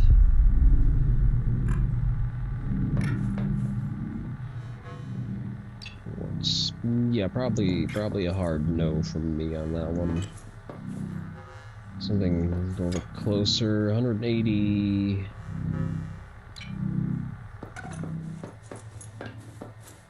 That does not sound like a reachable. That doesn't look like a reachable depth, and I think I roughly know where that is.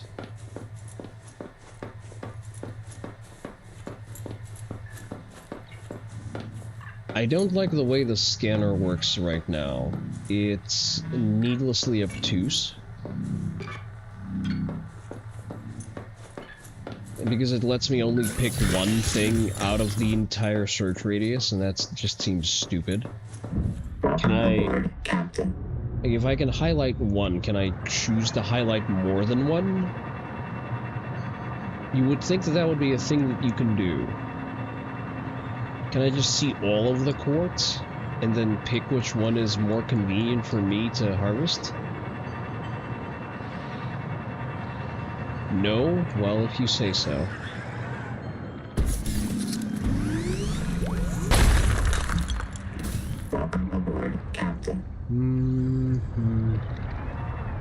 You will get nothing and like it. It's not in the budget.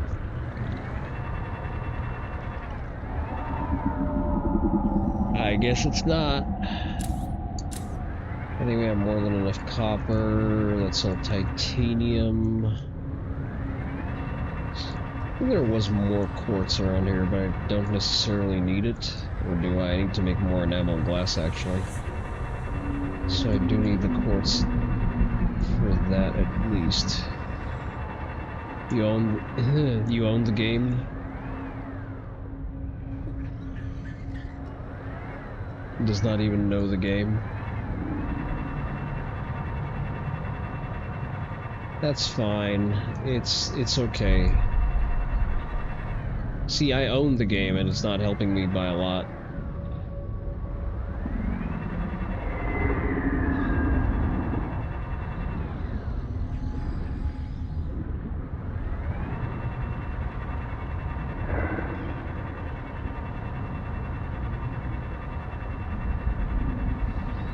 My own game, you mean you're the CEO of the company?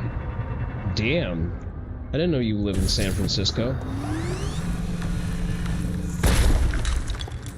Are you sure you just want to self-ID like that?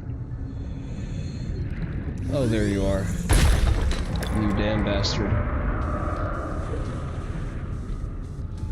Welcome aboard, Captain.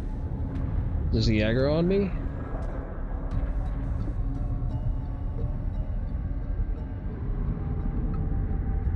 You already live in the shit state already? Ah, fair enough. Fair enough. My condolences. I tell you guys about how a Singaporean company tried to offer me a job, but it requires me to move to California.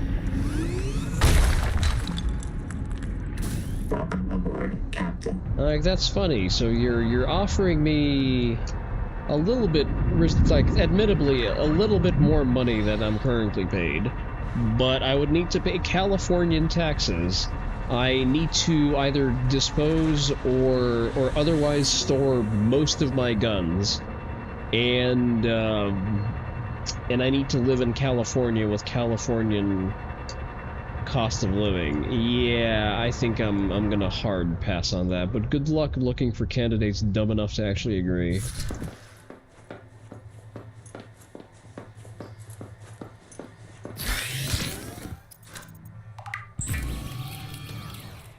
Do I not I don't have enamel. It sucks. Alright, at least enamel is easy enough to come by with everything else in place. Alright, depth module. Energy efficiency module. We just need a crumb of enamel to get the rest done. Actually, I really like investing into my things, and then the game just fucks up, and I can no longer have my things.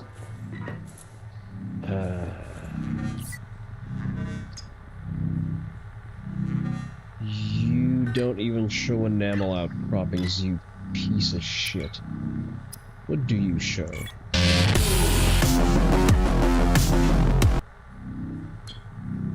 Tech, sadly, all of them are here. The state gets worse each year. The governor is already famous for being a piece of shit that took tax money and made a bust of himself at his office. I didn't know about that. God, that is pathological. An anomaly. All the way over there. I don't think I will explore that. Let's go get a bit of enamel, and then we can move on with our fucking day, finally. Welcome aboard, Captain. It's tech adjacent, but it's not tech. And actually, a lot of tech has moved to Austin. So, yeah, people picked him over a Republican black man. I think that the people didn't pick shit. I think that the Democrats just dead-ass cheated. I think that's the core malady there.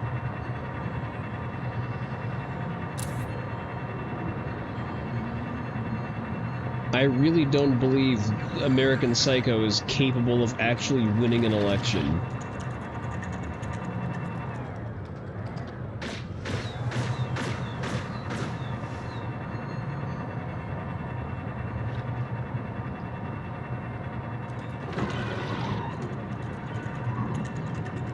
I have a high degree of certainty that he was just, you know, inflicted upon you by people who should not be able to vote in American elections.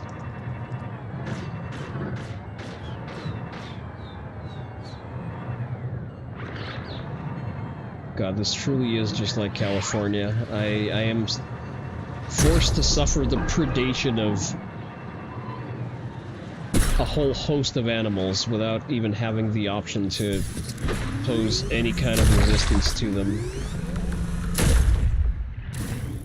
Right, I only need one spot of enamel, but I guess I can take another one since I'm already here.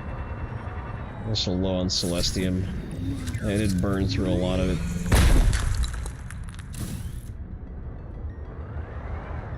Oh, I think I need you too, so... I don't have room for that.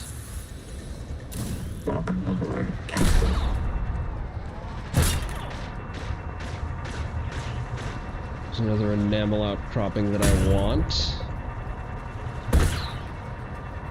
Can you fuck right off, please?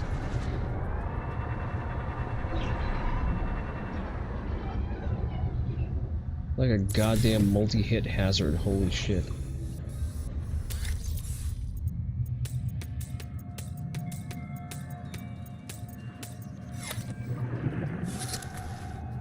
Alright, let's get this enamel.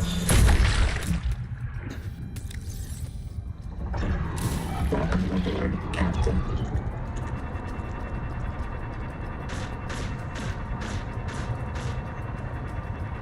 Gonna grab the Celestium and go.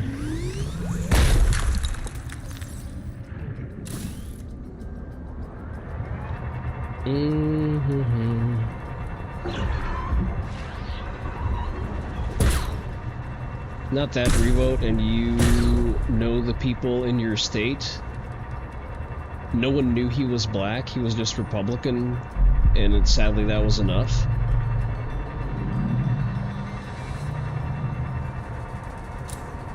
So you're telling me that people in your circle refused to vote for the guy purely based on the fact that he was Republican, and they decided that Newsom is somehow better?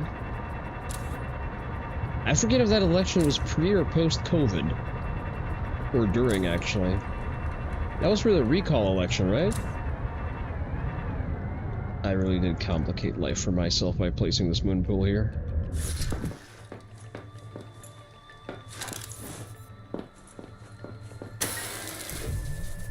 Yep, well, okay, never mind then. R.I.P. and pepperoni, I guess.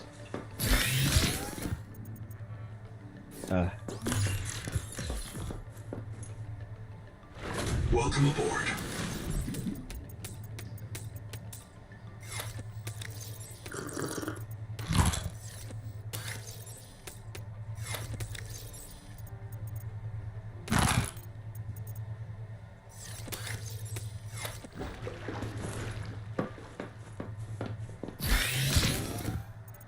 Glass. Enameled glass.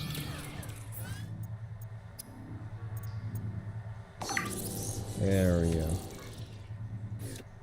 We need to make a replacement strongium now.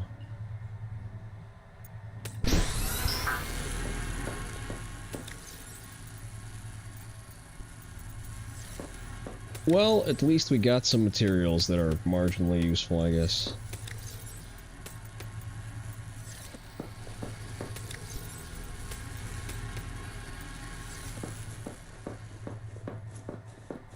One more said for Northern California, a lot of them lean right and gladly want more firearm rights, yet the cities are pure left and out of control then.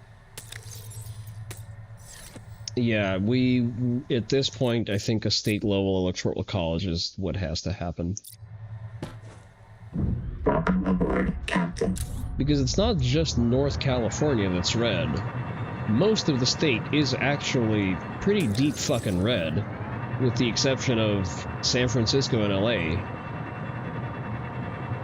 Most people are kind of fed up with Democrats and have been for quite a while. No one is impressed with, you know, Infinity Gibbs. Should grab that Celestium.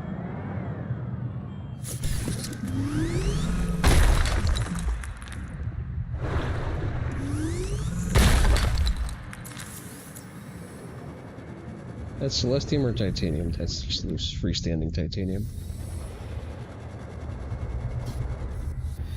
LA has all of the control. He used to live in a port town right by the sea, and that's under LA now. Well, hopefully in the next census, well, for one, they now have to break up their racially gerrymandered districts, so that should at least reduce the ability of the state to keep LA in the unjustified majority that it had up to now. So thankfully the Supreme Court gave you a lifeline there, because that's not just a federal level win, that's a win for a lot of people who were just purposefully disenfranchised by the way districts work. Did you put a fucking waypoint on the play area border?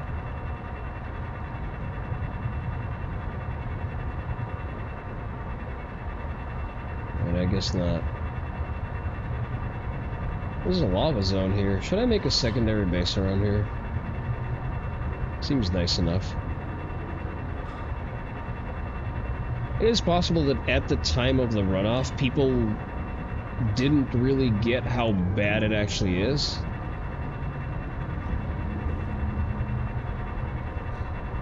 You better not be following me, you big fat bitch. Extracting metal from seawater could provide renewable resources for massive construction projects. Pioneers on Rakshasa extracted lead for emergency shelters from the native ethel pools, preferring to die in toxic delirium rather than chew. Maximum draft leak. Hull damage imminent. those guys look kind of fucking hostile. I wonder if I can lose them in the terrain. Right, did we discover something novel? Like, did we just get granted a new blueprint? You're hostile, I know that. Those big fat bitches, though, I'm not sure. I'm not sure how to deal with them. I already killed one of those zapper fishes. Can you fuck right off, please? Like, please, just go ahead and fuck directly off. Okay? Alright, I'm gonna keep myself at the very edge. I'm also gonna reload my sonic resonator in case someone wants to smoke. Say uranite. Ah, trilite. Okay. Oh, you want the smoke, do you? Yeah, I didn't think so. What am I scanning over here? That looks like a medical box. Is someone OD here? Am I looking at a crime scene?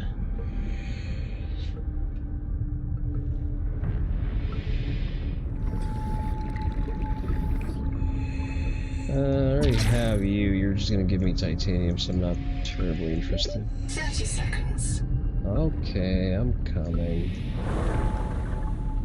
Depends on who. A lot of people are pretty stupid in the state. Ignorance is the bliss types. I can see how a lot of people who would have made the correct conclusions from Newsom's policies would have just left by now. Not entirely implausible. Can I scan you? No? Okay.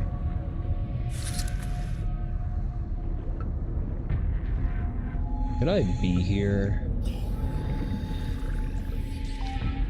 You? Oh, I remember you. Ease up, boss. I got my memory wiped, not my wits. There's no current. After 200 years, the whole complex must be so corroded. That's funny. That is genuinely funny.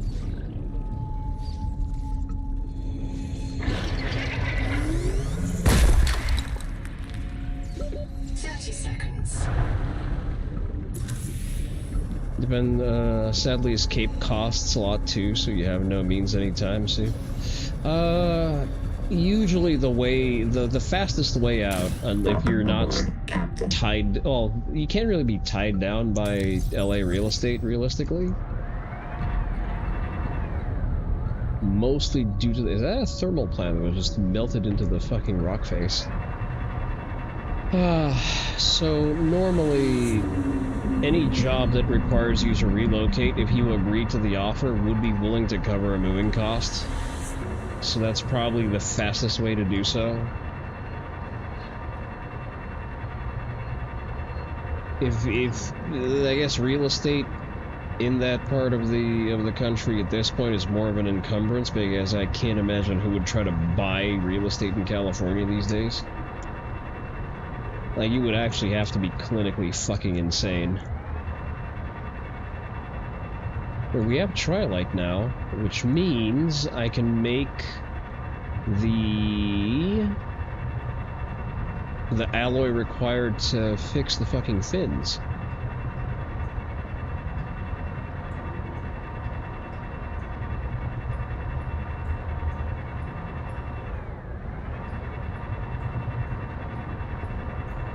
How much of it do I have? Not a lot. Not a lot. Not enough.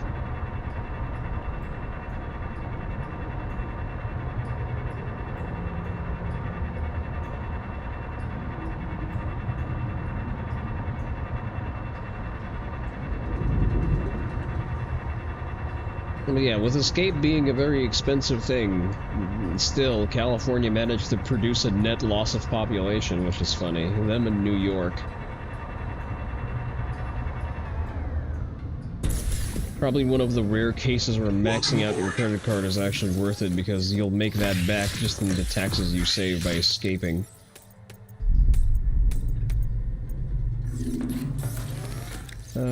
Well, I found your fucking black box.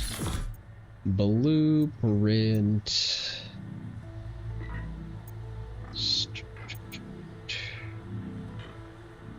It's 1 per 5. Okay, so I just need double that. Got it. Alright, what the fuck did I even unlock there? Bioreactor... Axum jars... Mod station, thermal plant transmitter... Garrow bed... Sonic resonator...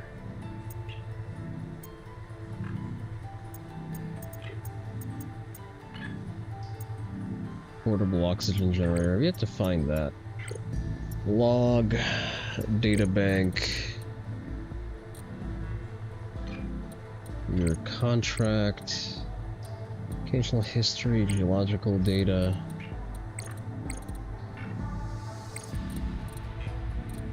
Colonist, who gives a fuck?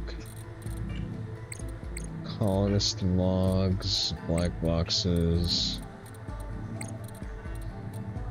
Missing colonists, closed investigations. Balloon. Bases. Basic base building, thermal plant, scanner station, single bed, power transmitter, processor, power, no terminal, moon pool, locker, hydroelectric turbine, fabricator. Do I need to scan something? Base pieces, heat tolerance.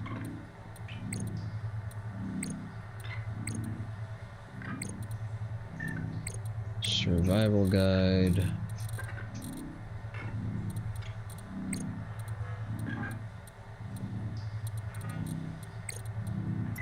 Alright, logs. Detecting artificial towers in the region. Echo analysis shows extreme damage to all but one.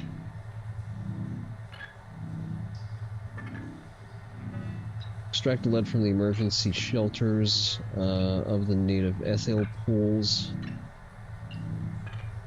Extracting metal from seawater could provide renewable resources for massive construction projects. Pioneers on Rakshasa extracted lead for emergency shelters from the native ethyl pools, preferring to die in toxic delirium rather than tumor-riddled agony.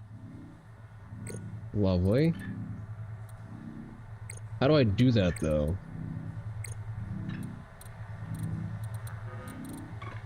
Points of interest. Probably need to scan something. Power plant, power turbine, observatory.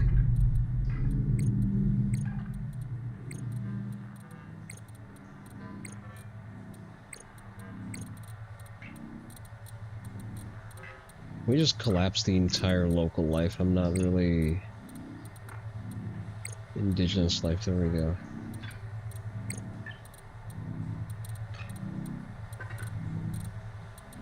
Adaptations, base pieces, just the grow bed, okay, bases. Bioreactor, I guess I need to scan something.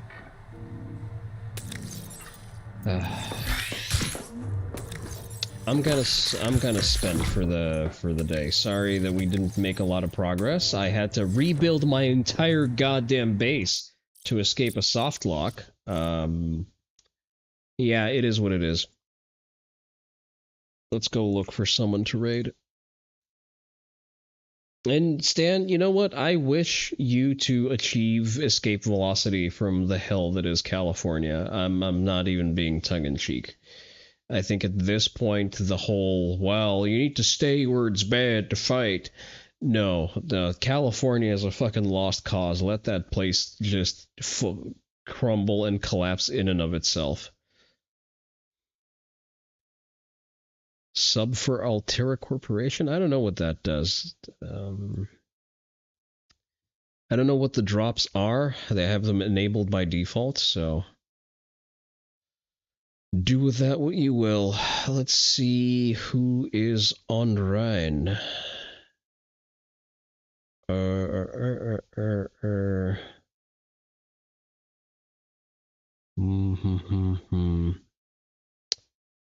Kiwi. We rated Hammy last time, so let's not be eyesores there.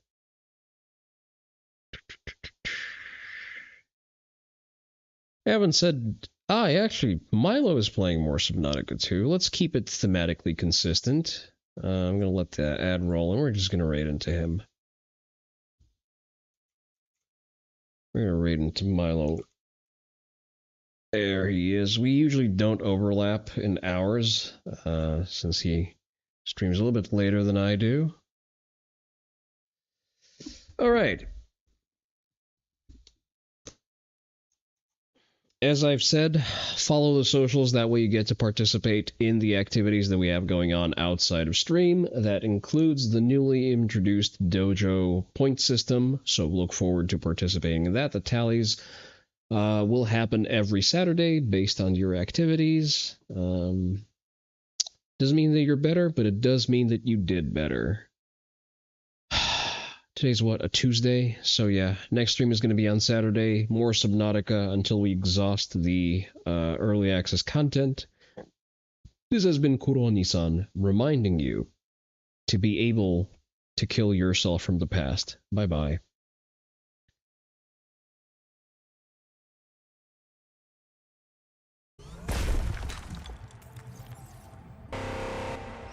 Kurumara, thank you for the raid, dude.